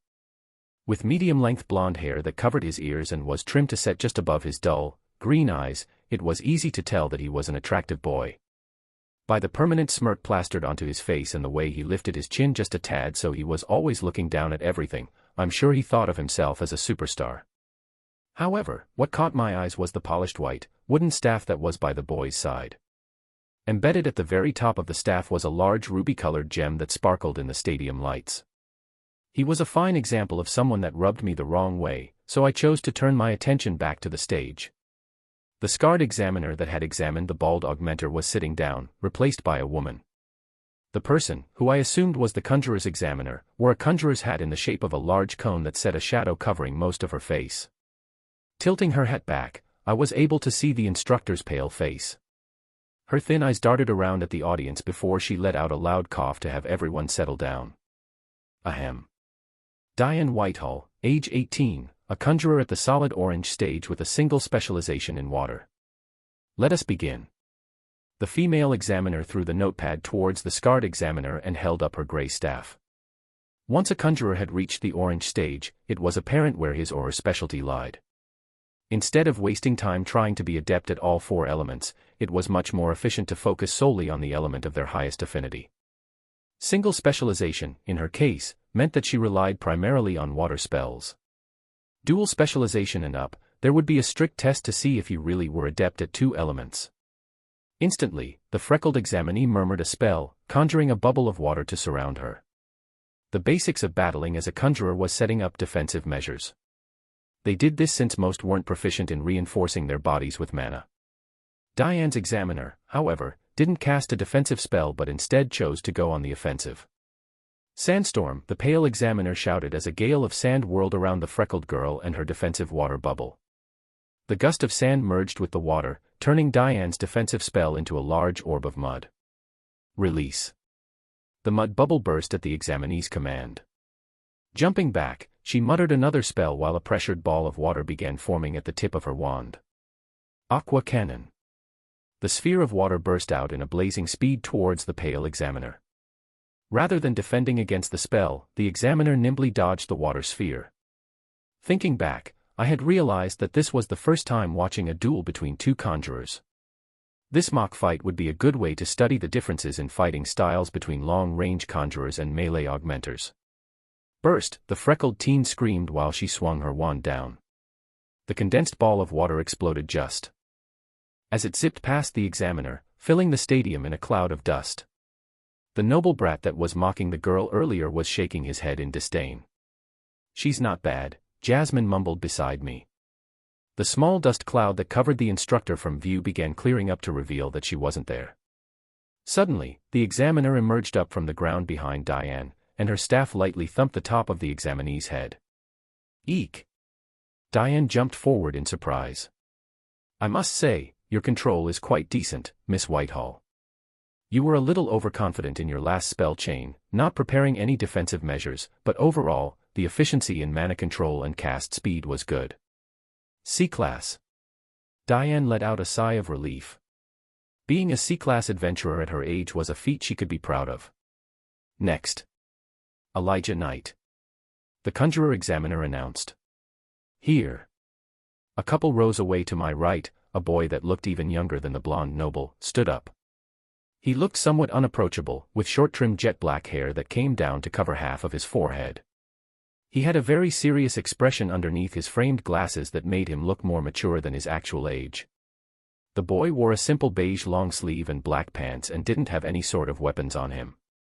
I half expected him to be an augmenter, but the fact that the examiner didn't switch out meant otherwise. Suddenly, a clerk that was keeping notes at the side ran up to the examiner and whispered something into her ear. The pale-faced examiner's thin eyes widened before quickly regaining her composure. "Elijah Knight, age 10. I have been just notified of your special status. As of now, you are a B-class adventurer." B-class at his age, and he didn't even need to get tested. I could see looks of disbelief on everyone's faces. Even the augmenter examiner's face was in surprise as he craned his neck to get a better view of the boy in question. The solemn boy merely made a small bow and sat back down without a word. Next. Lucas Wykes, the examiner continued. "Humph. Guess it's finally my turn." The blonde-haired noble boy jumped up from his seated position and leisurely made his way down to the stage, staff in hand. The examiner looked down at her notes, but this time, her voice sounded evidently surprised. "Lucas Wykes, 11 years old. Conjurer at the light orange stage. Single specialization in fire." "What? He's already at the light orange stage? How is that even possible?" Without even bowing, Lucas leaned lazily against his staff. "Let us begin," the examiner declared, obviously a bit vexed by the boy's lack of respect. At her signal, Lucas immediately jumped back as he chanted a spell. "Arise, my protector. Flame Guardian." A pillar of fire erupted in front of him, fading to reveal a 2-meter-tall humanoid made of flames. "Looks like we have a special little talent today." As expected of someone from the Wykes family, the augmenter examiner whistled in awe. The Flame Guardian sprinted towards the examiner, leaving smoldering footprints in its path as Lucas started to cast another spell. So he does have some skill to back up his ego. The female examiner was obviously a bit impressed, but she responded skillfully with a wave of her gray staff and a few words to ignite her spell. Earth Tomb. 3 triangular planes of solid earth shot up from the ground, trapping the Fire Guardian inside a pyramid of rock. It was a good response. The Flame Guardian would naturally disappear once it used up the limited amount of oxygen inside the tomb. Lucas chortled in response, however, as he finished his chant. "Too late, Miss Examiner." Ember wisps. The ruby stone embedded on his staff shined a dazzling orange as a spark burst up in the air. The seemingly harmless spark exploded like a firework, separating into dozens of small, floating tendrils of fire. The tendrils remained afloat all around the stage, surrounding the both of them. "The boy is good," Jasmine complimented, giving a rare sign of approval. The examiner's face turned serious now. I was a little confused on the purpose of those floating embers, but my question was soon answered. Expulsion. Lucas raised his staff above his head as he continued dashing backwards. Suddenly, the dozens of fire tendrils radiated a bright red before shooting out beams of fire at the examiner. The examiner aimed her staff down at the ground below her as she calmly continued chanting. The surface around her glimmered a bright yellow as multiple pieces of earth began emerging from the ground. Stone shard field. The glowing rocks darted into formation to block the lasers of flame. Only, it didn't just block the lasers, but redirected them towards Lucas. Release. Lucas paled as he desperately yelled. The wisps in the air disappeared, but the flames that were already shot out were still heading towards him. Pointing his huge staff at the multiple trails of flames rapidly approaching him, he let out another spell. Fire Twister. A cyclone of fire just large enough to surround him generated from the ground. The trails of flame got caught up in the vortex of the fire tornado, merging into it. Pierce, the examiner commanded with a fluid motion. The rock shards that had redirected the flames wobbled before they shot forward at the flame tornado Lucas was hiding within. The large shards of rock bulleted through the fire tornado, shredding it out of existence. The shards stopped just short of the angry but trembling Lucas, who was shielding himself with his staff held in front of him. "How dare you?" This preposterous lack of decency for a mere rank exam should be recorded and dealt with accordingly. Lucas cried out with baleful eyes. His once creamy complexion were a few shades lighter as a layer of sweat covered his body. "Calm yourself, Mr. Wykes. I have enough control to keep myself from skewering arrogant little children," the examiner calmly reassured, leaving Lucas to silently utter curses at the woman. "Your control and creativity in the combinations of your spells are excellent. As long as you stay cautious and know your limits, you will have a great future ahead of you, Mr. Wykes. I think it is safe to say that you can be placed into B class. Do you agree, George?" She turned to the augmenter's examiner. He gave a simple shrug in response, indicating he had no problems with it. Whatever wrongful actions Lucas had accused the examiner of seemed to have disappeared into thin air as Lucas, once again, wore a smug grin at the final outcome. "Whoa. Another little monster. Damn, I want to just go home. What is with today's crowd?" The few members of the audience all cried out and complained in envy, as some of the other audience members that have already taken the exam murmured excitedly amongst their peers. "What did you blundering apes expect? Did you guys think I was on your level?" Lucas taunted aloud as he dusted off his robe. He made his way back to his seat before the examiner, who wasn't even tired, switched places with the augmenter examiner named George. The scarred man got up, stretching his body like a lazy cat. Casually high-fiving the other examiner as he walked past her, he stared at his notes. "Next examinee, note. Please come down," he bellowed without looking up. Jasmine placed a hand on my shoulder. "Good luck." Giving a firm nod in response, I walked down the steps, leaving the worried Sylvie in Jasmine's care. "It seems you're here to be tested under special conditions, seeing as there isn't any information here written about you. Okay. Let's see what you're made of." George regarded me with a curious stare, trying to look through my masks I slit to see who I was. The examiner smoothly unsheathed his sword, as did I. "Begin," he announced while lunging at me. The thrust was aimed directly at my head, most likely intended to scare me. Instead of dodging back or ducking, I faced the incoming tip of the sword and took a step forward, willing mana into my legs. Tilting my head just enough for the flat of the blade to graze harmlessly past my mask, I brought my sword up in one swift motion. George's sharp eyes widened by my counter as he desperately retracted in hopes to make it in time to block my swing, but the tip of my sword was already pressed against the man's throat. The examiner immediately stopped, afraid that any sudden movement and my blade might actually embed itself into his neck, regardless of mana reinforcement. "Enough," a voice interrupted. "Stand down, George. I'll be the one to test this particular examinee." Turning my head, I saw the thin, bespectacled man named Caspian walking toward us from the corridor Jasmine and I had come in from. "Yes, sir. You will be personally examining this participant." George backed away from my blade as casually as possible, but a bead of blood rolled down his neck. I apologize if this sounds presumptuous, but is there really a need for an AA class to lower himself to test an examinee? I will be more than enough to assess this applicant, he continued, quickly wiping the blood off with his hand. Caspian's gaze lowered to George's neck, silencing the examiner. The man, regardless of what he assumed was a simple blunder on his part, was visibly baffled by the fact that the head of this branch would be the one to test me. It would be a lie to say I wasn't surprised as well. Someone classified as an AA class adventurer was at a much higher level of strength compared to an A class. As the class ranks increased, each jump was exponential, meaning that compared to D class to C class, the jump from A class to AA class was incomparable. Being an AA class adventurer signified that you had the strength of 10 A class adventurers, and that was just a rough estimate.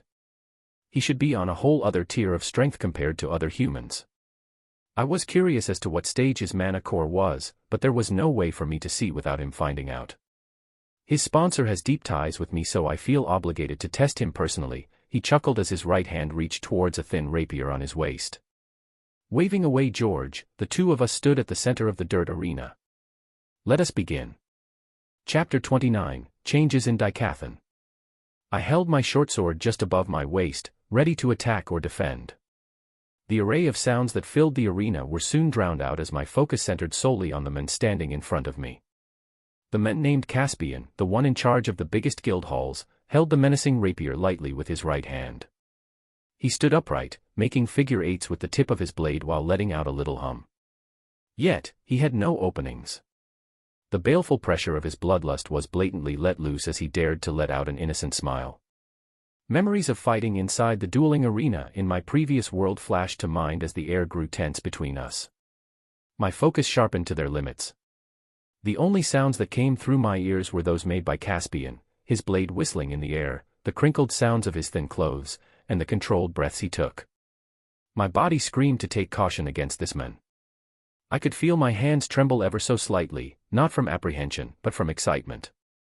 I didn't think I'd find an opponent of this caliber so soon. This battle wasn't to the death, but I knew it would differ from the spars I had with Grandpa Virion back in Elenoir. I knew from first glance that you would have to be assessed in a different manner. I hope you don't take this special treatment to heart, Caspian commented as he lowered his stance. In that brief moment, I analyzed every piece of useful information that I could about this man. His reach was longer than mine by about a foot, while his stance indicated that he primarily relied on thrusts rather than swings. Just from the amount of mana I could sense swirling near him, it was safe to assume that he wouldn't make any careless mistakes. Please prepare yourself. I wouldn't want the person Miss Flamesworth sponsored to lose too quickly. He sprang forward, leaving a trail of dust behind him as he closed the gap between us. In one fluid motion, he lunged his rapier like a coiled spring, using the momentum of his initial step. I twisted my head to avoid the stab, but a few strands of my hair were cut off. Excellent dodge, he mused, retracting his rapier in preparation for his next attack. Immediately following up with an angled lunge, I held up my scabbard. A sharp thud echoed throughout the arena from the clash and I was thrown off balance. It seemed like I was still unable to use the full extent of my previous knowledge in swordsmanship with this undeveloped body. I recovered from this setback by pivoting myself, using the momentum from his attack to whirl my lacking body to generate a powerful swing. Caspian leaned back just moments before my sword reached his head, but a thin red line appeared across the tip of his nose. His thin eyes widened in surprise, but he recovered instantly. I took advantage of that split second, bringing my sword back to produce a sharp, upward swipe at his unguarded legs. My blade reflected the arena lights, producing a silver arc as it whizzed through the air. However, my opponent was able to reposition his sword to defend against my swing. The sharp ring of metal on metal made both Caspian and I cringe. The both of us seemed to have had the same intent as we both used the opportunity to gain distance. Only a handful of seconds passed during the deadly exchange, but each of us came out with only minor injuries. I switched my sword arm since the impact of our last blow produced a sharp vibration that made my right hand tremble. The realization that I was still unaccustomed to fighting in this body was all too apparent as I coaxed my hand. I must apologize for underestimating you. I shall be a bit more serious now. Caspian's voice was calm, but his face expressed a certain degree of seriousness that wasn't there before. His sharp eyes gleamed with a powerful killing intent that could only be present in someone who had years of fighting under his belt. His rapier was aimed toward me, but as he brought it closer toward him, the blade began glowing with a silvery hue. Ha! Letting out a sharp breath, he thrust out his rapier, piercing the air in front of him. The hairs on the back of my neck rose as my body screamed for me to run away. I instinctively pivoted myself away from where my opponent had lined his attack.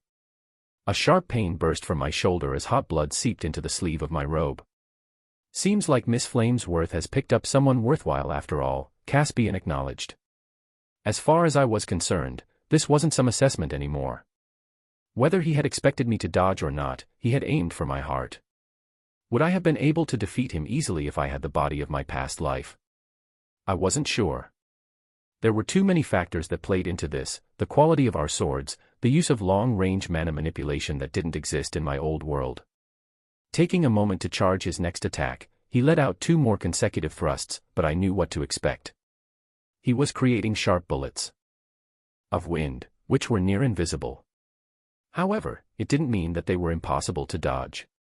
By the timing of the thrust to when it had reached my arm from his previous attack, I was able to gauge the speed the spell traveled. The spell traveled in a straight path based on the direction of his jab, so while the speed of the spell was frightening, there were holes to take advantage of. I ducked underneath the first bullet of wind as it barely grazed my hair. I parried the second bullet with the flat of my blade, redirecting his spell away from me. Immediately after, I willed mana into my legs and dashed toward Caspian. I had to shorten the distance between us now that I knew he had a long-range spell at his disposal, but I knew even in terms of melee combat, it would be a hard battle. I had a body that was more than several inches shorter than what I had been used to when sword fighting and a much smaller pool of mana to utilize.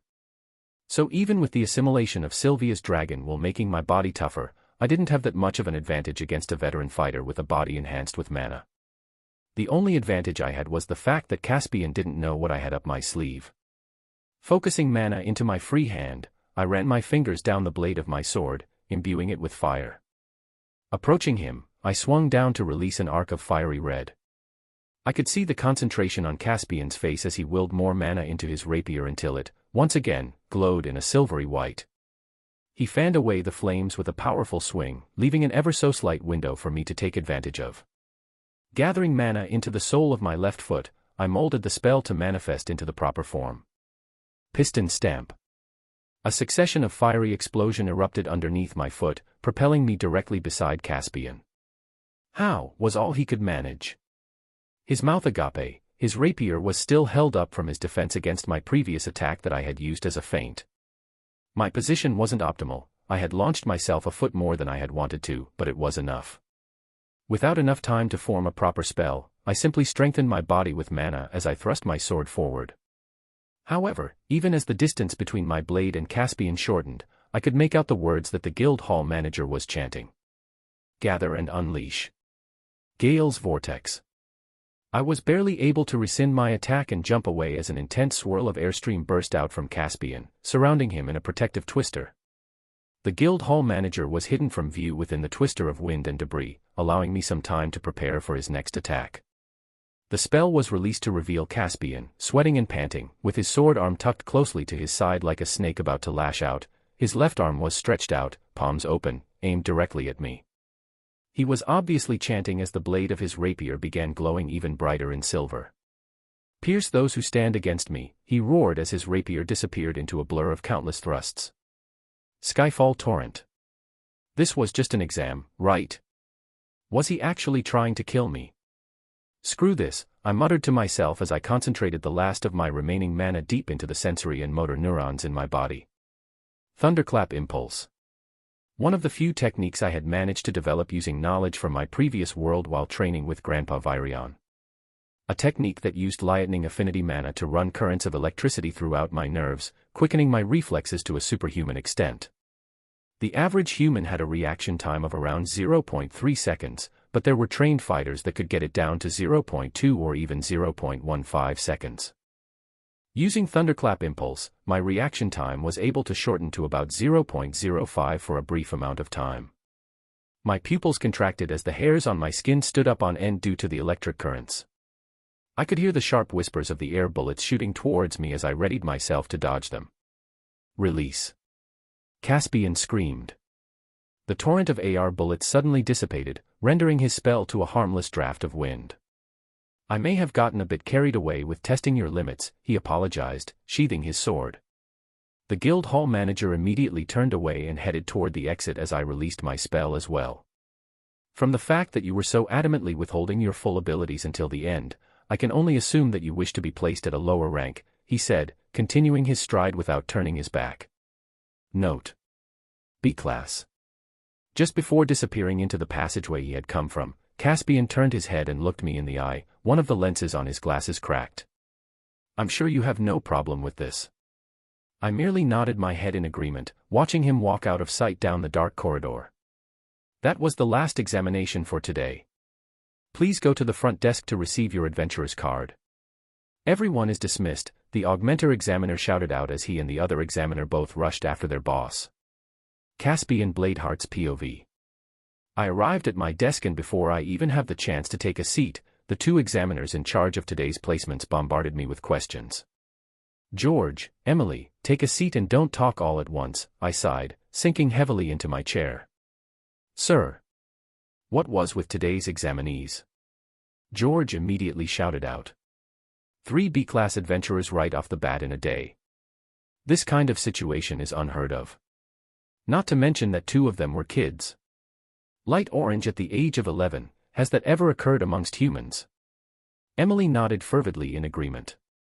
Do you remember what happened half a year ago here in Xyrus? I asked. Around 6 months ago should have been the time when the first tournament amongst the 3 races took place, right? Emily answered. Yes. The Adventurer Guild workers will all know soon, so there isn't much of a point in hiding this. I was just notified of this a couple of weeks ago as well. The ban on elves and dwarves becoming adventurers has been lifted and today's batch included some of the representative examinees. I pulled out a thin file from my desk drawer. Yes, sir, do you mean to say that all 3 of them were either dwarves or elves? George's eyes had widened to a frightening degree as he expressed his shock. Lucas Wykes is a half-elf that has been residing in the kingdom of Sapin. The information on his birth is classified, but if I had to guess, he was probably a product of an elf slave. The Wykes family has always had a bad reputation for dabbling in nefarious ways to breed better mages for their house.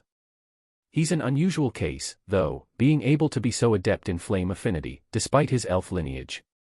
He awakened at the age of 8, which is fast, even amongst elf standards, and was sent here for a sort of trial run. The Wykes no doubt expended a lot of money into buying beast cores and other resources to quicken his growth. I flipped to the next page. Elijah Knight. He's quite the mystery. According to the file, his origin is unknown. He was, however, raised amongst dwarves at a young age. He was sent as one of the first representatives from the kingdom of Darv to assimilate into the human kingdom. How come he wasn't tested, sir? The clerk only told me to just put him into B class, Emily asked, her voice higher than usual from excitement. Elijah awakened a few months ago, so he's only now barely reached the dark red stage. As for why he was allowed to be a B-class adventurer, it probably has to do with the person backing him up. I don't have any say in his case, so we can only let him be. I'm curious as to what his abilities are, though. I shook my head, the blonde noble named Lucas strutting past me amongst his entourage of guards and servants. You're not bad for an augmenter, but that's all you are. Don't get cocky because we happen to be in the same class. Even in the same ranks there are levels, and you would be at the bottom. Know your place, commoner. Lucas spat venomously. The blonde boy let out a smirk while intentionally leaning his head back so he could look down on me. The fact that his height was a fair bit shorter than mine just made him look silly. What cliché behavior for an annoying side character.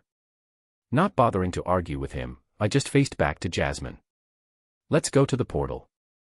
Crossing through the teleportation gate, my senses jolted from the scenery. The city of Xyrus had the most teleportation gates among the cities since they were the only way one could enter it, it being a floating city and all. The one we crossed led us directly to the front entrance of the area known as the Beast Glades. The chirps of birds, occasional cries and roars of beasts, and the constant sound of water flowing filling the background all created an enticing symphony of nature. The sight of tall trees and numerous hills covered in various plants and shrubs made it hard to believe that this beautiful landscape was filled with magical beasts capable of killing even the strongest mages. However, because of abundances of natural resources on the outskirts, it was mostly only the lower-rank beasts that inhabited this area. The deeper an adventurer traversed, the more mysterious and treacherous the landscape turned, filled with the lairs of powerful beasts that have amassed their treasures and power in the solitudes of unexplored regions in the beast glades. I took a sip of the crisp air as Jasmine arrived behind me through the teleportation gate when, suddenly, Sylvie hopped off my head and scurried off. "Wait, Sylv. Where are you going?" I called after her, dumbfounded. Sylvie transmitted a vague response. I could feel her emotions of excitement as she sent out thoughts about her plans to train as well. The fact that my bond had never left my side ever since she had hatched until now filled me with unease, but after realizing that I was able to sense her whereabouts, I calmed down. She'll be okay. Mana beasts have a natural instinct to grow stronger. She must have felt very suffocated being in a sheltered environment all of her life, Jasmine explained, walking next to me. Putting her hand on my shoulder, she signaled for us to start moving. "There's a place I wish to visit first before going to a dungeon. We have to hurry though, it gets a little more dangerous at night."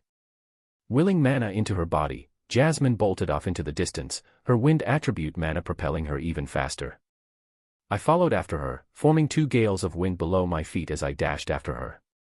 I made sure to keep tabs on Sylvie, but it wasn't much of a problem since both she and I were mentally linked. Even as the distance grew between us, the connection remained strong, and I was able to sense that Sylvie was catching small prey, her ecstatic mood affecting me as well. The journey lasted a few hours and it began to grow dark. The only reason I had been able to keep up with Jasmine, even when she was at dark yellow stage, was thanks to the use of mana rotation throughout the way. This skill had become almost second nature to me now as I utilized it unconsciously whenever I exerted mana. By late evening, we had cleared through a dense forest and arrived at a small clearing. Surrounded by trees, there was a small field of grass with a stream of clear water flowing through it. "We'll camp out here for a few days," Jasmine announced as she set down her bag and took out a couple of items. "Weren't we going to a dungeon right away?" I set down my bag as well. She simply shook her head, picking up a few branches of wood and gathering them together. I went into the forest, finding some decent-sized branches to make a fire with. After a bit, we had a fire crackling and popping in the middle of our camp. Making myself comfortable, I removed my mask and sat silently by her, next to the fire. Trying to break the silence, I asked Jasmine, "What made you want to become an adventurer?" Her gaze never left the fire, and after a few minutes of more awkward silence, I just stared back at the flame, assuming she didn't want to answer. "I wanted to get away from my family." I almost missed what she said from how quietly she spoke amidst the wood of the fire snapping fiercely. "I see, were you on bad terms with your family?" I responded, my eyes focused on the fire. The Flamesworth house was a major contributor to the war against the elves. Our house has provided many powerful mages, both conjurers and augmenters. Our lineage in the fire attribute element was second to none. We took great pride in this, because fire is considered to be the most powerful of the elements, she stated monotonously. Despite her short sentences, this had been the most Jasmine had talked in one sitting. "But Jasmine, aren't you a?" I looked up at her as she nodded in response. Since early on, when I had first awakened and started training, my family tried to test my mana for fire affinity. I went through various tests so they could see how my mana was exerted and how it flowed through my mana channels. She took a pause and poked at the fire before continuing on. When it was made clear that I had no aptitude for the fire attribute, my family regarded me as lesser. I didn't know how to respond to her. For the first time, the always aloof and cold Jasmine seemed vulnerable. "I'm sorry for what happened," was the only response I managed to utter. Shaking her head, she gave me a faint smile. "The Twin Horns have treated me well and I don't dislike what I am." I glanced at her palm as Jasmine formed a small swirl of wind, different emotions running through her face as she peered at her hand. This world was a place of discrimination and classification. The hierarchical roots embedded into this land would never truly disappear. Normal humans were considered second-rate people, while even amongst mages, augmenters were discriminated against by conjurers. It went further than that where, unless one was a deviant or a dual-element specialist, some elements were considered higher class than others.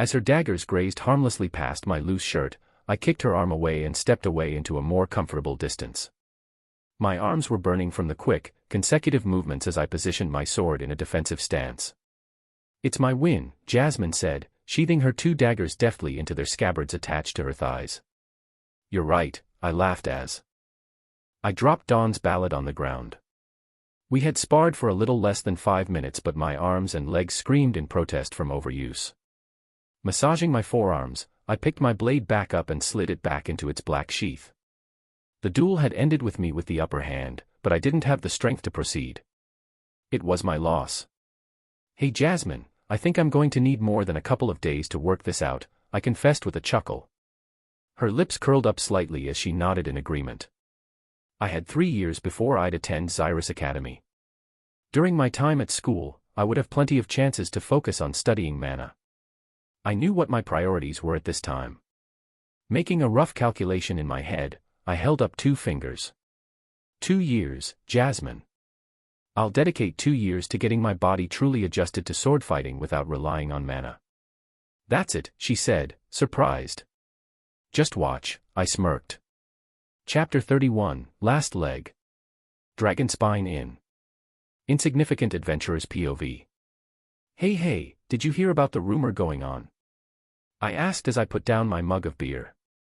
A burly man sitting at the same table finished off his glass before slamming it on the table. "If you're talking about that famous masked swordsman, I say bullshit." From his flushed cheeks to his glazed eyes, it didn't take a genius to tell he was drunk. "No, apparently it's true. An acquaintance of mine supposedly once teamed with him. He's traveling with Jasmine Flamesworth, so it's hard to miss him." A skinny lad with his hair tied in a bun came over to our table to join in on the gossip.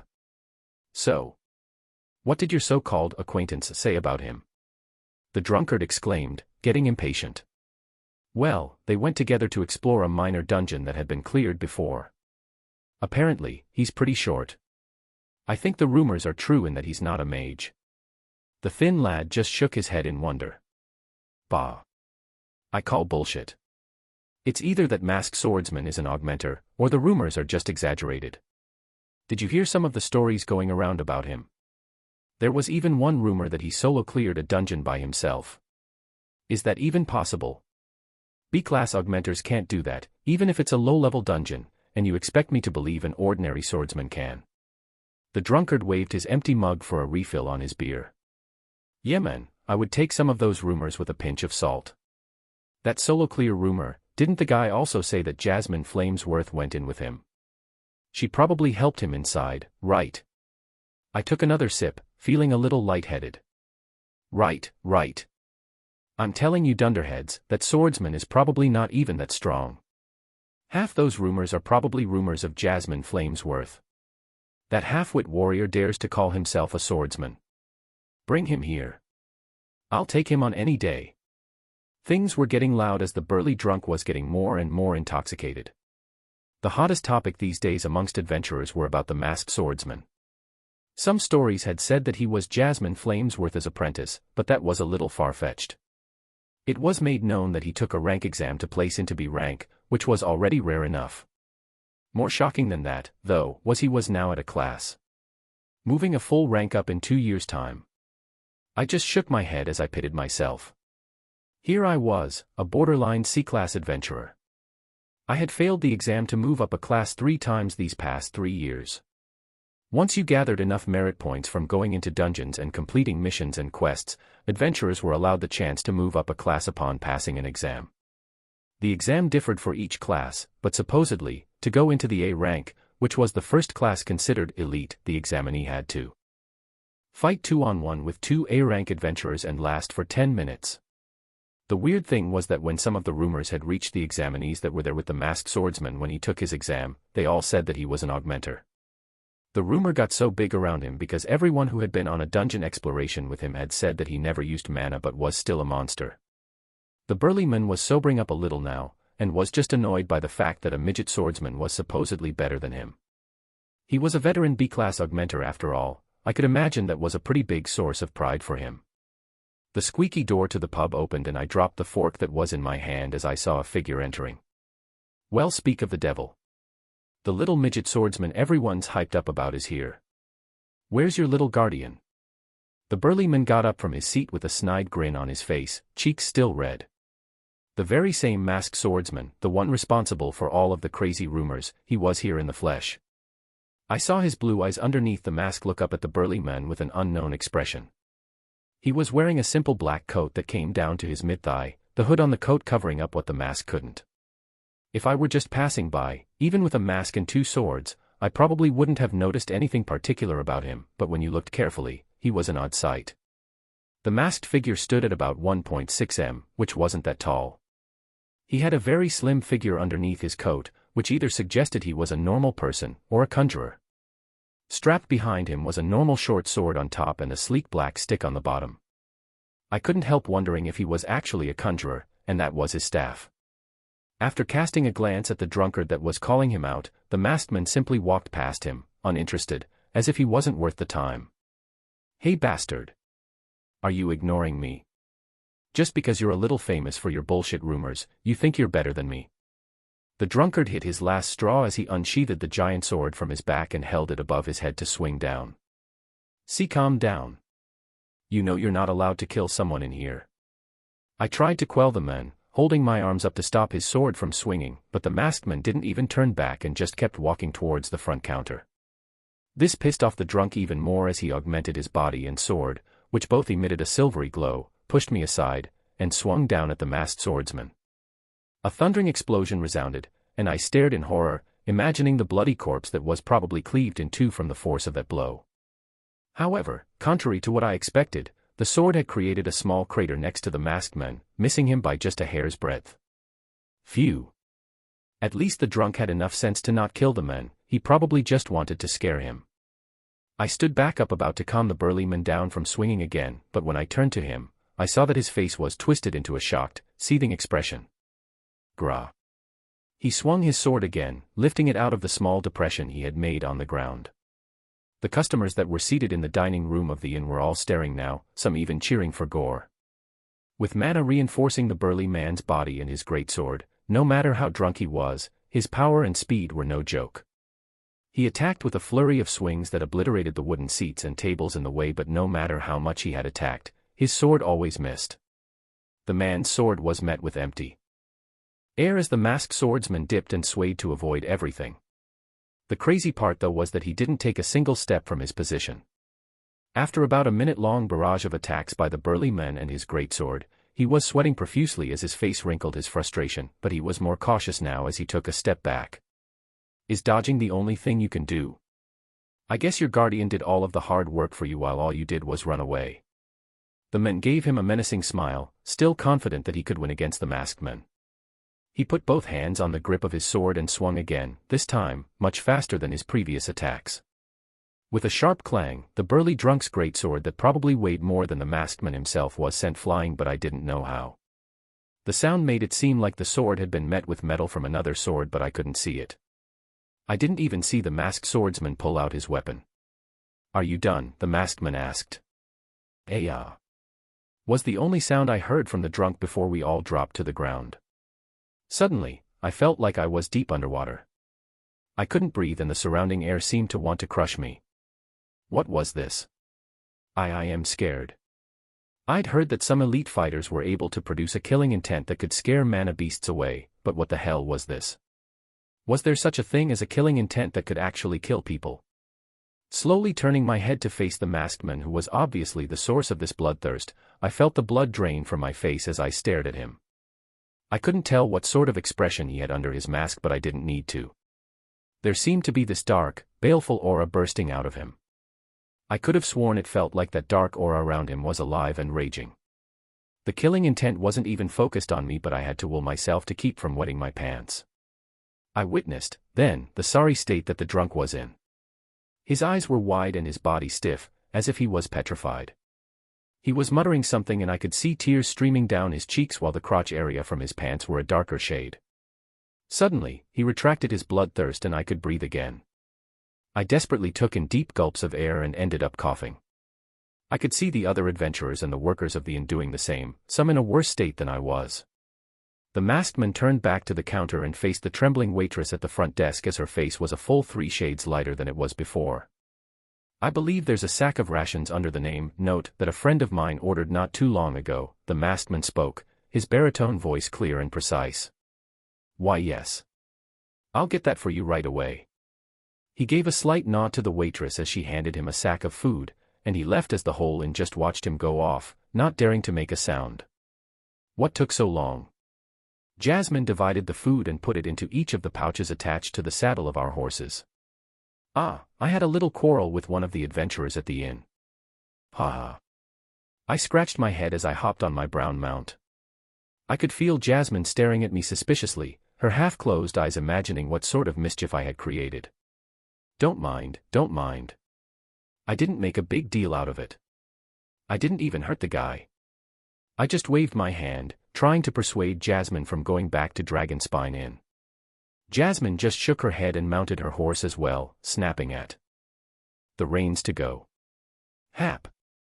I did the same as we headed towards our destination. As we traveled, I thought back to the last 2 years. Jasmine wanted me to get to a class as soon as possible to explore the dungeon we were heading towards today. Along the journey to raise my class, she'd ranked up as well, becoming an AA class adventurer. There was still quite a bit of a level difference between her and Caspian, but she did improve a lot during these 2 years. When we weren't on missions or exploring low-class dungeons, we were sparring. At night, I made sure to meditate for at least a few hours before I went to sleep. During these past 2 years, I broke through into the light orange stage, which I counted as a success considering how much time I had spent meditating. No. The biggest improvement throughout this period was definitely my body. Not using mana made me take a step back and remember how to use my body and sword efficiently so I could be that much better when I augmented myself. I couldn't say I was at 100% in terms of strength, since the physical reach of my limbs and my muscles are not as developed as they had been when I was an adult, but I no longer felt awkward or restrained when I fought now. I fine-tuned some of my sword techniques to better fit my current body, which I'd need to improve along the way. It was far from an easy ride, and I had scars on my body to prove it, but I knew it was worth it. Coupled with my dragon will-assimilated body and the use of mana rotation, I could finally be at ease in knowing that I was on the right track for the future. Jasmine had gotten stronger than ever before, too. While journeying with her, I had noticed that her biggest flaw was in her swordsmanship. Growing up, only learning fire attribute skills for a little while until she was deemed unfit, she had been on her own in learning how to best control her swords to fit her wind attribute skills. I wasn't the best at wind, but that didn't mean I couldn't teach her a few tricks. She passed the AA class examination by utilizing the new skills I had taught her, along with her double blade techniques that she had developed on her own. I wanted to take the AA class exam as well, but the merit point requirements made it so I would need to complete a lot more missions and clear many more dungeons before being eligible. I sent out a mental transmission to Sylvie.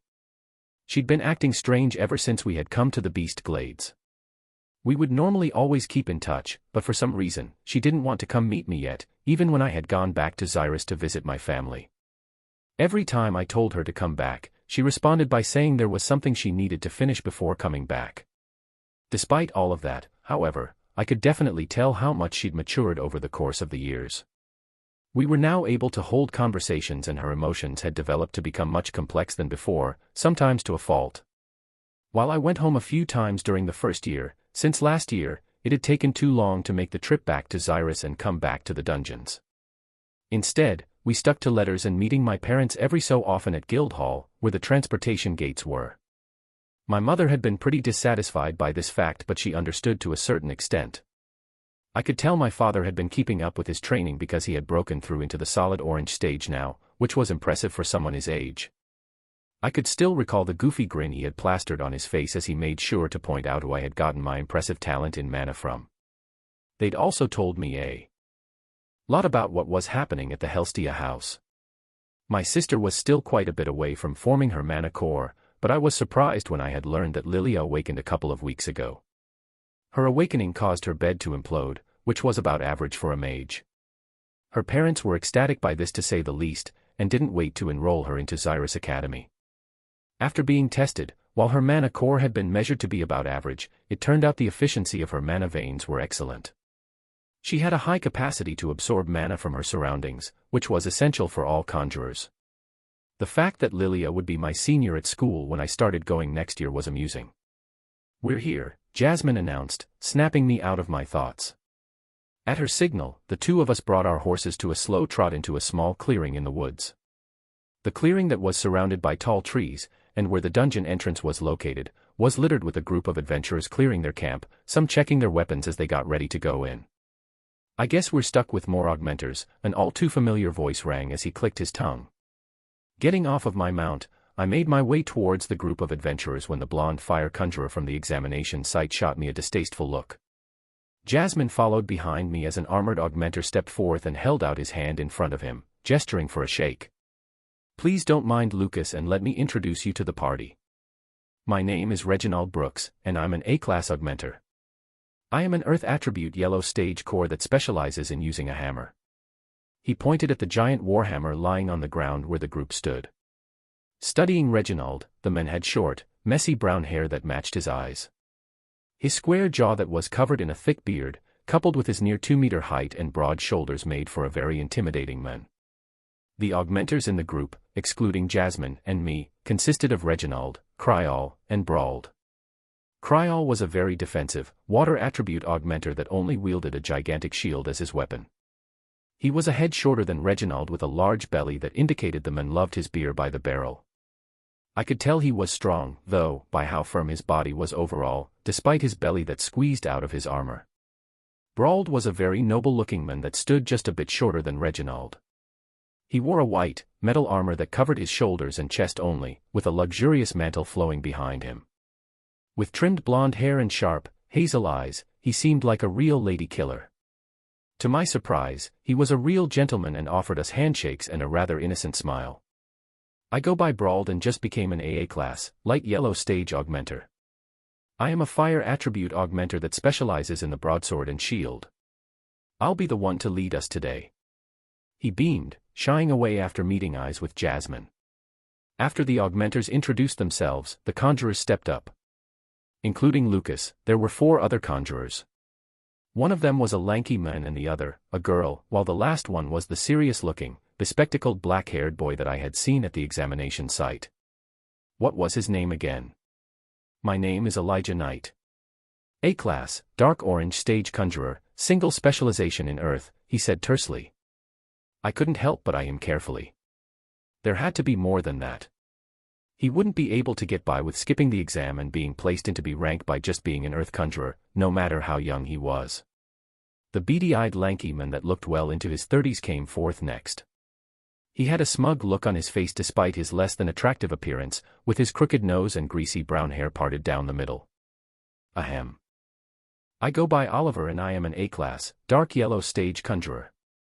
I am an emitter deviant, specializing in healing."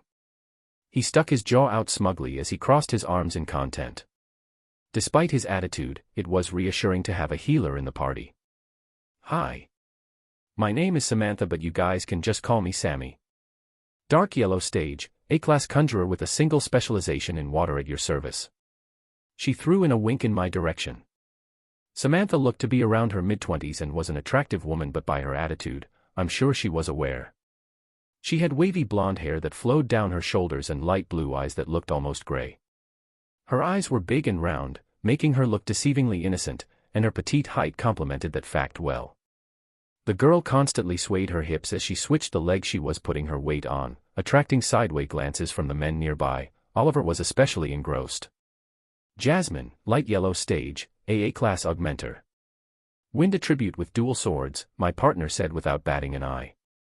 "Note, light orange stage, A-class augmenter. Fire attribute with specialization in sword," I added impatiently. Brawled smiled at us. "Welcome, you two. I'm certainly glad to have another AA class in the group." The other 2 augmenters nodded in agreement while Oliver and Lucas's apathetic faces showed they didn't care. When asked for an introduction by Brawled, Lucas practically spat out that he was a fire-specialized conjurer who was at dark yellow stage. Through all of this, Elijah kept his stone face while I was already beginning to grow annoyed by the constant glances Samantha shot at me, trying to look through the mask somehow. I can't help but ask.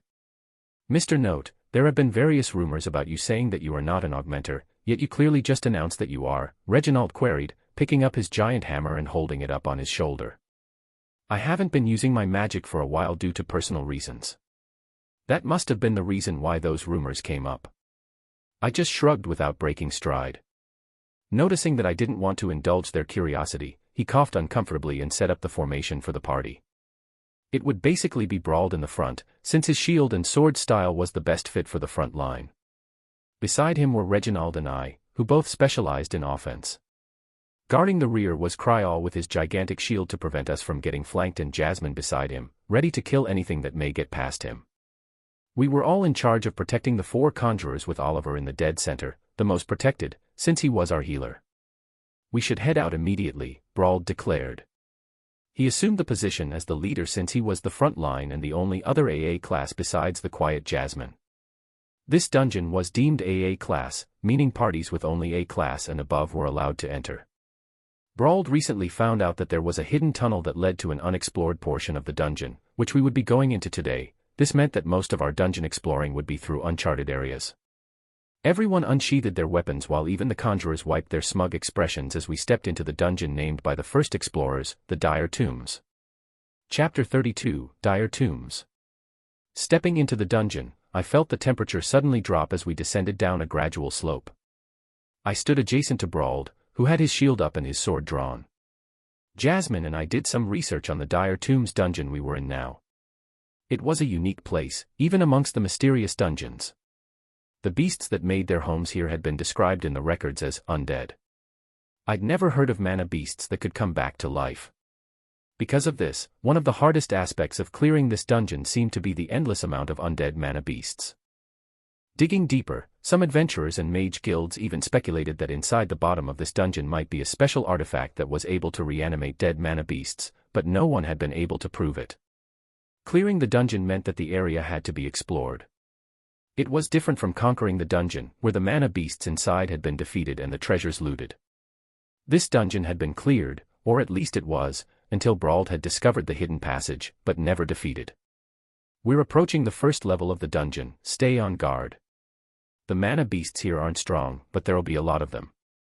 Don't waste your time trying to collect the mana cores from the beasts, they don't have one, Brauld declared, lowering his stance. I heard a faint muttering from Oliver, our healer, who was already beginning to complain about the lack of rewards from this dungeon. While the goal of defeating a dungeon was usually to loot the accumulated treasures high-level mana beasts had amassed through their lives, most of the profit usually came from collecting the beast cores on the way down. In most cases, even if parties couldn't defeat or even clear a dungeon, they were still able to come out with a hefty sum from just the beast cores, which could be sold for a high price depending on their level. One of the reasons this dungeon had been unpopular, and why our party was the only one inside the dungeon, was because the mana beasts here had no cores.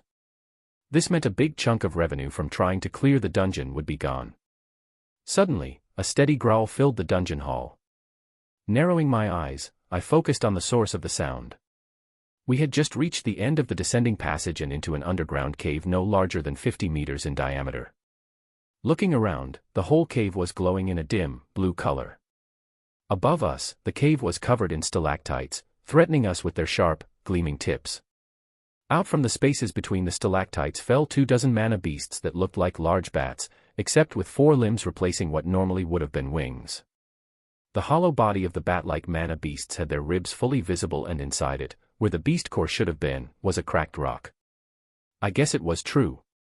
Betrunners. They're not strong, but they attack in groups.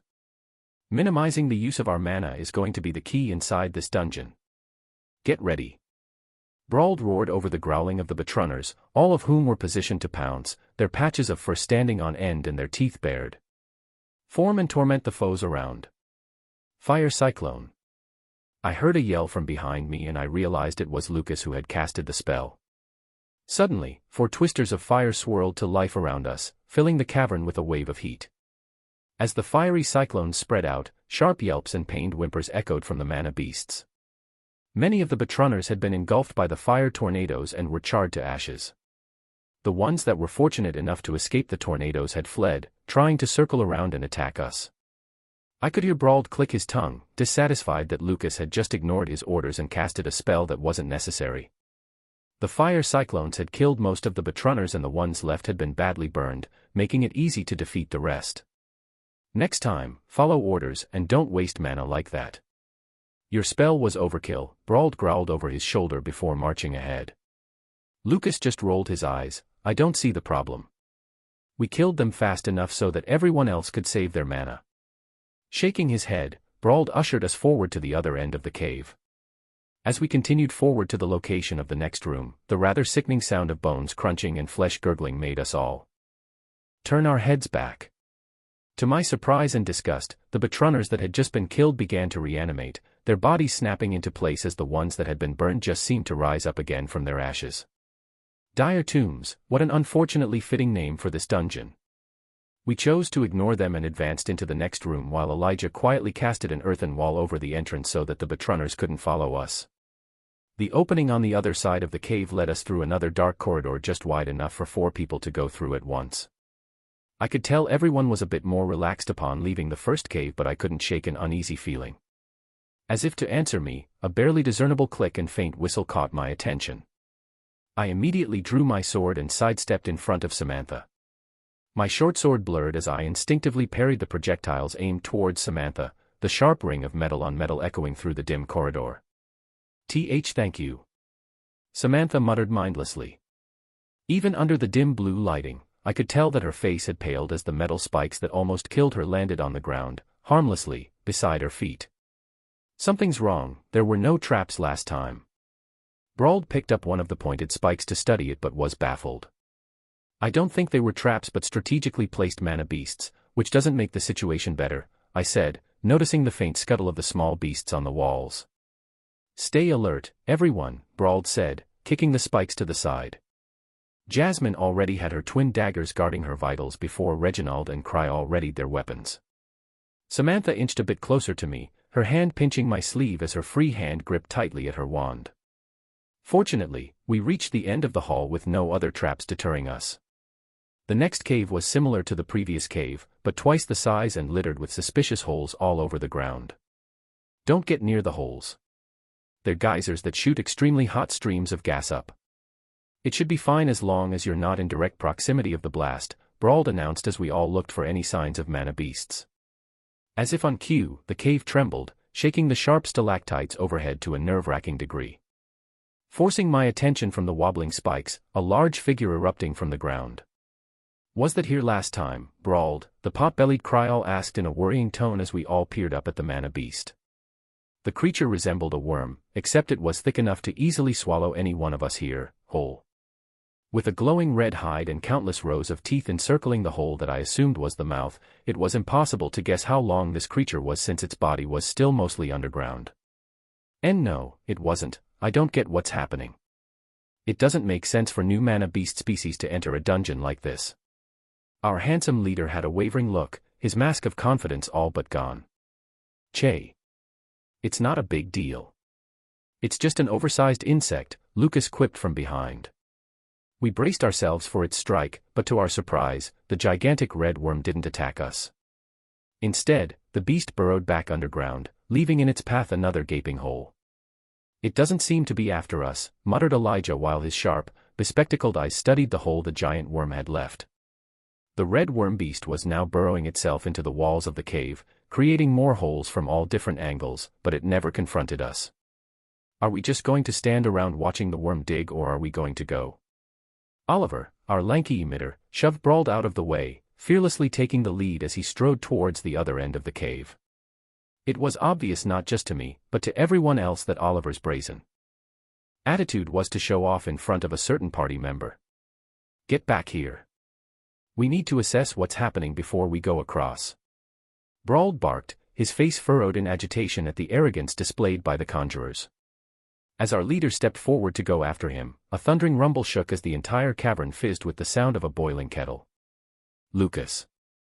Heatwave barrier, now. I roared at the confused, blonde noble. Just as I yelled out the command, fumes began filling the cavern. The holes. The holes that were here since the beginning and the holes littered across the ground, roof, and walls made by the giant worm all trembled before released a fiery torrent of deadly gas.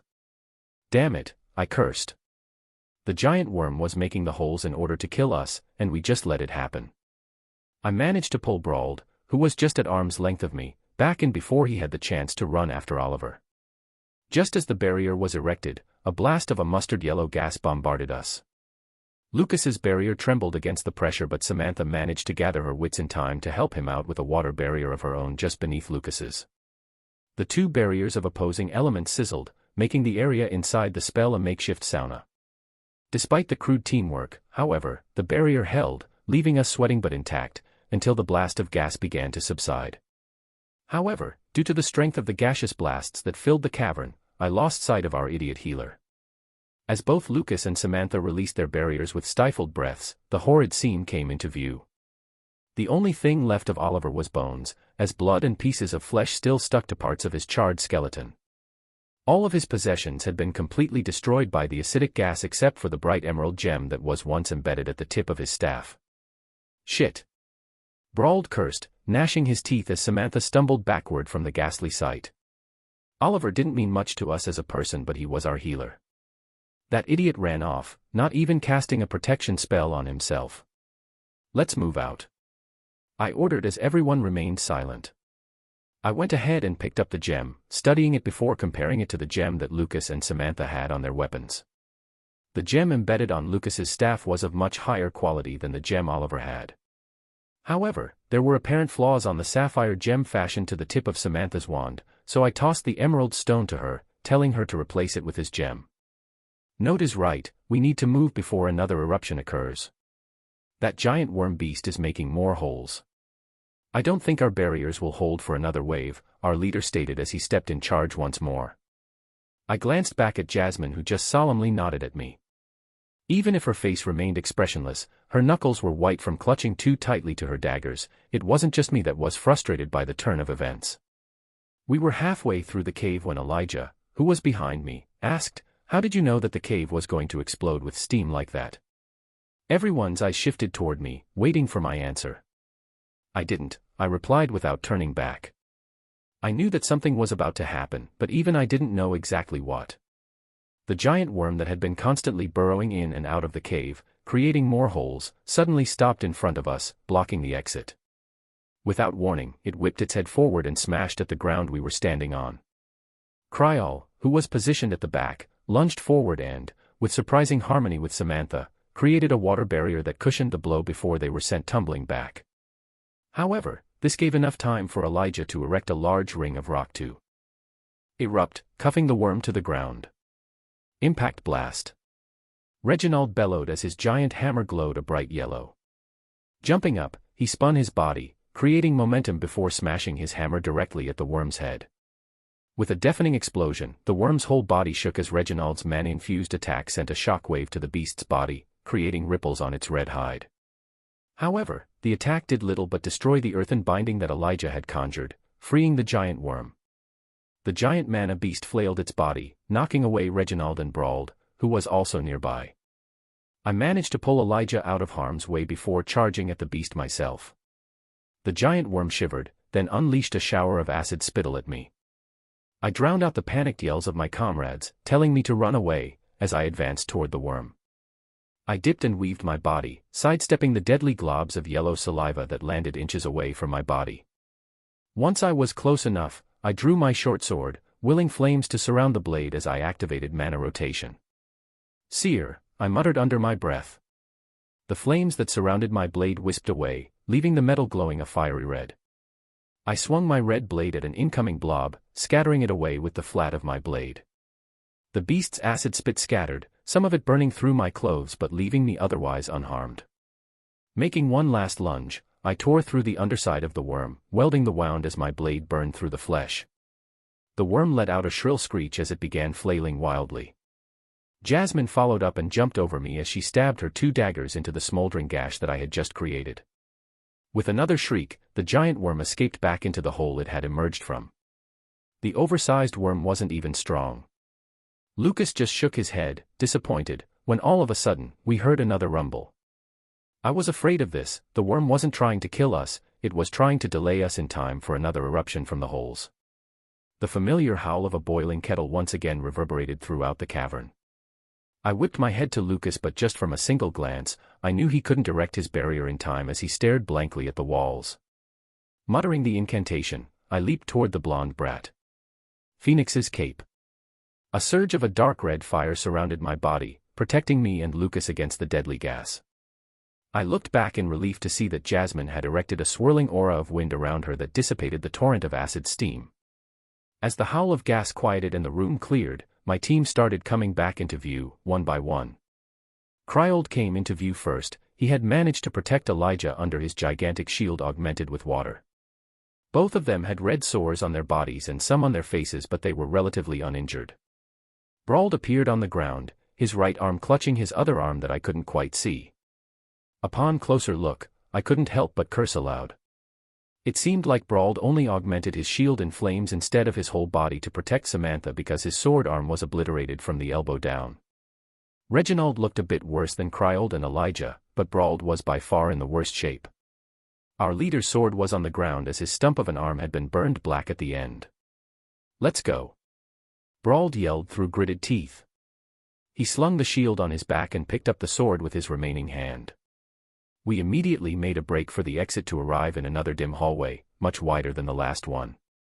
Everyone remained silent as we tried to gather our breaths. Samantha had ripped out a part of her robe and was fashioning a bandage for what was left of Brauld's right arm. Cryall slumped against his shield as Reginald and Jasmine sat upright against the rock walls. Looking around, everyone's faces had sunken. We weren't even halfway through the dungeon but had already incurred such damages, with our healer dead and our leader critically injured.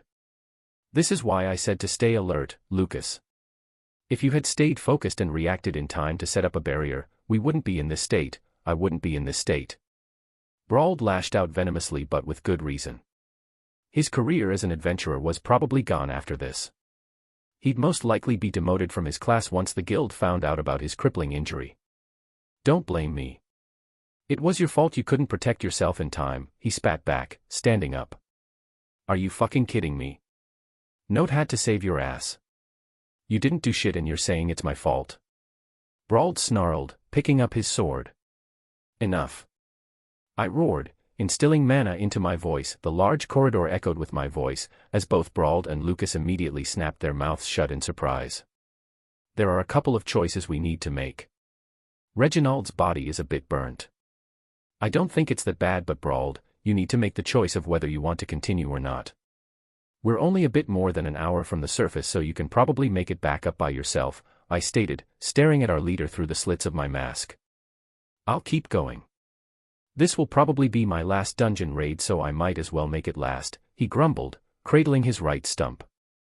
I turned my gaze to the noble boy who had his chin held high and proud as if he'd done nothing wrong.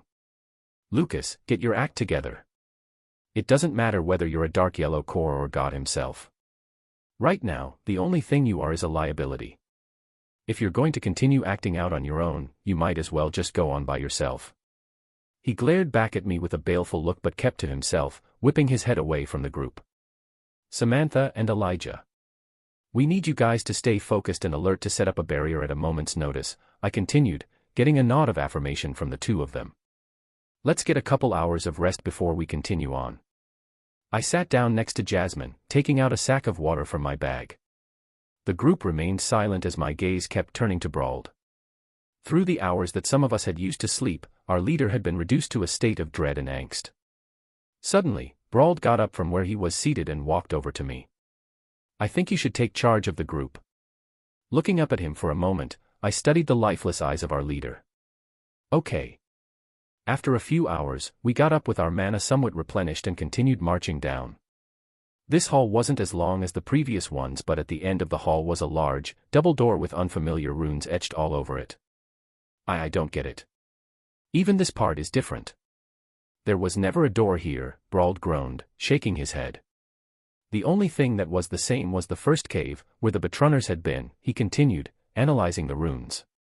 He tried to touch it, but with his dominant hand gone, he just swung his stub hollowly at the air. After he realized what he was doing, he cursed aloud and walked to the back. "Well, no use complaining about it now," Reginald shrugged, lifting up his hammer. "I don't know what those runes or symbols are, but there are cracks all over them. I doubt they'll do much now," he said as he swung his hammer. The impact his silver hammer made against the old, metal doors created a shower of sparks as a deep thud boomed. Reginald was visibly shocked by the sturdiness of the door as it lay intact. Impact blast. The door shuddered this time, but stayed firm. Impact blast. The blow this time was harder and the door clicked before opening just a little. Stepping forward, Reginald gripped at the slight opening and pried the doors open. I couldn't see what was on the other side, but the burly augmenter took a step back as he muttered, "What in the—" Chapter 33, Dire Tombs 2. On the other side of the large doors was a beautiful meadow that stretched out far beyond my view.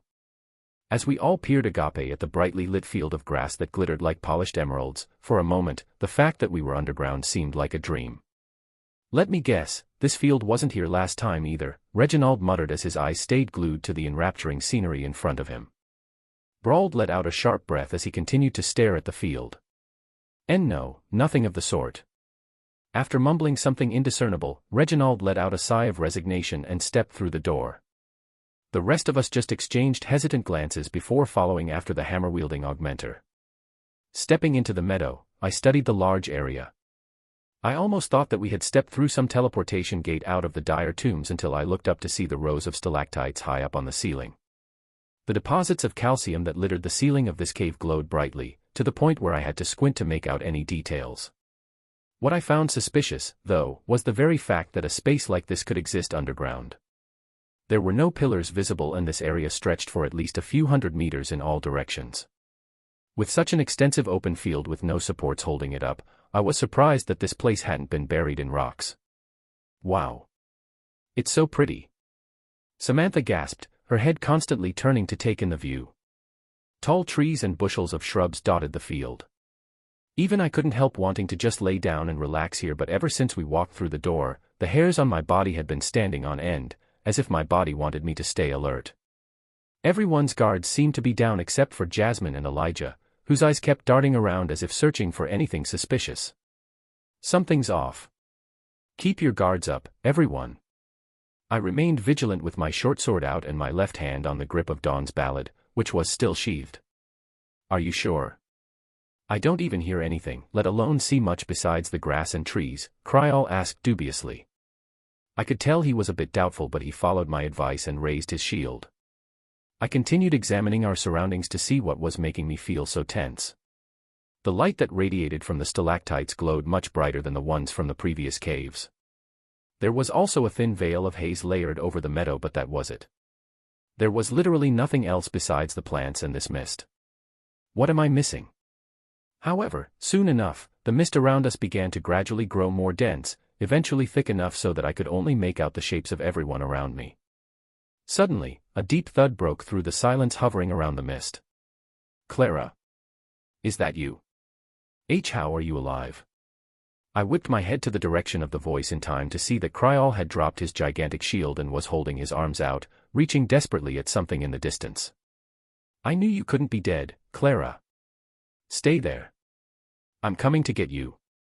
Kryal bolted off, leaving his shield behind him. "Damn it, Kryal. Stop, it's dangerous." I cursed, trying to warn him, but his figure faded out of sight within the ever-growing layer of fog. All of a sudden, something grabbed a hold of my arm and jerked me. I think the mist is an illusion. I heard Jasmine's voice right next to me, but even with how close she was, it was becoming hard to make out details inside the haze. I thought so too. I clicked my tongue in frustration. "Everyone. Stick together. This mist is playing tricks on your senses." "Samantha, barrier."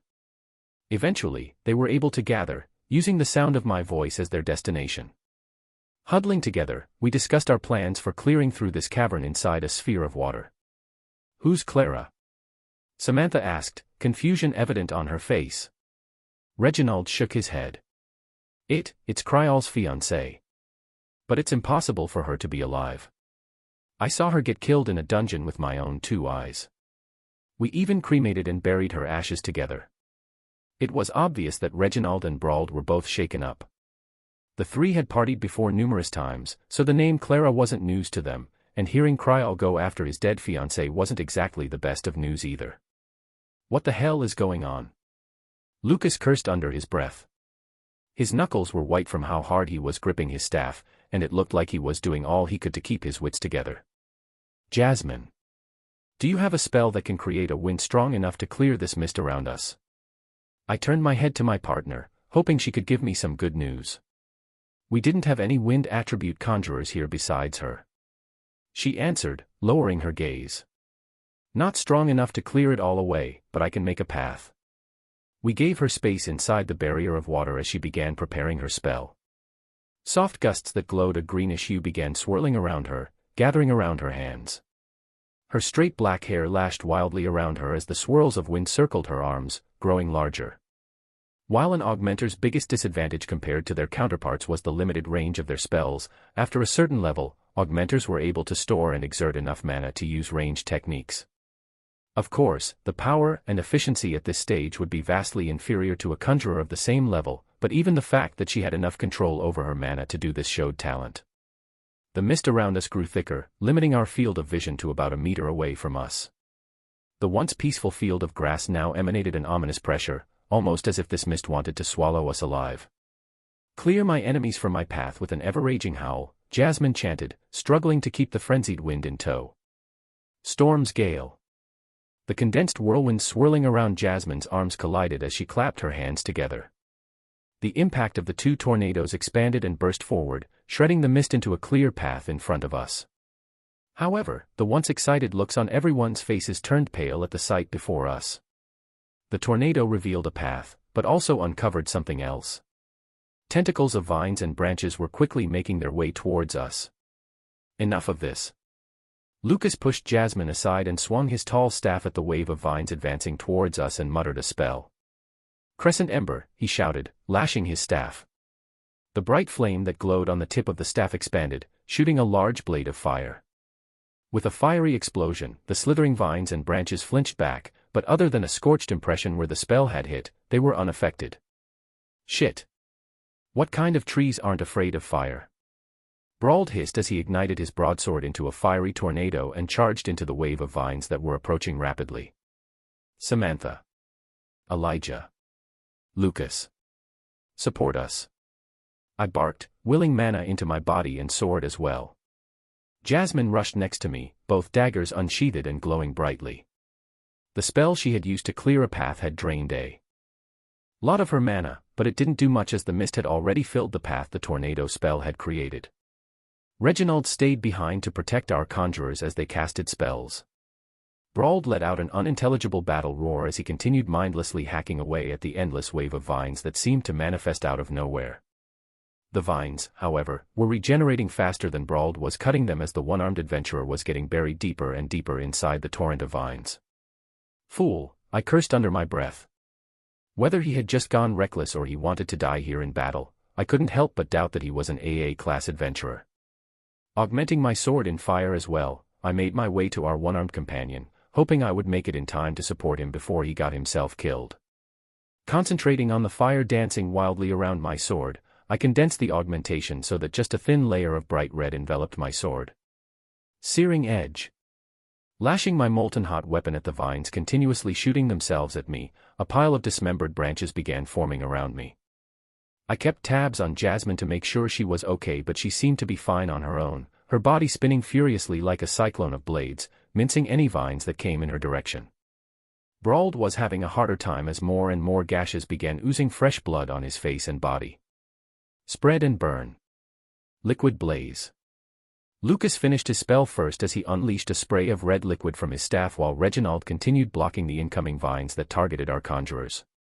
The three of us jumped back to stay out of the way of the spell. I had to hand it to the noble brat for still thinking straight despite the situation. The spell, Liquid Fire, wasn't as powerful as the actual fire spells, but it spread quickly and, if not doused, would eventually envelop everything in its way. The spell landed on the torrent of vines, but before the liquid fire was even able to spread, the mist around us gathered toward the spot where the spell hit the vine. With a loud hiss, the spell was doused by the moisture from the mist. I could see Lucas's face pale as sweat rolled down his neck. From the state he was in, it was safe to assume that this spell had exhausted all of his mana. Crater. Elijah held out his staff as he finished the spell. The ground underneath the wave of vines crumbled and a hole, meters deep, formed, deterring the vines from reaching us for now. Aqua Siphon. Samantha fell to her knees as she released the powerful spell. Aqua Siphon was a frightening spell that sucked the surrounding area of its water. The only drawback of this spell was the amount of mana it used for the limited amount of space it could affect. The rampant vines that were crawling out of the crater Elijah had conjured began withering at a rapid pace as the moisture was sucked out from them. Before the withering could spread, however, the rest of the mist surrounding the cave swirled and gathered, sucked in by the vines. The shriveled, brown vines were once again turned a healthy green, filled with vigor, and seemed angrier than before. And no way. Samantha's face drained of color as she slumped in resignation. The positive, however, was that the mist that had surrounded us was being absorbed into the huge wave of vines, clearing our limited view. As the vines continued to hungrily consume the mist, we were all finally able to see what exactly it was we had been going up against. Standing more than 20 meters tall, high above our heads was a colossal mana beast. With a humanoid structure that oddly resembled a centaur, it towered over us like a massive building. While it seemed to be made up completely of densely packed and intertwined vines, the top half of its body was that of an armored man holding a drill-like lance that came to a menacing point just over our heads. Its lower body was that of a horse, but rather than legs, its limbs consisted of the countless vines we had been battling against. Two green eyes peered down at us, filled with unbridled enmity. I swallowed hard, staring mindlessly up at the imposing figure. For the last hour, the 7 of us had been literally battling against the toes of this mana beast. "I've read about a monster that looked something like this," Samantha stuttered in horror, sinking to her knees in complete resignation. "I think that's an S-class mana beast called the Elderwood Guardian." "It can't be, right? What the hell would an S-class mana beast be doing here?" Reginald almost dropped his giant hammer as he peered up at the Elderwood Guardian in dread, and with good reason too. An S-class mana beast meant that it was on par with an SS-class adventurer or at least 10 S-class adventurers. I assent that cry all," Reginald exclaimed as he pointed a shaking finger at the lifeless torso and legs sticking out of the body of the mana beast. "We're doomed." Brauld had a crazed expression on his face as he began laughing madly at the giant mana beast. He had already lost his arm and he was worn out from the fighting. This was probably the last straw for the veteran adventurer. "We have to run." Jasmine yanked my hand, gesturing me to run back in the direction of the doors we had come from. "What about them?" I called out, my eyes glued to the Elderwood Guardian. She remained silent, tugging harder for me to move. I knew that rationally, it made the most sense to get away from here as fast as possible. Hell, I wasn't even close to any of them, and I certainly wasn't chummy with Lucas. But it wouldn't be right to betray their trust in me as their leader. Suddenly, the Elderwood Guardian thrusted his giant drill lance at us, creating a gale of wind just from its movement. Earthen shield. Elijah conjured a flat wall of earth from the ground, angled slightly so that the force of the drill would be parried away from us. A thunderous explosion resounded from the impact as the beast's lance shattered the thick, earthen slab. Picking up his hammer, Reginald charged forward, seizing the opportunity that Elijah had created. His giant warhammer glowed a brilliant yellow as he roared out in desperate resolve. "Go back to the damn hole you crawled out from, you oversized tree." Impact barrage. The giant hammer began vibrating fiercely in his hands as he unleashed his attack down at the Elderwood Guardian's lance. It felt like a warship had just fired a massive storm of cannons as the whole cavern shook. The sheer force of Reginald's spell had reduced the beast's weapon to shreds. Just as he was about to land on the ground, the broken vines that made up the lance whirled like tentacles and surrounded him. Gah! Help! No! The tendrils that had once formed the giant lance swirled around to mold back into its original shape, eating up Reginald in the process. The gruesome sound of bones snapping resounded from within the weapon as the tendrils continued to intertwine, slithering around each other like pythons to complete the shape of the lance.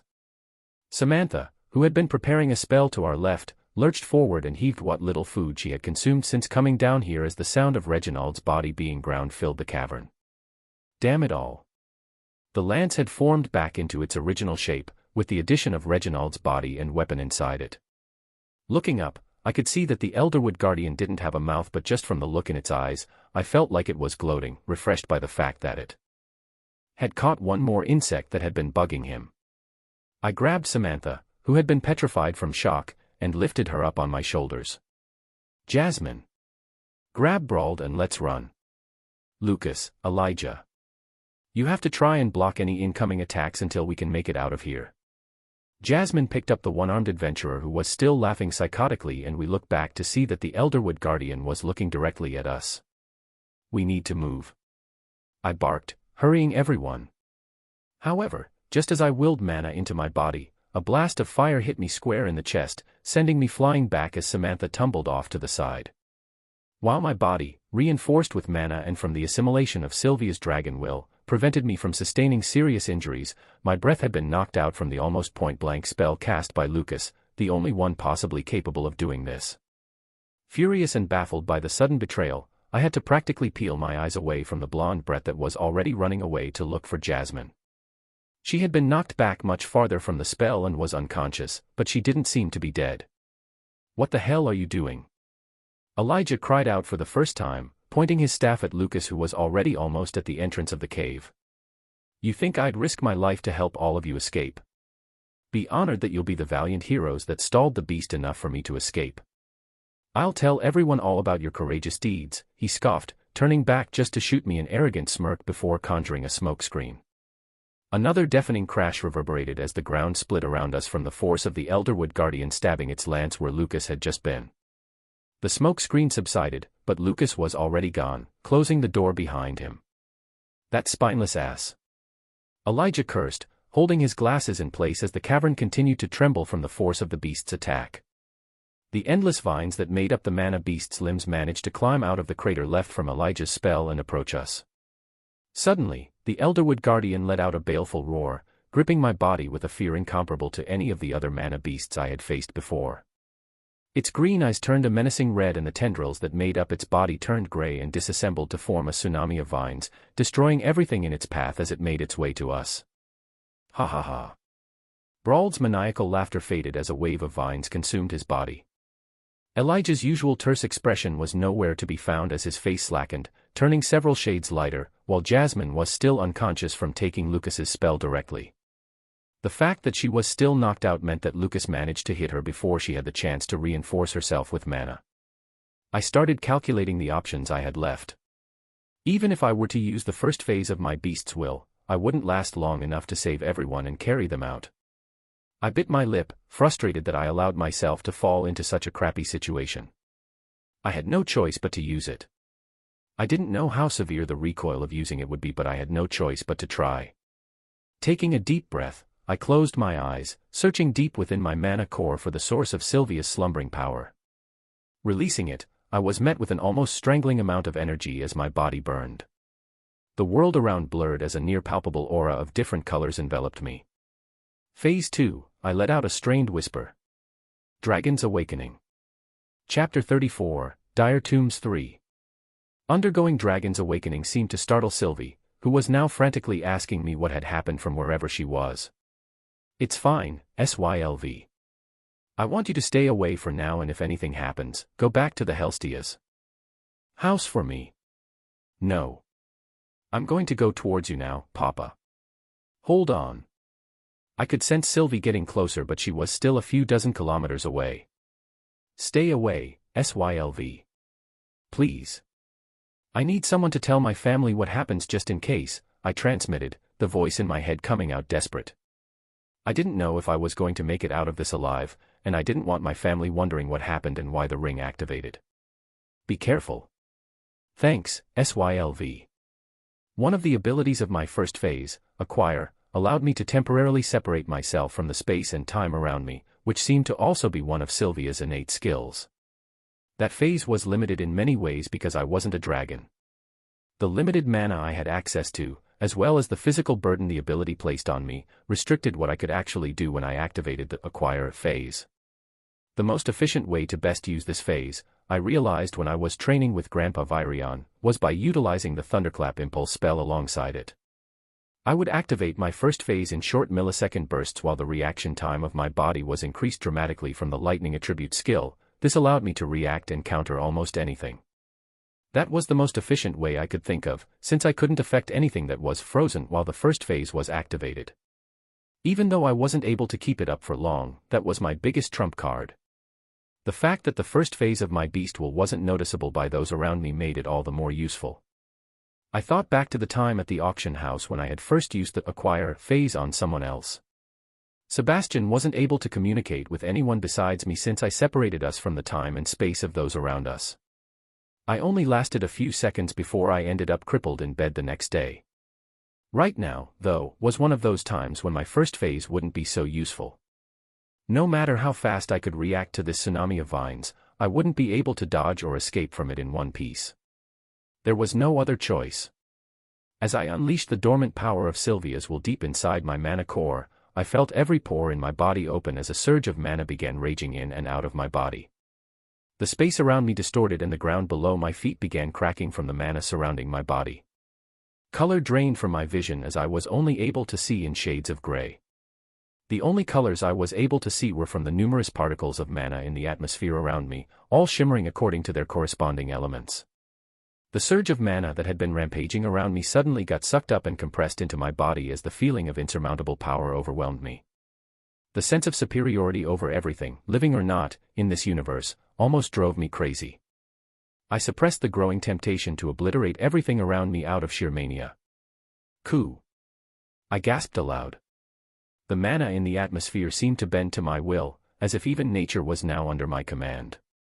Phase 2. Dragon's Awakening. Integrate. The golden runes, the same markings that Sylvia once had, ran down my arms and back with a burning sensation.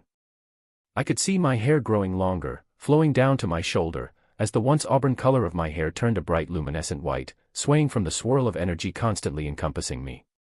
In a way, it was like my body was becoming more like Sylvia's. After calming the voice inside my head that suggested I go on a rampage, I examined my surroundings. Jasmine and Elijah were the only ones left. Elijah was beside Jasmine now, who was still out of breath and sweating in pain, supporting her with his shoulders. Elijah was staring at me with a dazed expression, his once serious face almost comical as his glasses drooped down his broken nose. Another thunderous crash jolted my attention back to the task at hand. The tsunami of vines that made up the Elderwood Guardian expanded as a face formed within the wave. The face bore down at me balefully, ignoring everyone else but me. The mana beast that once looked at us like we were insects now displayed a trace of fear. "Let's play," I growled, revealing a smirk. The world moved around me in slow motion as I leaped, willing wind into the soles of my feet. I instantly cleared the distance between the Elderwood Guardian and myself as the storming gale I propelled myself with left a crater bigger than the spell Elijah had used.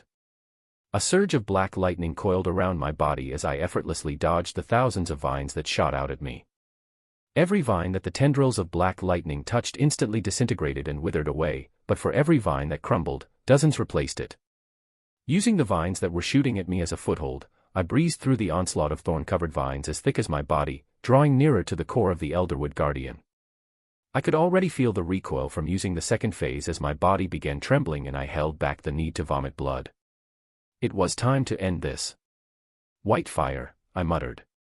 My hands ignited and became engulfed in a blazing white flame that seemed to freeze the moisture in the air around it. This was the most powerful offensive skill that I had in my arsenal, but one that was also the hardest to control. While my lightning attribute skills were focused more towards one-on-one combat, I geared my ice attribute techniques for a more widespread form of destruction, just in case the situation arose. The white fire ablaze in my hands grew larger as I absorbed the now visible specks of water attribute mana particles into my body. Using the last of my strength, I released my final skill. Absolute Zero.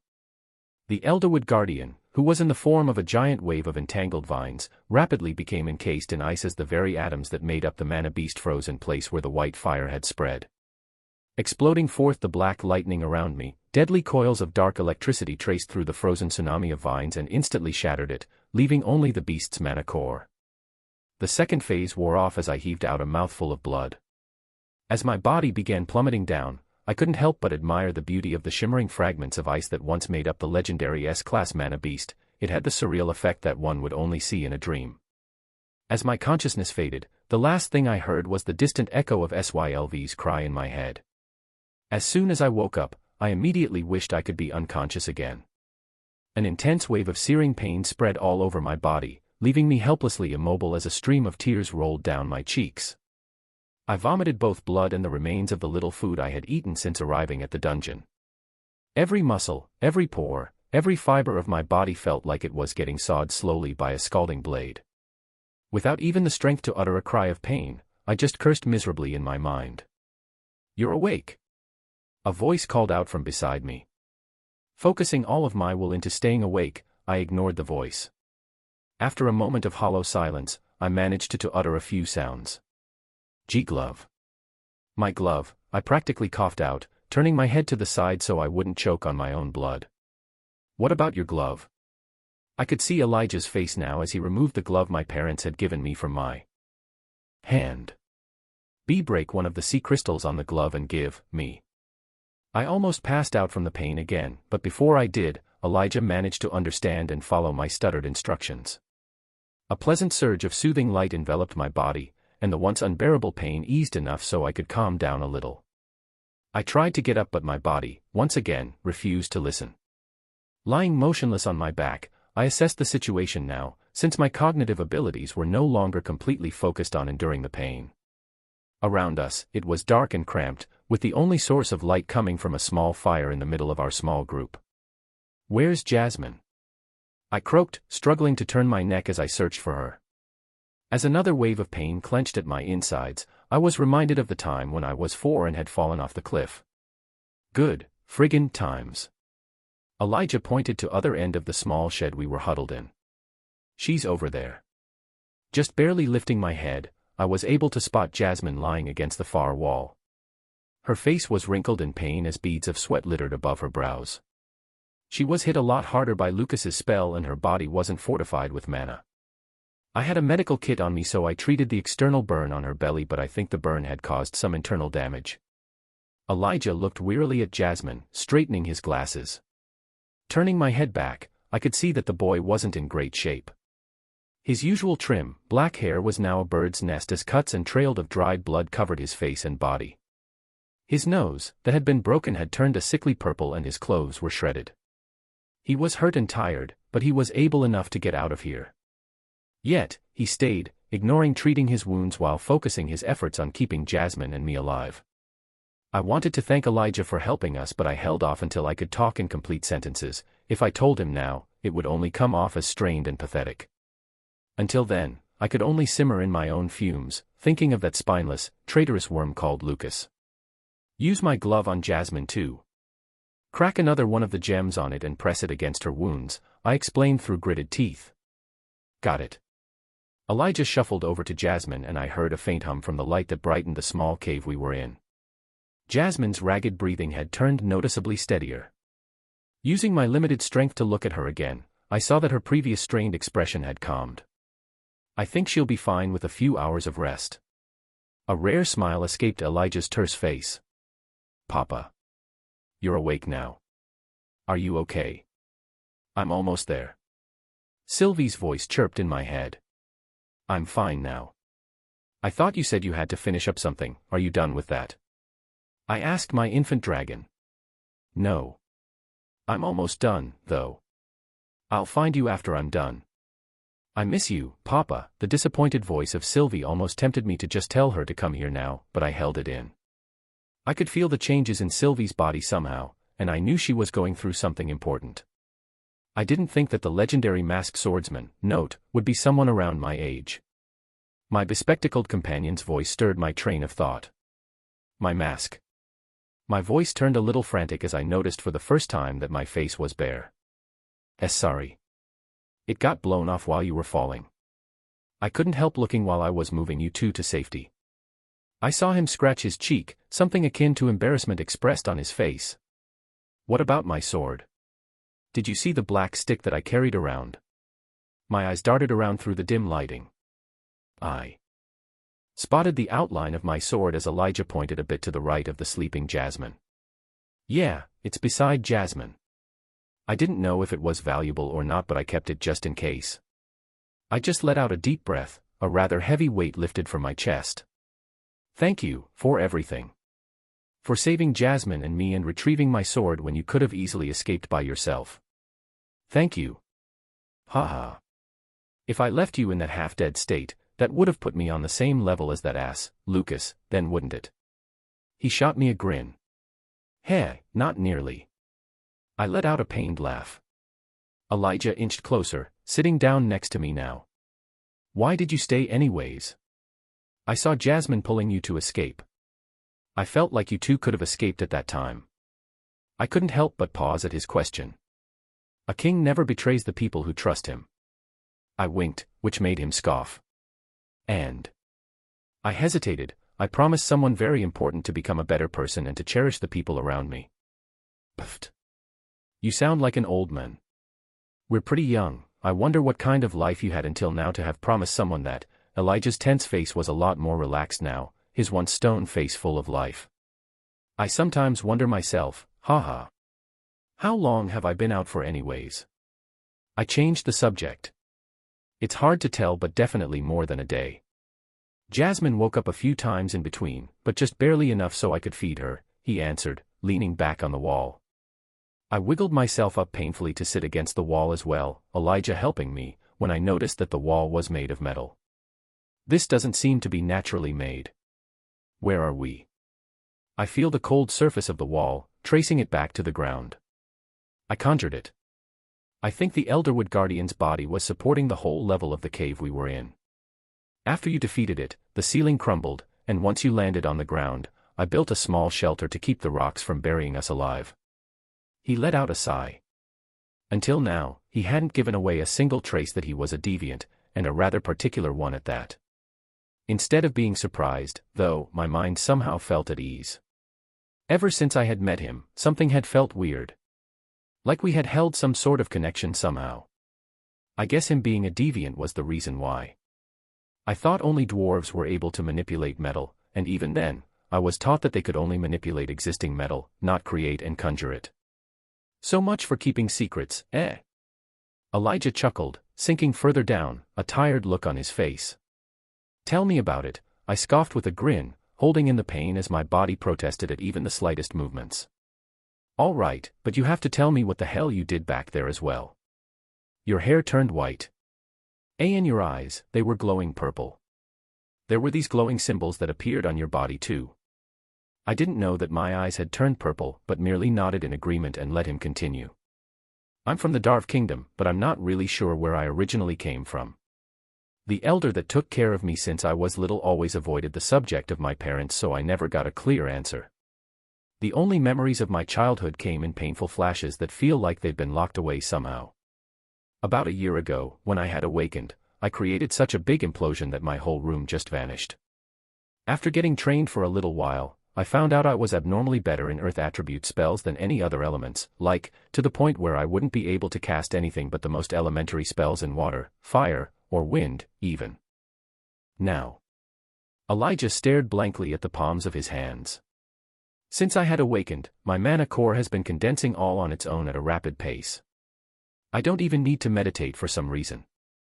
The elder that took care of me sent me to the kingdom of Sapin as a representative and told me to make a name for myself and get along with the humans, but honestly, I don't know why I'm doing this. After I broke into the dark orange stage, I had this weird feeling surge up in my body, and before I knew it, a field of metal spikes conjured around me. I happened to be alone when it occurred, so thankfully, I didn't kill anyone, but ever since then I've been pretty careful, and scared. Scared of what I am and scared of what I can do. I was excited at first about how strong I could be, but even now, I can barely control my powers. You know. I thought maybe I was half dwarf at one point, but I just don't know what I am anymore.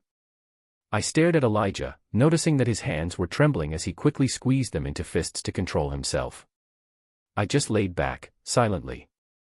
I wasn't going to pretend like I understood him, and anything I said now would just be empty words of comfort. Sometimes, I get this feeling. Like what I can do right now isn't even the limit. I know it may sound weird, but I get this itch that there's something more to me deep inside, and that once I can control that power, I'll know what I really am. I'm sorry, haha, this ended up being a therapy session for me, didn't it? And like that, the bespectacled boy that tried so hard to keep a stern, cold facade turned out to be fragile on the inside. I gritted my teeth as I willed my broken body to sit upright to face Elijah. Peering into the boy's eyes, I saw a trace of desperation but also gentleness, and a firm pride in himself that reassured my decision. Years of being a king, representing my country, meeting all different kinds of people, I got the hang of being able to see the type of person someone was, and my impression of Elijah was that he could be someone I could trust. I'm a quadrielemental augmenter with 2 deviances, ice and lightning, I stated in an even tone. Before he had the chance to even react to the landmine I had just set off, I continued. I'm also a beast tamer. What you saw back there was me releasing my beast will. The hand that Elijah had been leaning on slipped and his head crashed against the cold, hard steel.